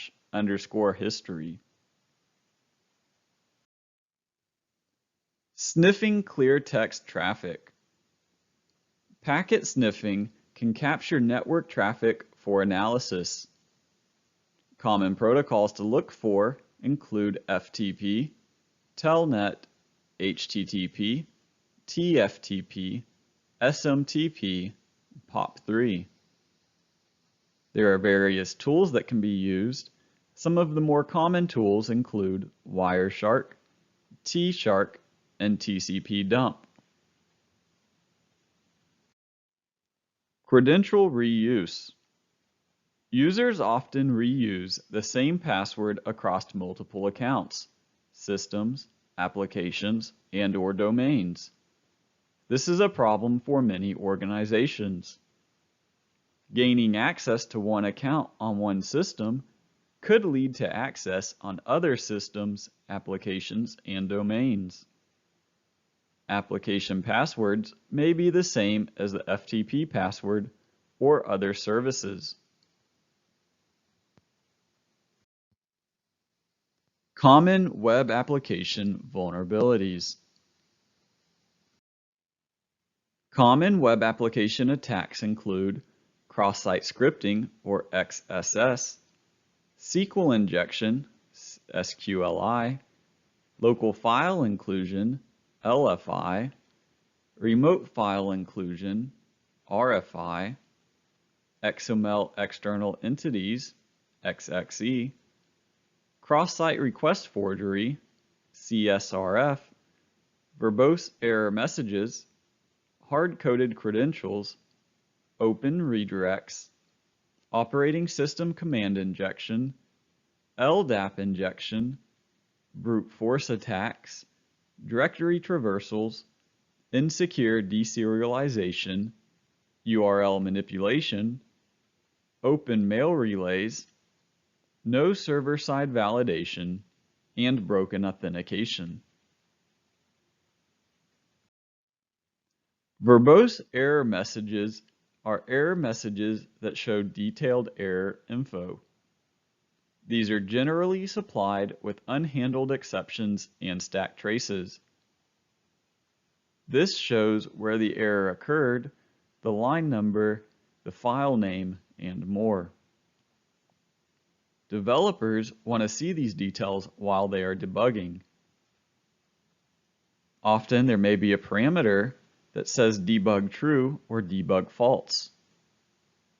This can disclose information to attackers. Hard-coded credentials and embedded credentials are when the username and/or passwords are within the source code. Check HTML comments and JavaScript code. Hard-coded credentials are commonly observed in SCADA systems, FTP servers, backup products, VoIP products, and more. SQL injection. This is a code injection technique which could destroy a database. Malicious code is placed in SQL statements via the input. An example: ask a user for their username, and instead, the user gives a SQL statement to run on the database. SQL injection 1. There is a SQL query for a login form. Select star from users where name equals input and password equals input. What if the user inputs admin single quote dash dash? This could close the input field and comment out the rest of the line. SQL injection example 2. In this example, we're going to try to log in as the admin user. In the password field, you can close it with a single quote and type or 1 equals 1. Here the database will look at the user table where the name is admin and password equals blank or 1 equals 1, which is true. The rest of the line is commented out. SQL injection tools. These include Burp Suite Pro, Zap, SQL Map, in-map scripts such as the HTTP SQL injection, analysis of verbose error messages, and manual trial and error. Cross-site scripting, or XSS, enables attackers to inject client-side scripts into web pages. There are multiple types of attacks. Some people considered reflected cross-site scripting versus stored cross-site scripting. Others look at it as server-side cross-site scripting versus client-side cross-site scripting. There is also DOM-based cross-site scripting, which is a subset of the client cross-site scripting. Operating system command injection is sometimes also called shell injection. This is the execution of commands on the host operating system. The application passes unsafe user input through forms, cookies, HTTP headers, and more. OS command injection can compromise the server and other hosting infrastructure. This is done by exploiting trust relationships to pivot the attack to other systems. There are many ways to inject OS commands. Command separators allow chaining commands together. The AND symbol, double AND, pipe, double pipe, semicolon, new line, and other characters. Inline execution of an injected command within the original command could also be done. PHP code may execute the get and post parameters as well.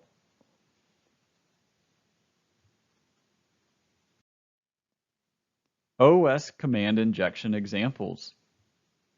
Say a web app only allows the command help to be run. You could use a command separator to add other commands. Here you could run help, followed by ls, followed by who am I. OS command injection lab. Hack the command injection pages.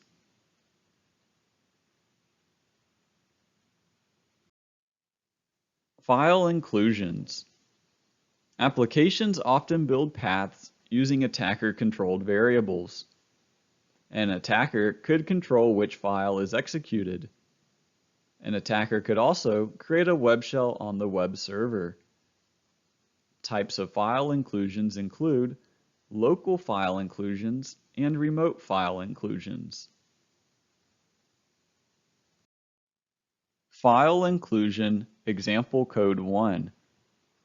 Here you can see an HTML form selects the page name. The PHP code includes the page selected. Local file inclusion, or LFI, is where an application loads and executes a local file. This means the file is already on the server. This could lead to remote code execution by including a file containing attacker-controlled data, such as a log file. In this example, you can see the fetch PHP page is going to fetch the etc password file.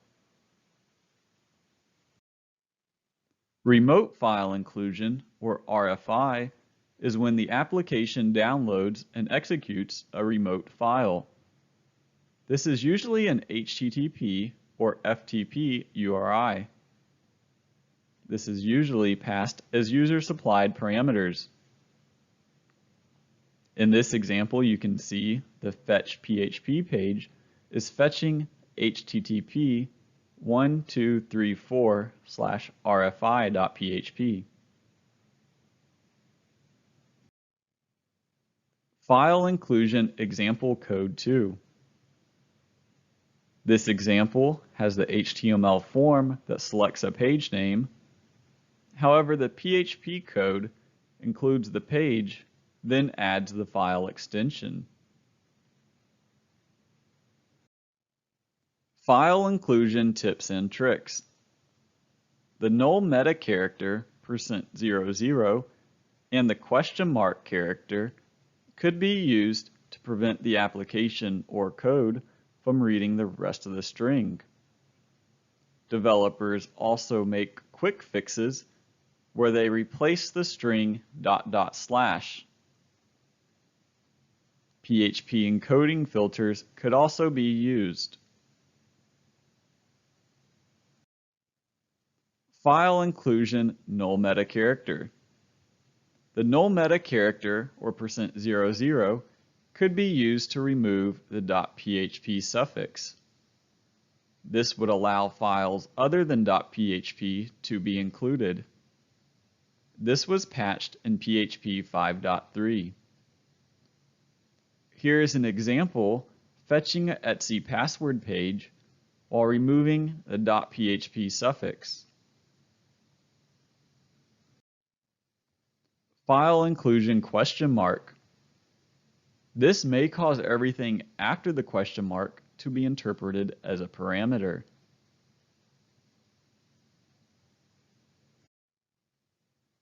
File inclusion quick fixes. Developers may try to strip out the ... Here you could plan for the ... being removed. ...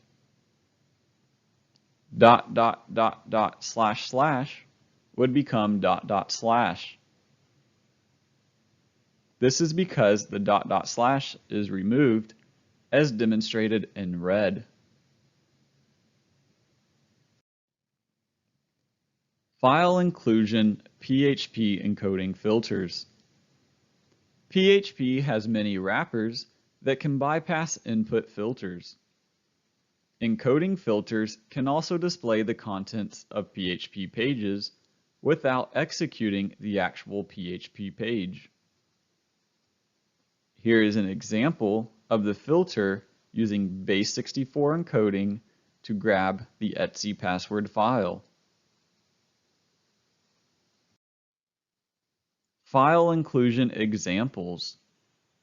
Here are various examples using the tips and tricks discussed.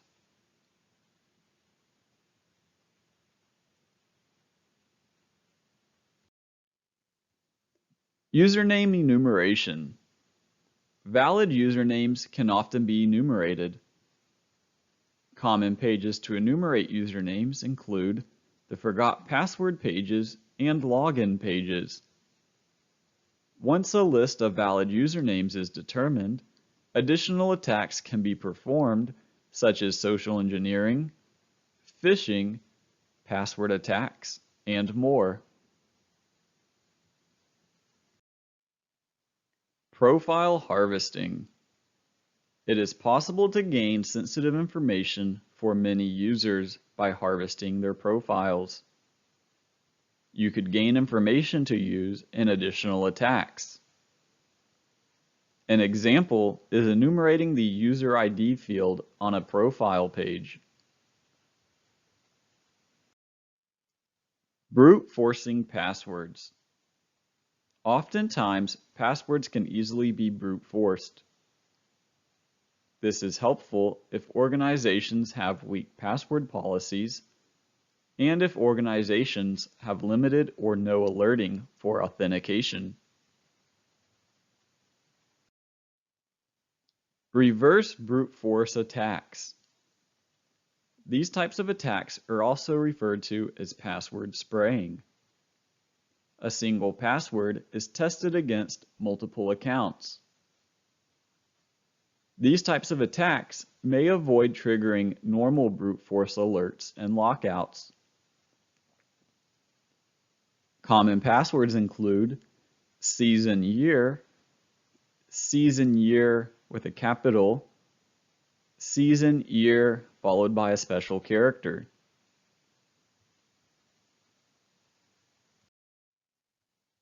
Common non-default passwords. Others include the month and year, company name and year, company and number, a vehicle and year, a vehicle and number, sports and numbers, names and numbers, and other easy-to-guess words. Open redirects or unvalidated redirects occur when a web page redirects a user to another website. Usually the redirect is only meant to redirect to other pages on the same website. This can be used with social engineering and phishing attacks. This could help achieve higher success rates. Here are two examples redirecting to a malicious website from a login page.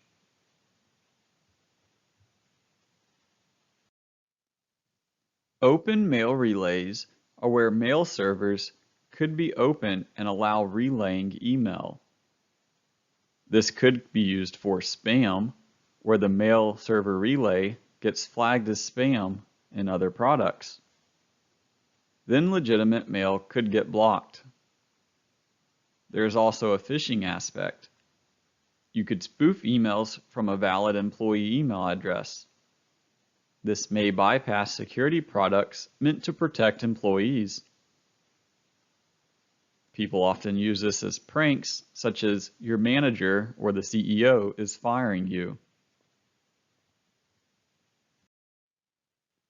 Neo4j Graph Platform. This is an open source, NoSQL native graph database.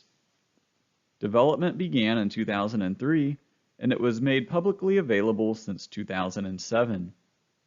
The source code is written in Java and Scala. Neo4j is available for free on GitHub and as a desktop application. Using cookies for authorization. Some web applications use cookies for authorization, which is not recommended. Standard users could modify the cookie value to escalate privileges to an administrative user or impersonate another standard user.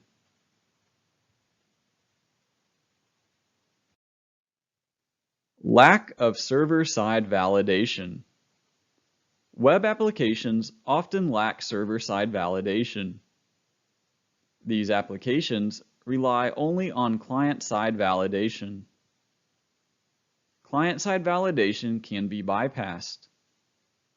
Form controls could try to limit the length of input or the type of input, such as text, email, or phone. Other things that could be bypassed include hidden form fields, parameter manipulation, and parameter pollution.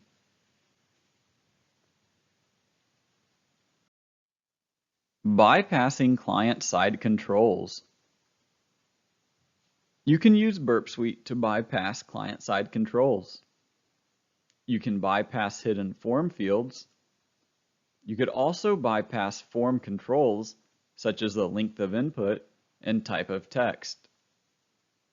You can also bypass JavaScript validation. You can manipulate or pollute parameters, such as price, quantity, multiple parameters, user IDs, permission levels, and more. You can also perform forced browsing with Intruder.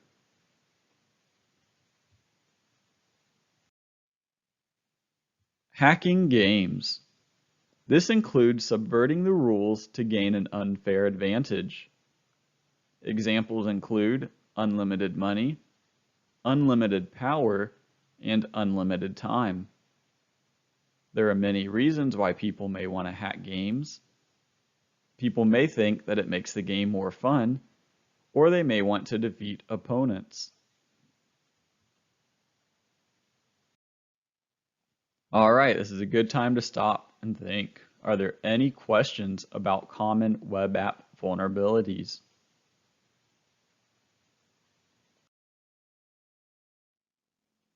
Nmap. Nmap is a network mapping utility and is commonly known for its port scanning features. It is free and open source. It can be used to discover hosts, discover open ports, discover the services running, and perform operating system detection. There are other features included, including a scripting engine. The scripting engine can check for common vulnerabilities. Nmap default scan settings. By default, Nmap will scan the 1,000 most common ports. Nmap will randomize the scanned port order and scans with a normal scan timing or a -T3 parameter. We will discuss further on the timing and the other types of scans later in the slides. By default, a standard user runs TCP connect scans, which is a -ST. The root user will perform TCP send scans by default, which is a -SS, where TCP packets with only the synchronized bit set in the TCP options.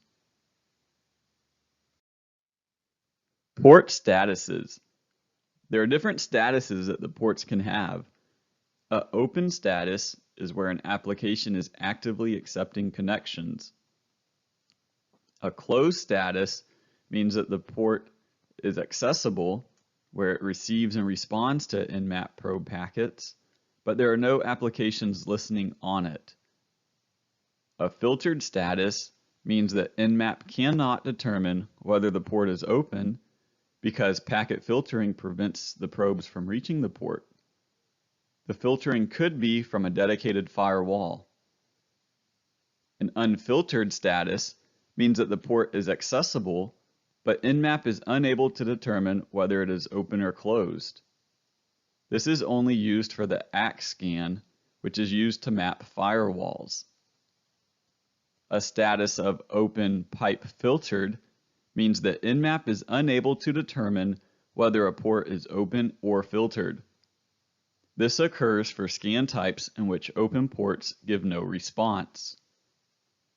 Closed pipe filtered. This is the state used when Nmap is unable to determine whether a port is closed or filtered. It is only used for the IP ID idle scan. Printing the version number with Nmap. This can be done by performing the command nmap-V or nmap-version. Printing the help page can be run with nmap-H or nmap-help. Scanning as root. Certain nmap scans must be run with root privileges. You may receive an error if you request a scan type which requires root privileges. Add sudo to the command. Run sudo nmap followed by the parameters. Canceling a running scan. Sometimes the scan can take a while to run, or you could have accidentally started the scan and you need to cancel it. Scans can be canceled by pressing the Ctrl and C keys. Nmap discovery and DNS resolution. A list scan. This is a degenerate form of host discovery. It will list each host without sending any packets.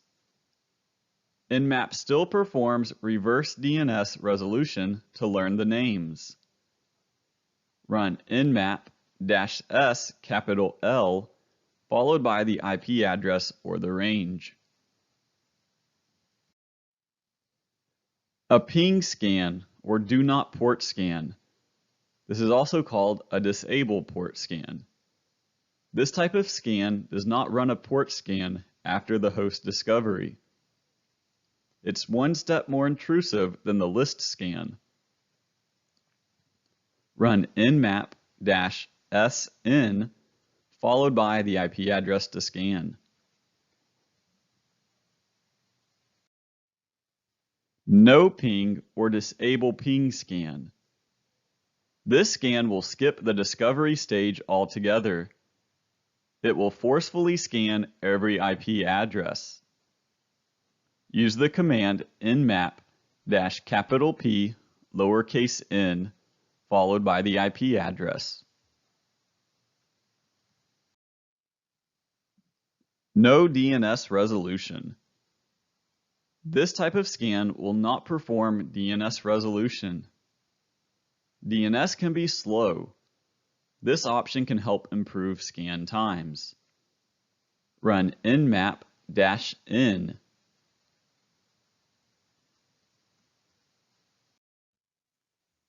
DNS resolution for all targets. This option will perform DNS resolution for every single target, whereas the normal nmap scan only performs reverse DNS for online hosts. All right, are there any questions so far? This is a good time to stop and think. What are the few types of nmap scans that we've covered so far?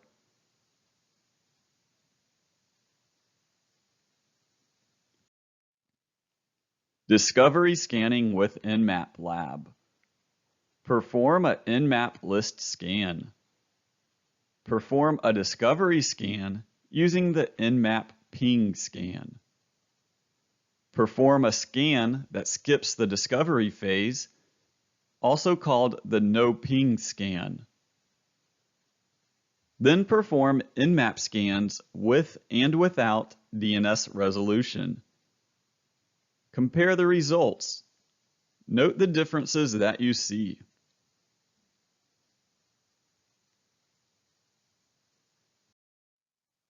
Nmap common options. Nmap can be used to scan a single IP address. This command will use the default settings that we previously mentioned. Run nmap followed by the IP address.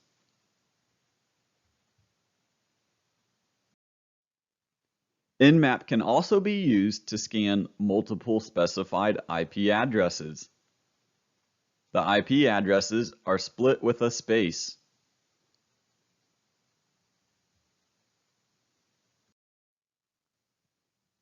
Nmap can also be used to scan a range of IP addresses. You can also put ranges for each octet within the IP address.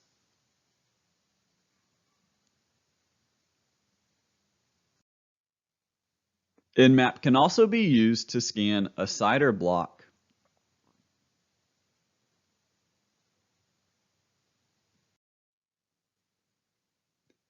Scanning a single port with Nmap. Here you can use the -P flag to specify a single port to scan. Notice that the space between the -P and the first port number is optional. You can also scan multiple ports, but each port will be separated by a comma. Remember that the first space is optional after the P.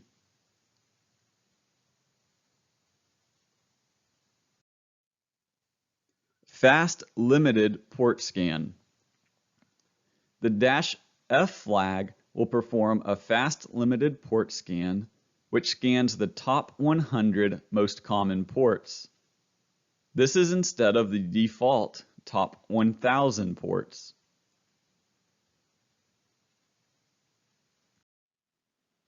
You can use the top ports flag to scan the most common ports specified by a number. Here you can see we're scanning the top 10 most common ports, then the top 100 most common ports, then the top 1,000 most common ports. This could be any number. It could be the top 3 most common, top 20 most common.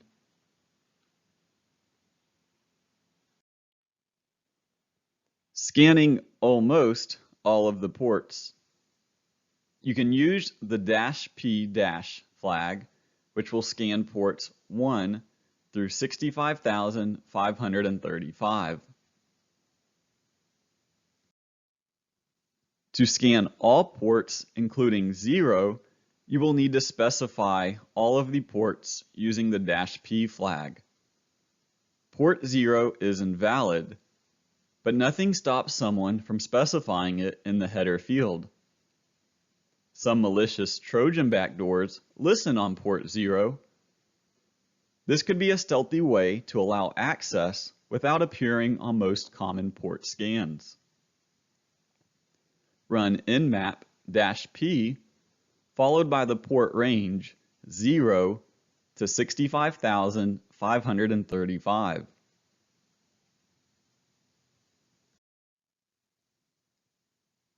-r will not randomize the port order.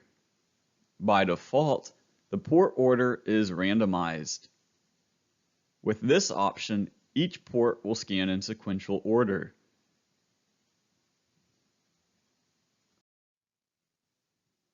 The --open flag will only print out open ports. This will remove any other statuses for ports.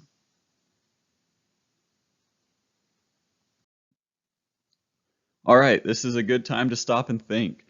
Do you have any questions about the common flags and common options for Nmap?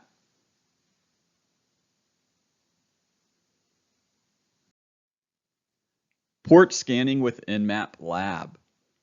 Perform a standard Nmap scan.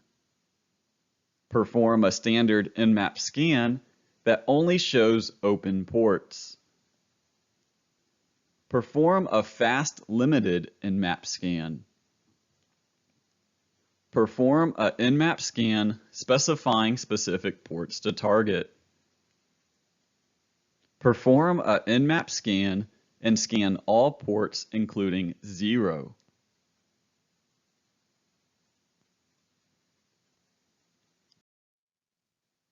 Nmap, not just port scanning.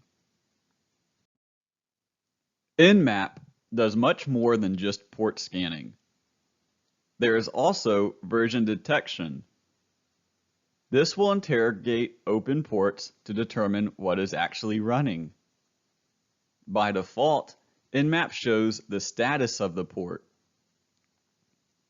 Version detection will verify the service and grab the version.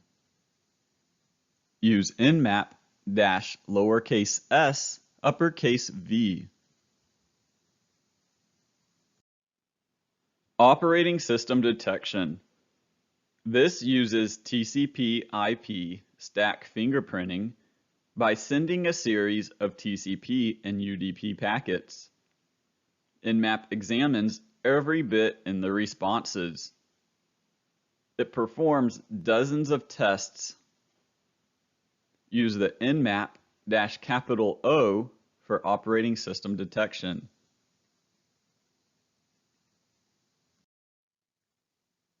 Operating system detection, service version detection, script scanning, and traceroute can all be run together by using the -A flag. All right, are there any questions about these additional flags that we covered?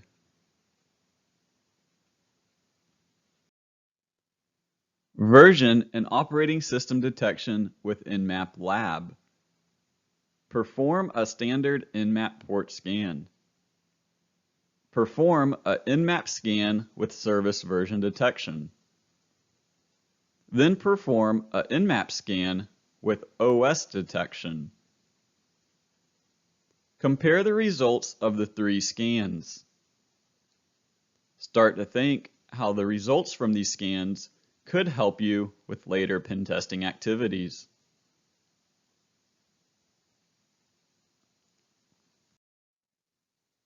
Nmap exclusions. You can exclude a specific host or network from an Nmap scan with the --exclude flag. Here you can see the IP addresses to exclude are separated by a comma, and the entire range to scan is separated by a space at the end of the command. You can also exclude specific ports from being scanned. In this example command, Nmap will scan the top 1,000 most common ports by default, and it will exclude ports 21, 22, and 23. By default, Nmap may exclude certain ports from being scanned. You can use the --all ports flag to not exclude any ports from being scanned. This will force all of the ports to be scanned.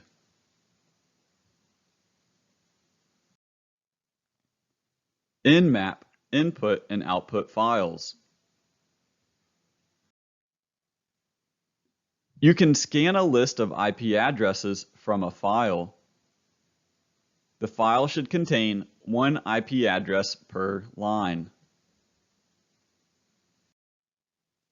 You can also exclude hosts from a file.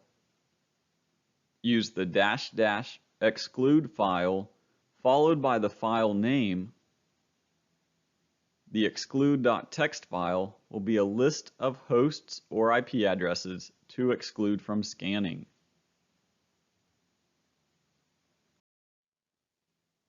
Saving the output in normal format. This can be performed with the -O, uppercase N, followed by the file name to save the results as. You can also use the -o, uppercase X to save the output in XML format.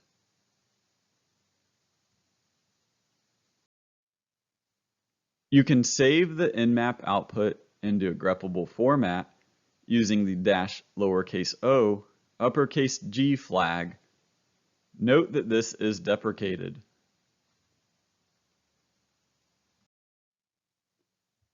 There is also the option to save the output in script kiddie format. This option uses the flag -o, uppercase S.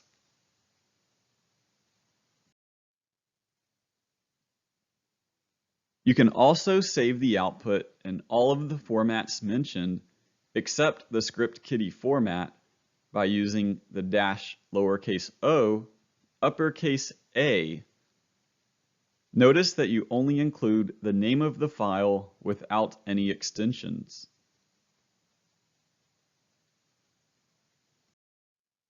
Are there any questions about Nmap input and output files? Do you see how using input and output files can make scanning much more easier and manageable? Saving Nmap scan results lab. Perform Nmap using a file to select the targets. Perform Nmap scanning, saving the output in normal format. Perform a Nmap scan, saving the output in XML format. Which output format is easier to read? Which output format would be easier to work with the data?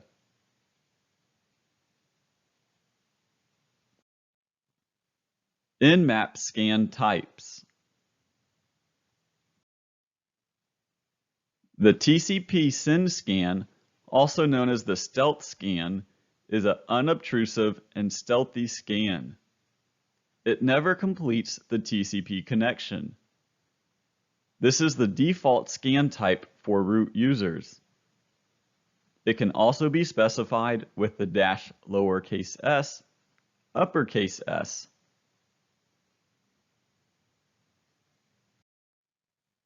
TCP connect scan. This type of scan completes the connection. It takes longer than the TCP send scan.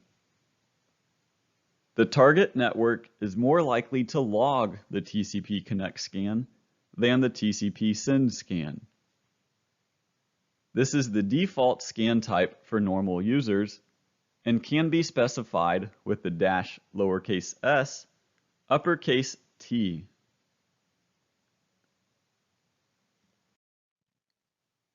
UDP scans can be performed with the -s, uppercase U flag. Note that UDP scans can be much slower than TCP scans.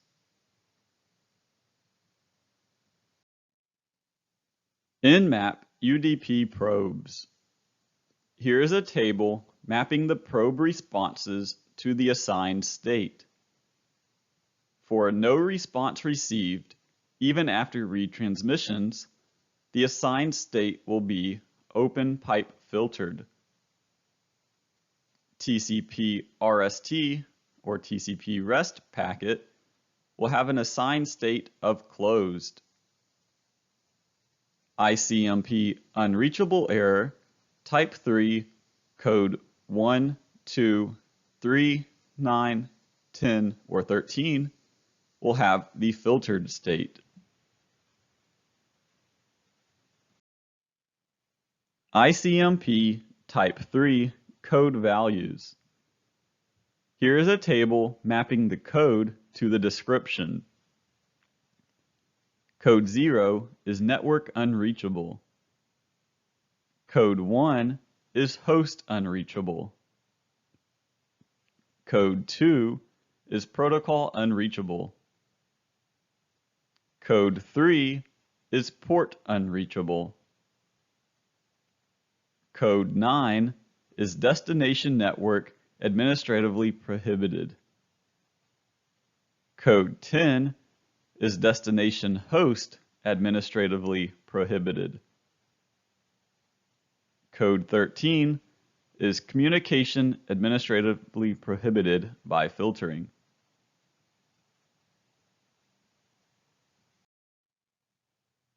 SCTP init scan. SCTP is relatively new alternative to TCP and UDP. It combines characteristics of TCP and UDP while adding new features. The SCTP init scan is the SCTP equivalent of a TCP send scan. This scan can be signaled by using the -S capital Y flag.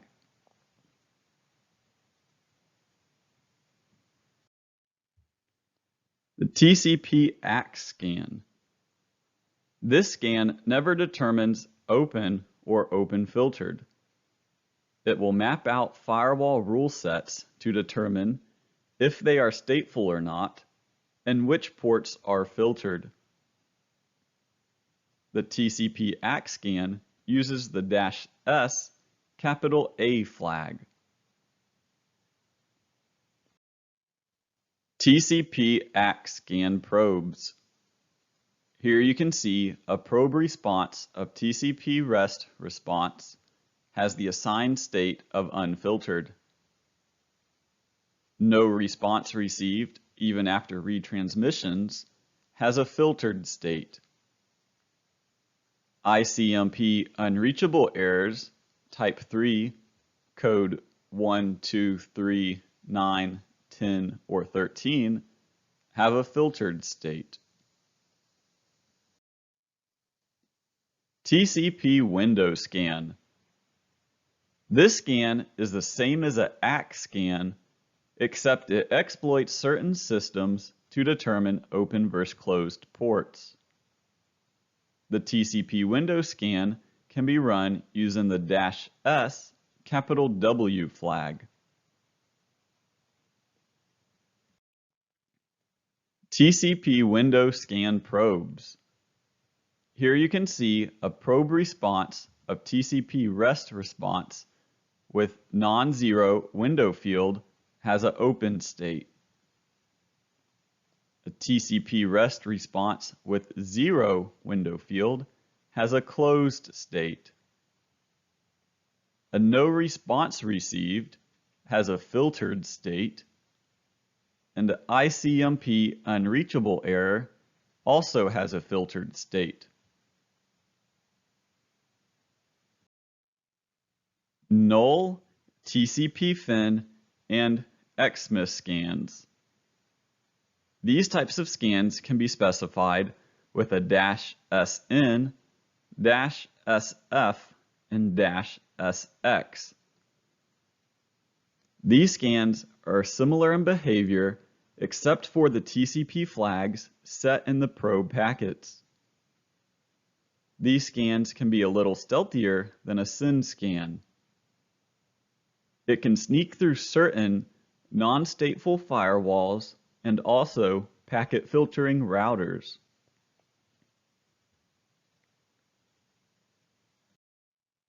A null scan does not set any bits.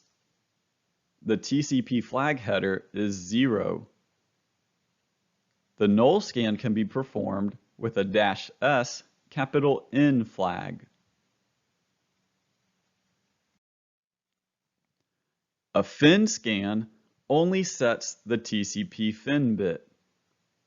Fin scans can be performed using the -S capital F flag. An Xmas scan, or Christmas scan, sets the fin, the PSH, and the URG flags. This lights the packet up like a Christmas tree. Use nmap -S capital X.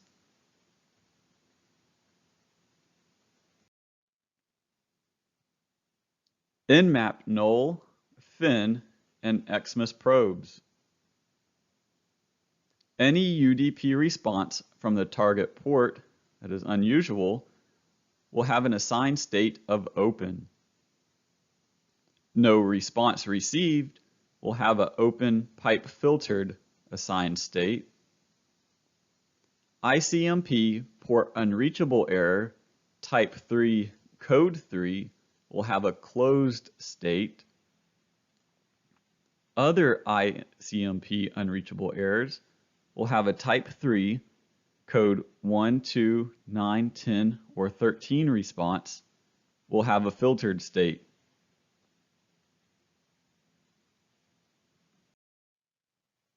ICMP type 3 code values. Here is a table mapping the code to the description. Code 0 is network unreachable. Code 1 is host unreachable. Code 2 is protocol unreachable. Code 3 is port unreachable. Code 9 is destination network administratively prohibited. Code 10 is destination host administratively prohibited. Code 13 is communication administratively prohibited by filtering.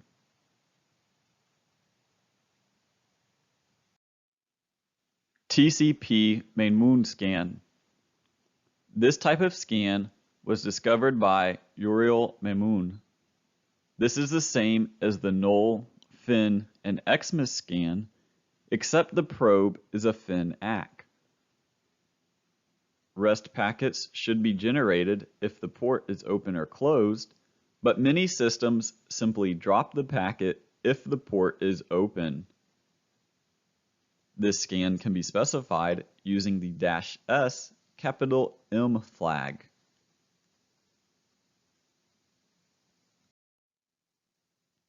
TCP Main Scan probes. No response received will have an assigned state of open pipe filtered. TCP REST packets will have a closed state. ICMP unreachable errors will have a filtered state.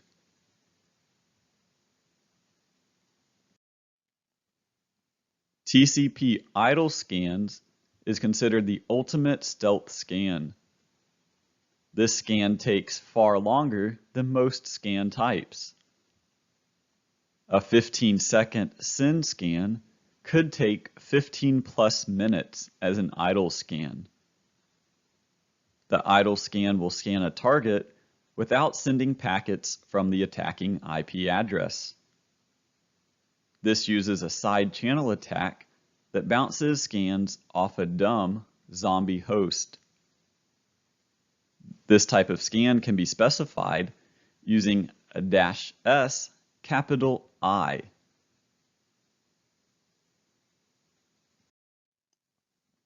Finding an idle scan zombie host. The first step in an idle scan is to find a zombie host. It needs to assign IP ID packets incrementally on a global basis. This would be instead of a per host basis. There are many suitable zombie hosts on the internet. Remember, any scanning without permission is illegal, so it is also illegal to use a zombie host without permission. You can run nmap-O -v. This has the IP ID sequence generation. You are looking for incremental or broken little endian incremental. There is also an nmap script, IP ID seek for sequence. There are script arguments or script args of probe port, which specifies the port to probe. IP protocol scans determine which IP protocols are supported by a target. Think TCP, ICMP, IGMP, etc. Technically, this is not a port scan because nmap cycles through the IP protocol numbers and not the TCP UDP ports. Use the -S capital O flag to perform an IP protocol scan. IP protocol scan probes. Any response in any protocol from the target host is going to have an open state. ICMP protocol unreachable errors, type 3, code 2, will have the closed state. Other ICMP unreachable errors of type 3, including code 1, 3, 9, 10, or 13, will have the filtered state. If no response is received, even after retransmissions, the assigned state will be open pipe filtered. TCP/FTP bounce scans. This type of scan uses an FTP server to port scan other hosts. Use the nmap-b followed by the FTP server to specify a TCP/FTP bounce scan. This is a good time to stop and think. Are there any questions about the different scan types? Start thinking about the different scenarios that would require the different types of scans. Nmap Scan Types Lab. Perform an Nmap TCP send scan using the -SS flag. Perform an Nmap TCP connect scan using the -ST. Perform an Nmap UDP scan using -SU. Perform an Nmap SCTP init scan using the -SY. Then perform an Nmap TCP ACK scan using the -SA flag. Perform an Nmap TCP window scan using -SW. Perform an Nmap null scan using the -SN. Perform an Nmap TCP fin scan using -F. Perform an Nmap Xmas scan using -SX. Perform an Nmap TCP Memoon scan using -SM.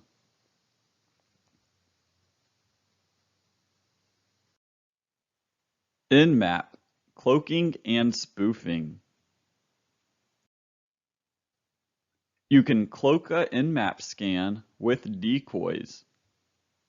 This will cloak the scan with decoy IP addresses. It still includes your source IP address. IDSs may report multiple port scans from unique IP addresses. Use Nmap-D followed by a list of decoy IP addresses. This could help cloak or hide your scan from the true IP address. You can also spoof the source IP address of your Nmap scan. You must use the -PN and the -E flags.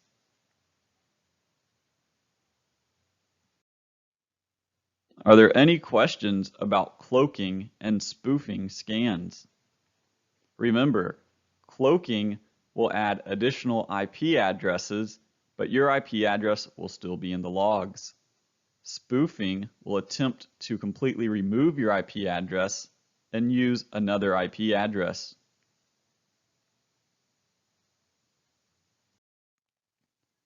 Cloaking and Spoofing Lab. Cloak your source IP address. Start a packet capture with Wireshark. Use Nmap to scan your own machine with a standard Nmap scan. Then perform an Nmap scan on your own machine with multiple decoy IP addresses. Compare the results in Wireshark of the two scans. Then you are going to spoof your source IP address. Start another packet capture with Wireshark. Use Nmap to scan your own machine with a standard Nmap scan. Then perform another Nmap scan on your own machine while spoofing the source IP address. Compare these two scan results in Wireshark.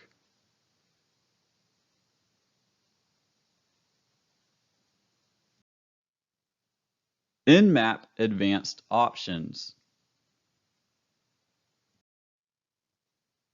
Timing templates. There are various timing templates that can affect the scanning speed. 0 is paranoid or very slow. 1 is sneaky. 2 is polite. 3 is normal. 4 is aggressive. And 5 is insane.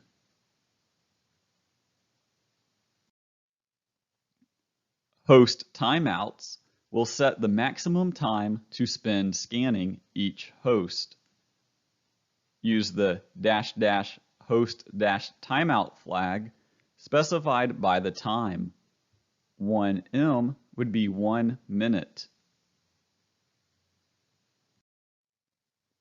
Fragment packets uses tiny fragmented IP packets. This splits up the TCP header over several packets, making it harder for packet filters and IDSs to detect the scanning activity. This can be specified using the -F flag. Verbosity. There are 9 levels of verbosity ranging from -4 to +4. You can specify the verbosity levels by appending -V multiple times, such as -VV, or you can specify -V3 or -V-3. The verbosity will increase the output that you receive. There are also multiple debugging levels.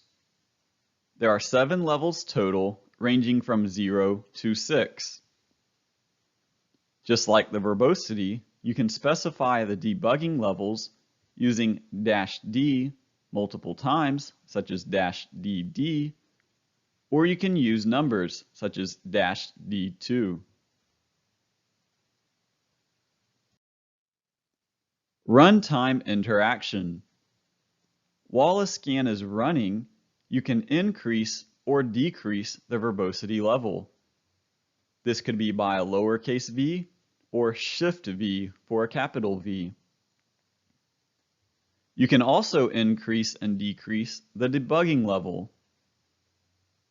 You can turn on and off packet tracing with a lowercase p and capital P.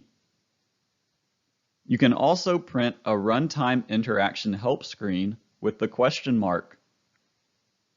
Any other key will print out a status message.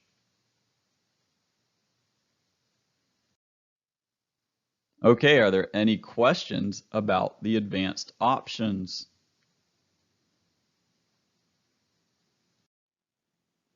Nmap Advanced Options Lab. Perform an Nmap scan with fragmented packets. Perform a standard Nmap scan. Then perform an insane scan and note how quick the scan completes. Finally, perform a sneaky Nmap scan. While the scan is running, increase the verbosity to 3. Decrease the verbosity back to 0. Increase debugging to 2 and monitor the debug messages. Then increase debugging to 3. Finally, decrease debugging back to 0.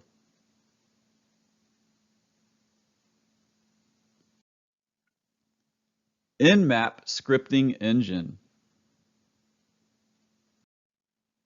Nmap Scripting Engine. This can also be referred to as the NSC or NESSI scripts.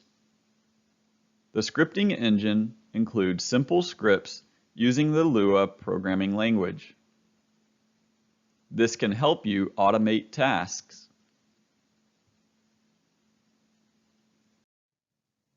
You can list all of the Nmap scripts by running the ls command and using the -l flag.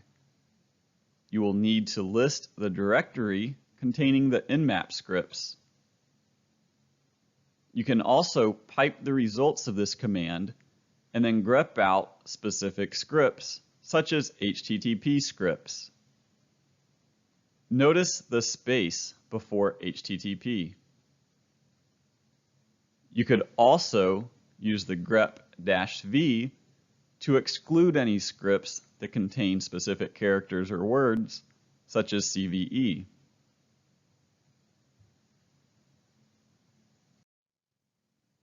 Scripting engine usage 1. The NSC scripts can be specified by --script, then a space or an equal sign. You can specify scripts using the file name, category, directory, or expression. Some scripts will take arguments. You can use the --script-args flag.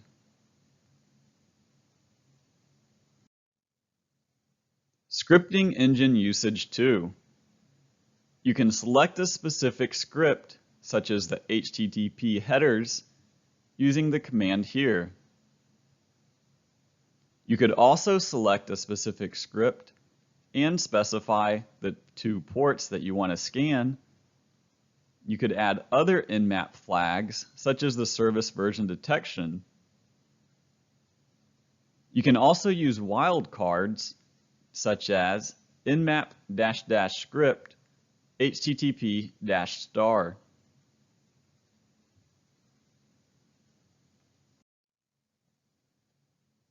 There are various scripting engine categories, including auth, broadcast, default, discovery, DOS, or denial of service, exploit, external, fuzzer, intrusive, malware, safe, version, and vuln.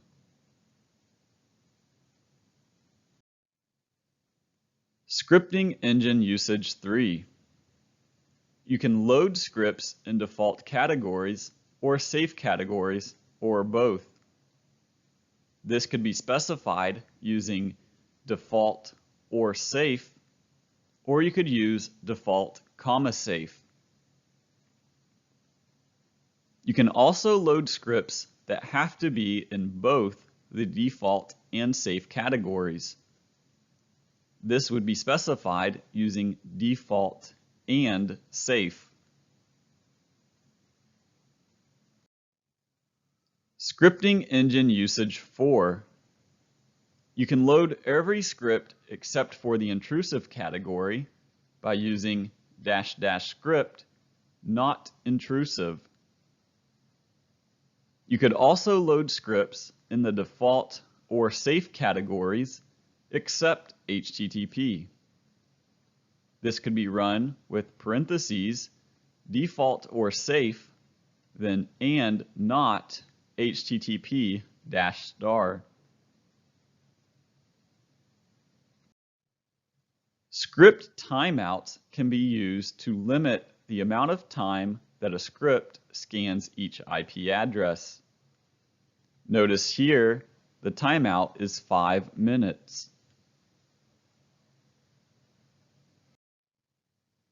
Are there any questions about the scripting engine?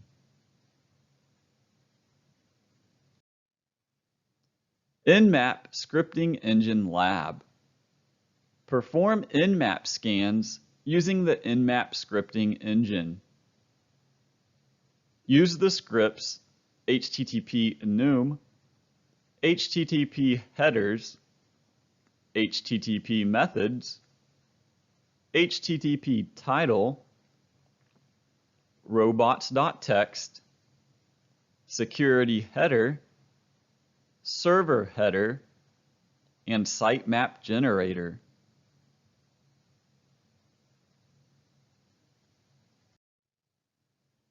Nmap example commands. Here are some example Nmap scan commands. No DNS lookup, fast scan, do not exclude ports, version detection, OS detection, and do not perform external script scanning.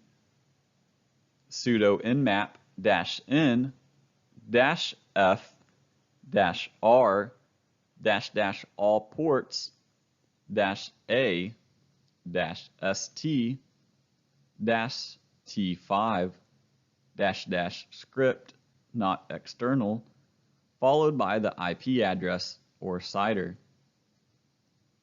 You can also add decoy IPs and a spoofed IP. This would use the -D and -S. You could also scan all ports by adding the -p-.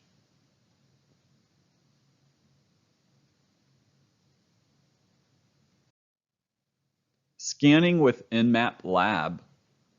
Familiarize yourself with Nmap. Try running a variety of Nmap scans. Try running the example Nmap scans.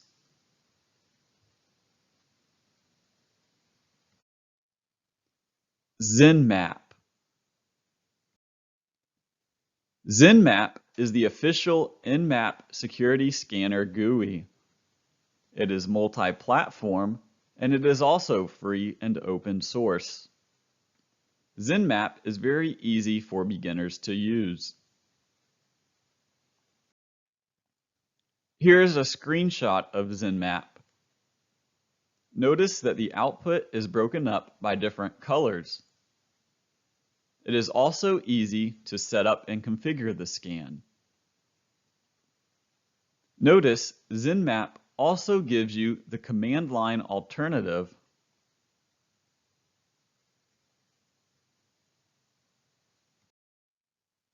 Are there any questions about XenMap? XenMap Lab. Perform port scanning using XenMap. Perform the same port scans using Nmap. Compare the differences in the output.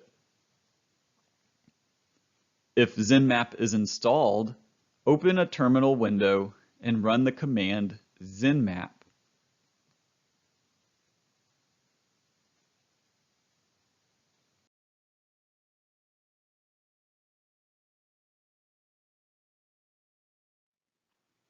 Intercepting proxies. HTTP proxy. HTTP is stateless. There are no timeout concerns. We can set up a proxy to intercept HTTP requests and responses. Think about this. What does it mean if we can intercept the requests and the responses? We could modify them. Intercepting proxy. This may also be called transparent proxy or inline proxy. Intercepting proxies can be used to analyze, modify, and inject traffic. They can also be used for other types of testing, not just security testing. There are various intercepting proxies. The few that we are going to discuss is Burp Suite Community, Burp Suite Pro, and ZAP. ZAP Overview. ZAP is OWASP's Z-Attack proxy. It is free and open source. Features include an intercepting proxy, a spider feature, a scanner feature, a fuzzer, and a port scanner. Burp Suite. Burp Suite is application security testing software. It is made by Portswigger. There are paid and free versions. It is the world's most widely used web application security testing software. Over 40,000 individuals use it. It is used in over 120 countries worldwide. 80% of the US Fortune 100 use it, and 70% of global Fortune 500 banks rely on it. The Burp Suite family. Burp Suite's Community Edition is the best manual tools to start web security testing. This is free. Burp Suite Professional is paid, and it is the world's #1 web application penetration testing toolkit. Burp Suite Enterprise Edition is the enterprise-enabled web vulnerability scanner.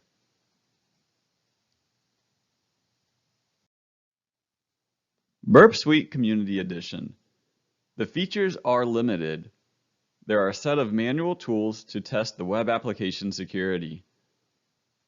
Portswigger calls this the essential manual tools. You can proxy your traffic, edit and repeat requests, decode data, and a few other features. Burp Suite Professional. This paid version unlocks additional features than the Community Edition. You can perform scanning, save and restore sessions, and other tools are not throttled.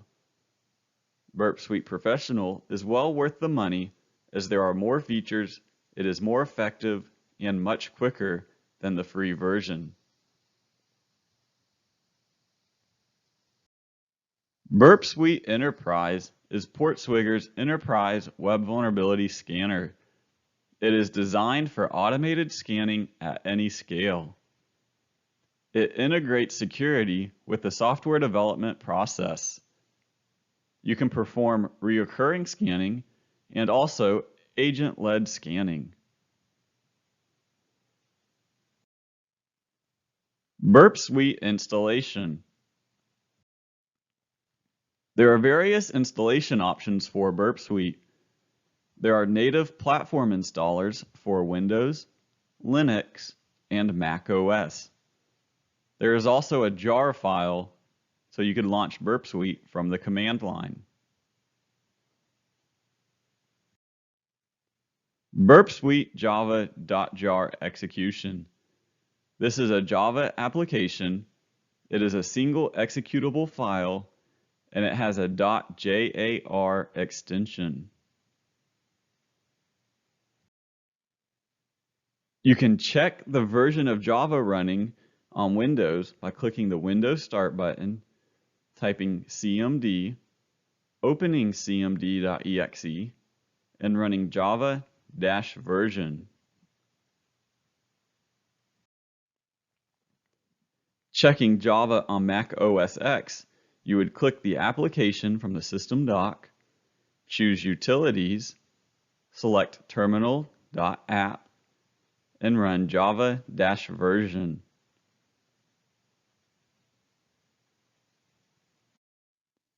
To check the version of Java in Linux, open the terminal shell, type java-version. To launch Burp Suite, you could double-click on the .jar executable, or you could run java-jar followed by the path to the jar file.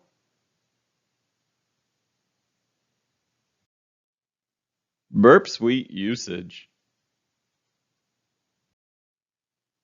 Burp Suite Startup Wizard 1. First, you will select a project. This could be a temporary project, a new project on disk, or you can open an existing project. Burp Suite Startup Wizard 2.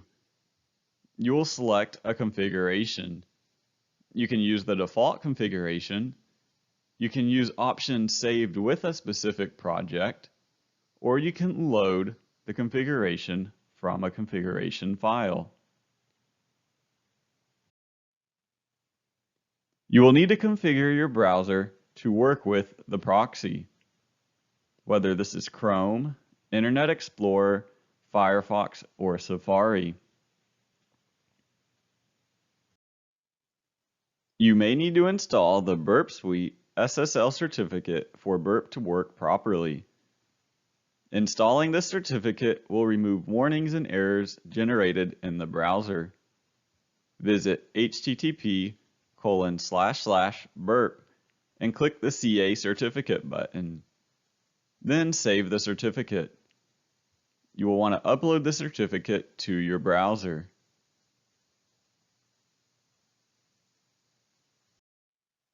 A proxy server is a computer system or application that sits between the client computer and the destination machine, often a server. A proxy server can intercept traffic between devices, and it can be used to protect your privacy.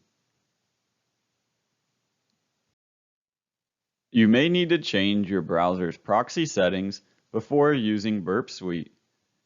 You will want to set the IP to 127.0.0.1 and the port to 8080.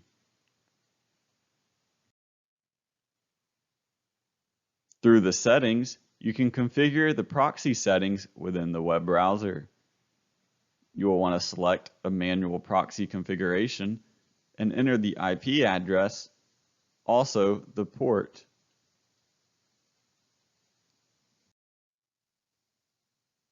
There are other options that you can use. There is a Firefox Proxy Switchy Omega plugin, which you can configure, and then you can select the proxy or no proxy with the click of a button.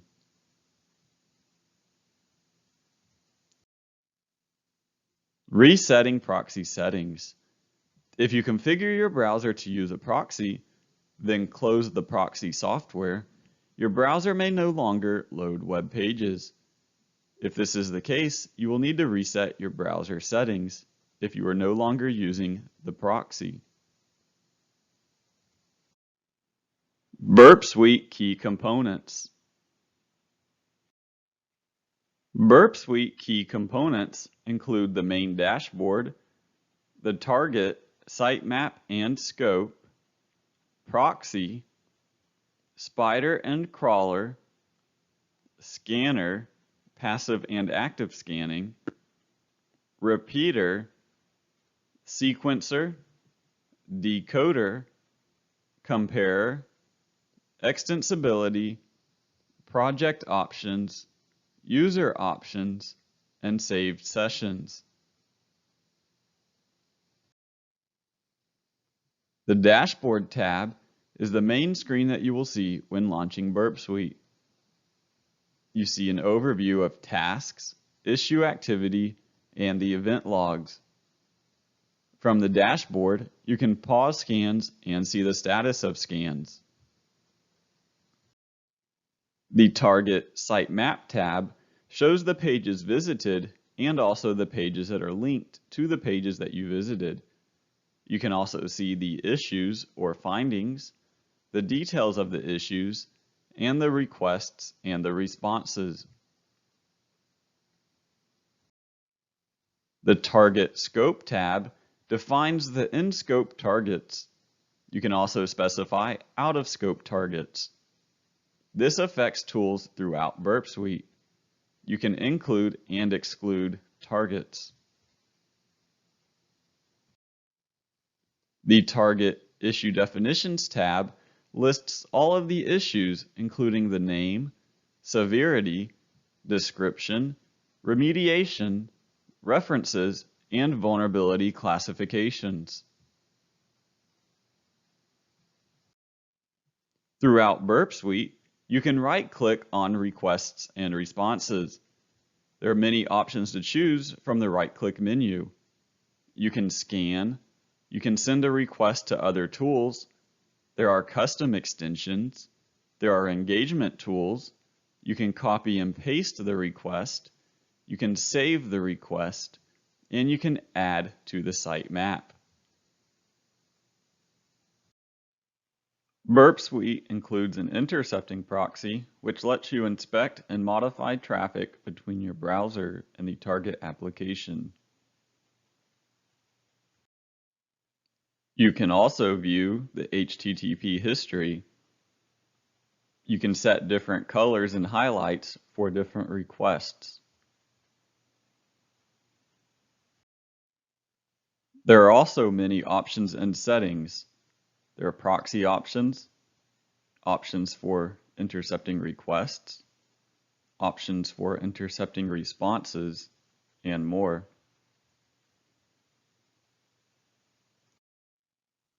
Burp Suite Intruder tool can perform customized attacks and help you exploit vulnerabilities. The Intruder tool can set payload positions.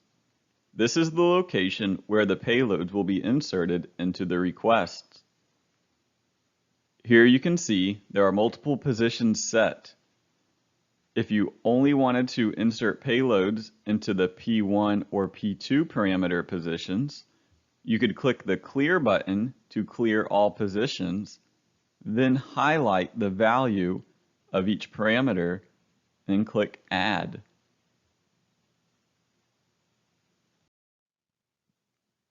Once you set the positions, you will want to set payloads. There are various set types to choose from. Then there are various payload options. You can paste, load from a file, or add payloads manually. Here you can see we are adding variants of the word password. There are also processing and encoding options that can be configured.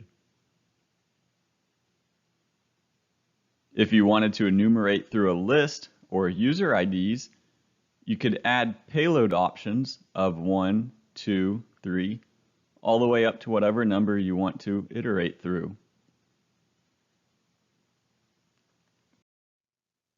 Burp includes a repeater tool that can be used to manipulate individual requests. You can also rename the tabs to stay organized.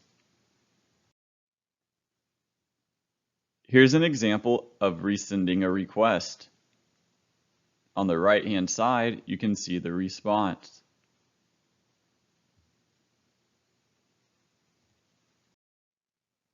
Burp Suite includes a sequencer tool for testing the randomness of session tokens.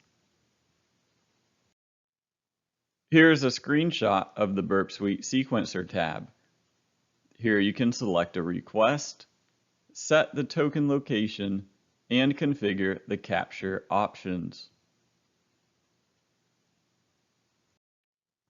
Burp Suite's decoder tool can transform encoded data into its canonical form. It can transform raw data into various encoded and hashed forms.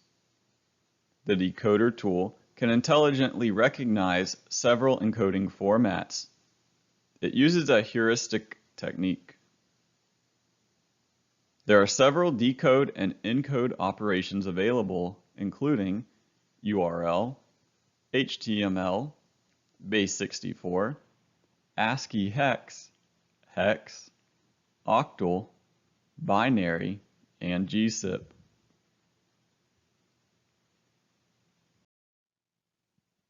Here's a screenshot of the decoder tool. You can see it is decoding the first string, then encoding the second string to result in the third string. You can decode and encode multiple times.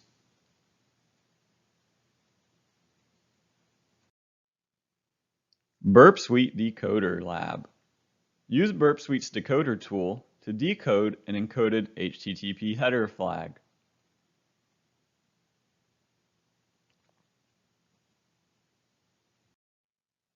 Burp Suite Comparer. This tool helps you perform a comparison or a visual difference between two items of data. You can compare responses for successful and unsuccessful logins, valid and invalid usernames, large differences in text, site maps, blind SQL injection bugs using Boolean condition injection, and much more. Here's a screenshot where you can select two sets of data to compare. You can paste data into this table, or you can load data into the table. You can compare the words, or you can compare the bytes. Burp Suite offers much extensibility, which allows you to easily write your own plugins. This allows you to perform complex and highly customized tasks within Burp Suite. Here's a screenshot of the B App Store. Here you can see the names, what's installed, the rating, the popularity, the last updated times, and the details.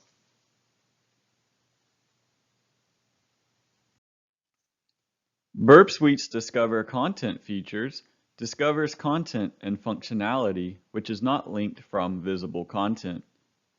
This means that you cannot browse to it from the website, and you cannot find it with Burp Spider. The Discover content could find administrative pages, test pages, development pages, and more. It is located under the Engagement tools within the right-click context menu. Burp Suite includes an application-aware spider feature. This is useful for crawling content as well as crawling functionality. Burp Suite includes an advanced web application scanner for automating the detection of numerous types of vulnerabilities. There are multiple scanning options. The Scan Launcher has options for scanning and auditing, as well as crawling and spidering. You can also perform a passive scan, or you could perform an active scan. When you right-click on a target, you will see the scanning options as displayed in this screenshot. You can see the scan, passively scan this host, and actively scan this host. Passively scanning will passively check for vulnerabilities, whereas actively scanning will send traffic to the host. Burp Suite exclusions. Consider excluding sensitive functions from automated spidering, crawling, and scanning. Consider excluding logout pages, contact pages, messages to other users, and other sensitive functions if testing on production applications. You will still want to test these pages and functionality manually.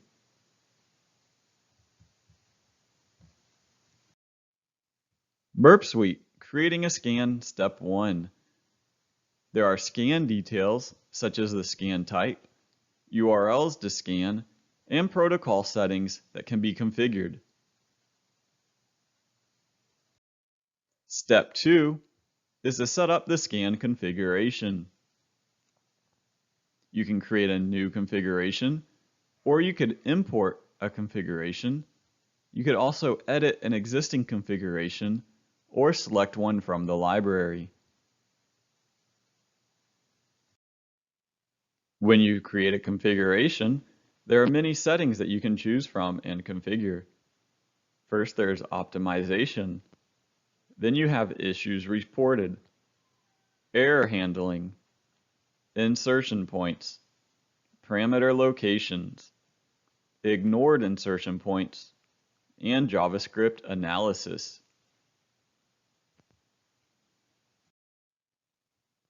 You can also configure login credentials. You can manually type the credentials, or you could record a login sequence.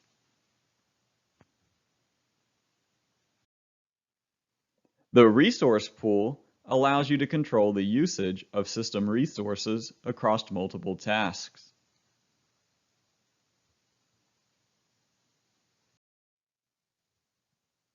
The Burp Suite project options allow you to set various options for the project. Options include connections for platform authentication, upstream proxies, SOCKS proxies, timeouts, and hostname resolution. There are also project options for HTTP, TLS, sessions, and miscellaneous options.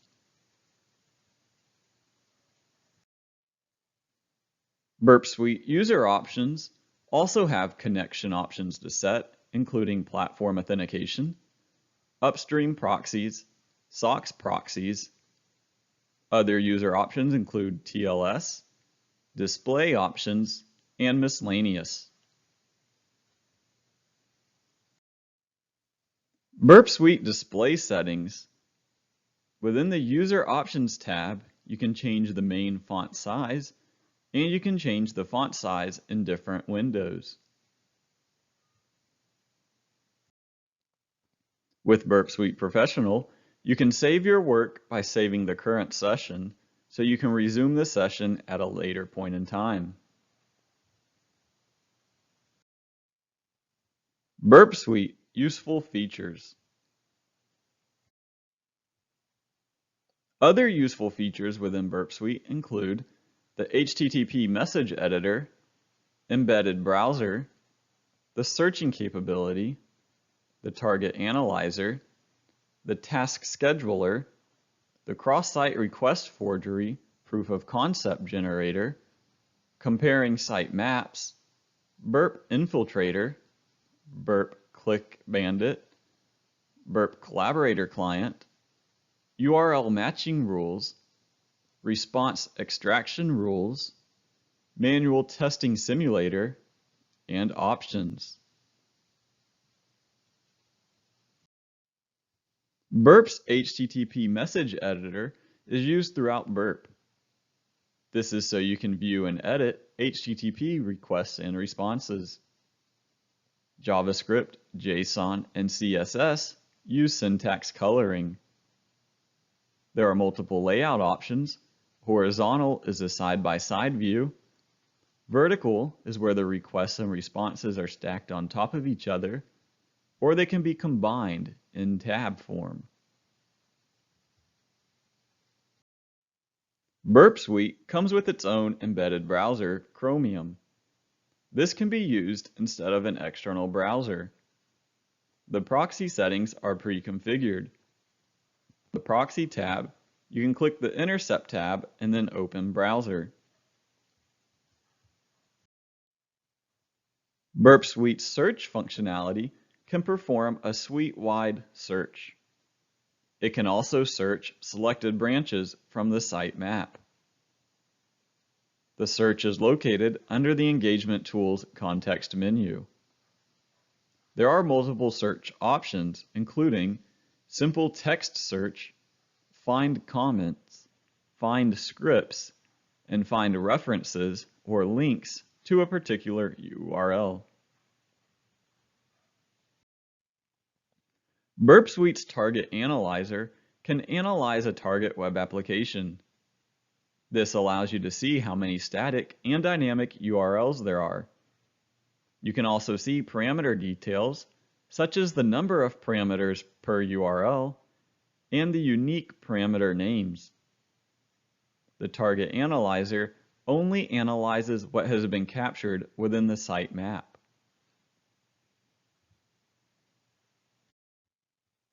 Burp Suite's Task Scheduler.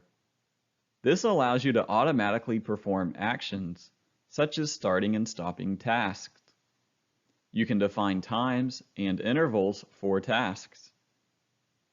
The Scheduled Task panel allows you to pause automated tasks and resume automated tasks. Burp Suite's Cross-Site Request Forgery proof of concept generator generates a proof of concept for a CSRF attack. This is located under the Engagement Tools context menu. This can test the proof of concept by using the Test in Browser button.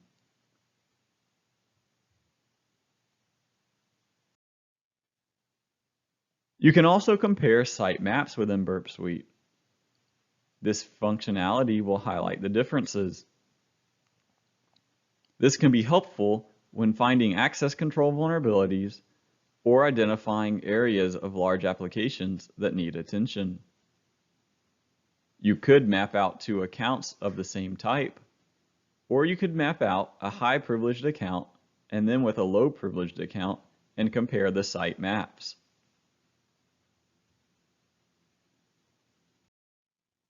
Burp Suite Infiltrator. This modifies the target application so that Burp can detect where input is passed to potentially unsafe APIs on the server side. This supports applications written in Java, Groovy, Scala, other JVM languages, C#, Visual Basic, and other .NET languages. This should not be used on production systems. Infiltrator makes non-reversible changes to the application bytecode. Burp Suite's Click Bandit. This tool is for generating clickjacking attacks. This creates an attack, confirms if the vulnerability can be successfully exploited. Record mode allows you to record your clickjacking attack. Review mode allows you to review the generated attack. Burp Suite's Collaborator Client. This makes use of the Burp Suite Collaborator during manual testing. You can generate payloads to use in the manual testing process. This client polls the Collaborator server for any network interactions resulting from using those payloads. An example attack is if the Collaborator client receives a DNS lookup, confirming that an injected SQL query was executed.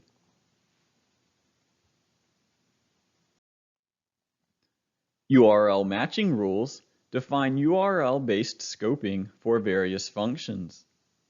These functions include the target scope, the scanning scope, session handling rules, and others. The normal scope control could be example.com. With the advanced scope control, you could match protocols, or you could match the host, IP range, port matches, file matches, and other rules.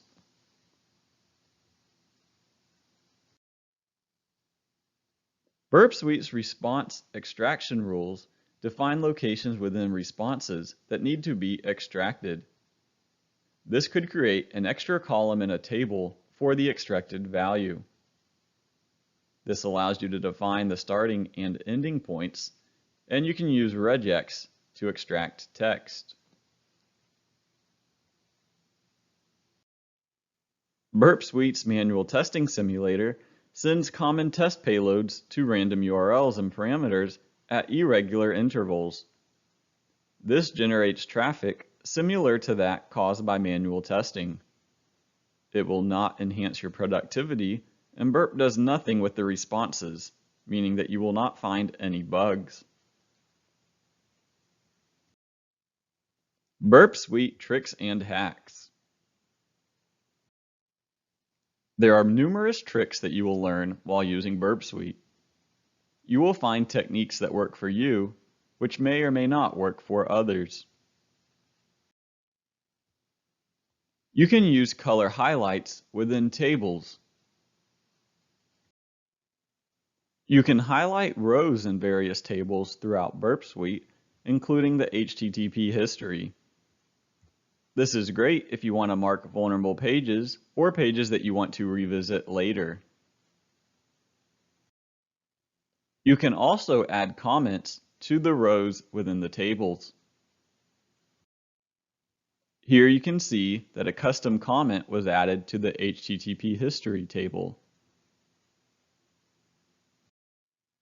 Another Burp Suite hack is that you can run intruder on specific parameters. In this screenshot, you could select the position of the P1 parameter and run intruder only on this parameter.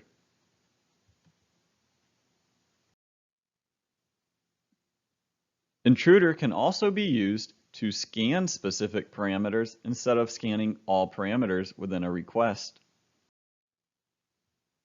Here you can see that the value of P1 was highlighted. You can right-click and scan defined insertion points.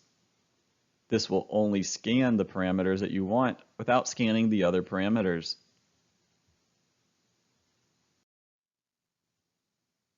Another hack is that you can run intruder on nested parameters. Here is a screenshot showing how you could break apart nested parameters. This allows you to test each of the nested parameters. Another hack is that you can rename the tabs.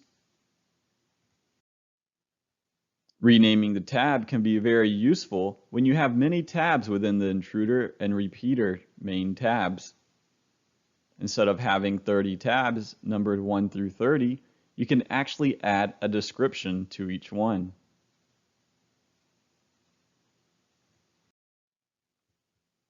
There is also an Easter egg in the manual testing simulator.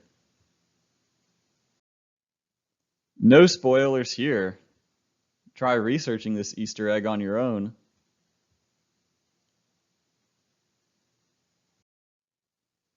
All right, are there any questions about Burp Suite? Now is a good time to get familiar with the tool. Burp Suite Lab. Familiarize yourself with Burp Suite. Explore the various tools and key components, including the dashboard, the sitemap, the proxy, intruder, repeater, and decoder.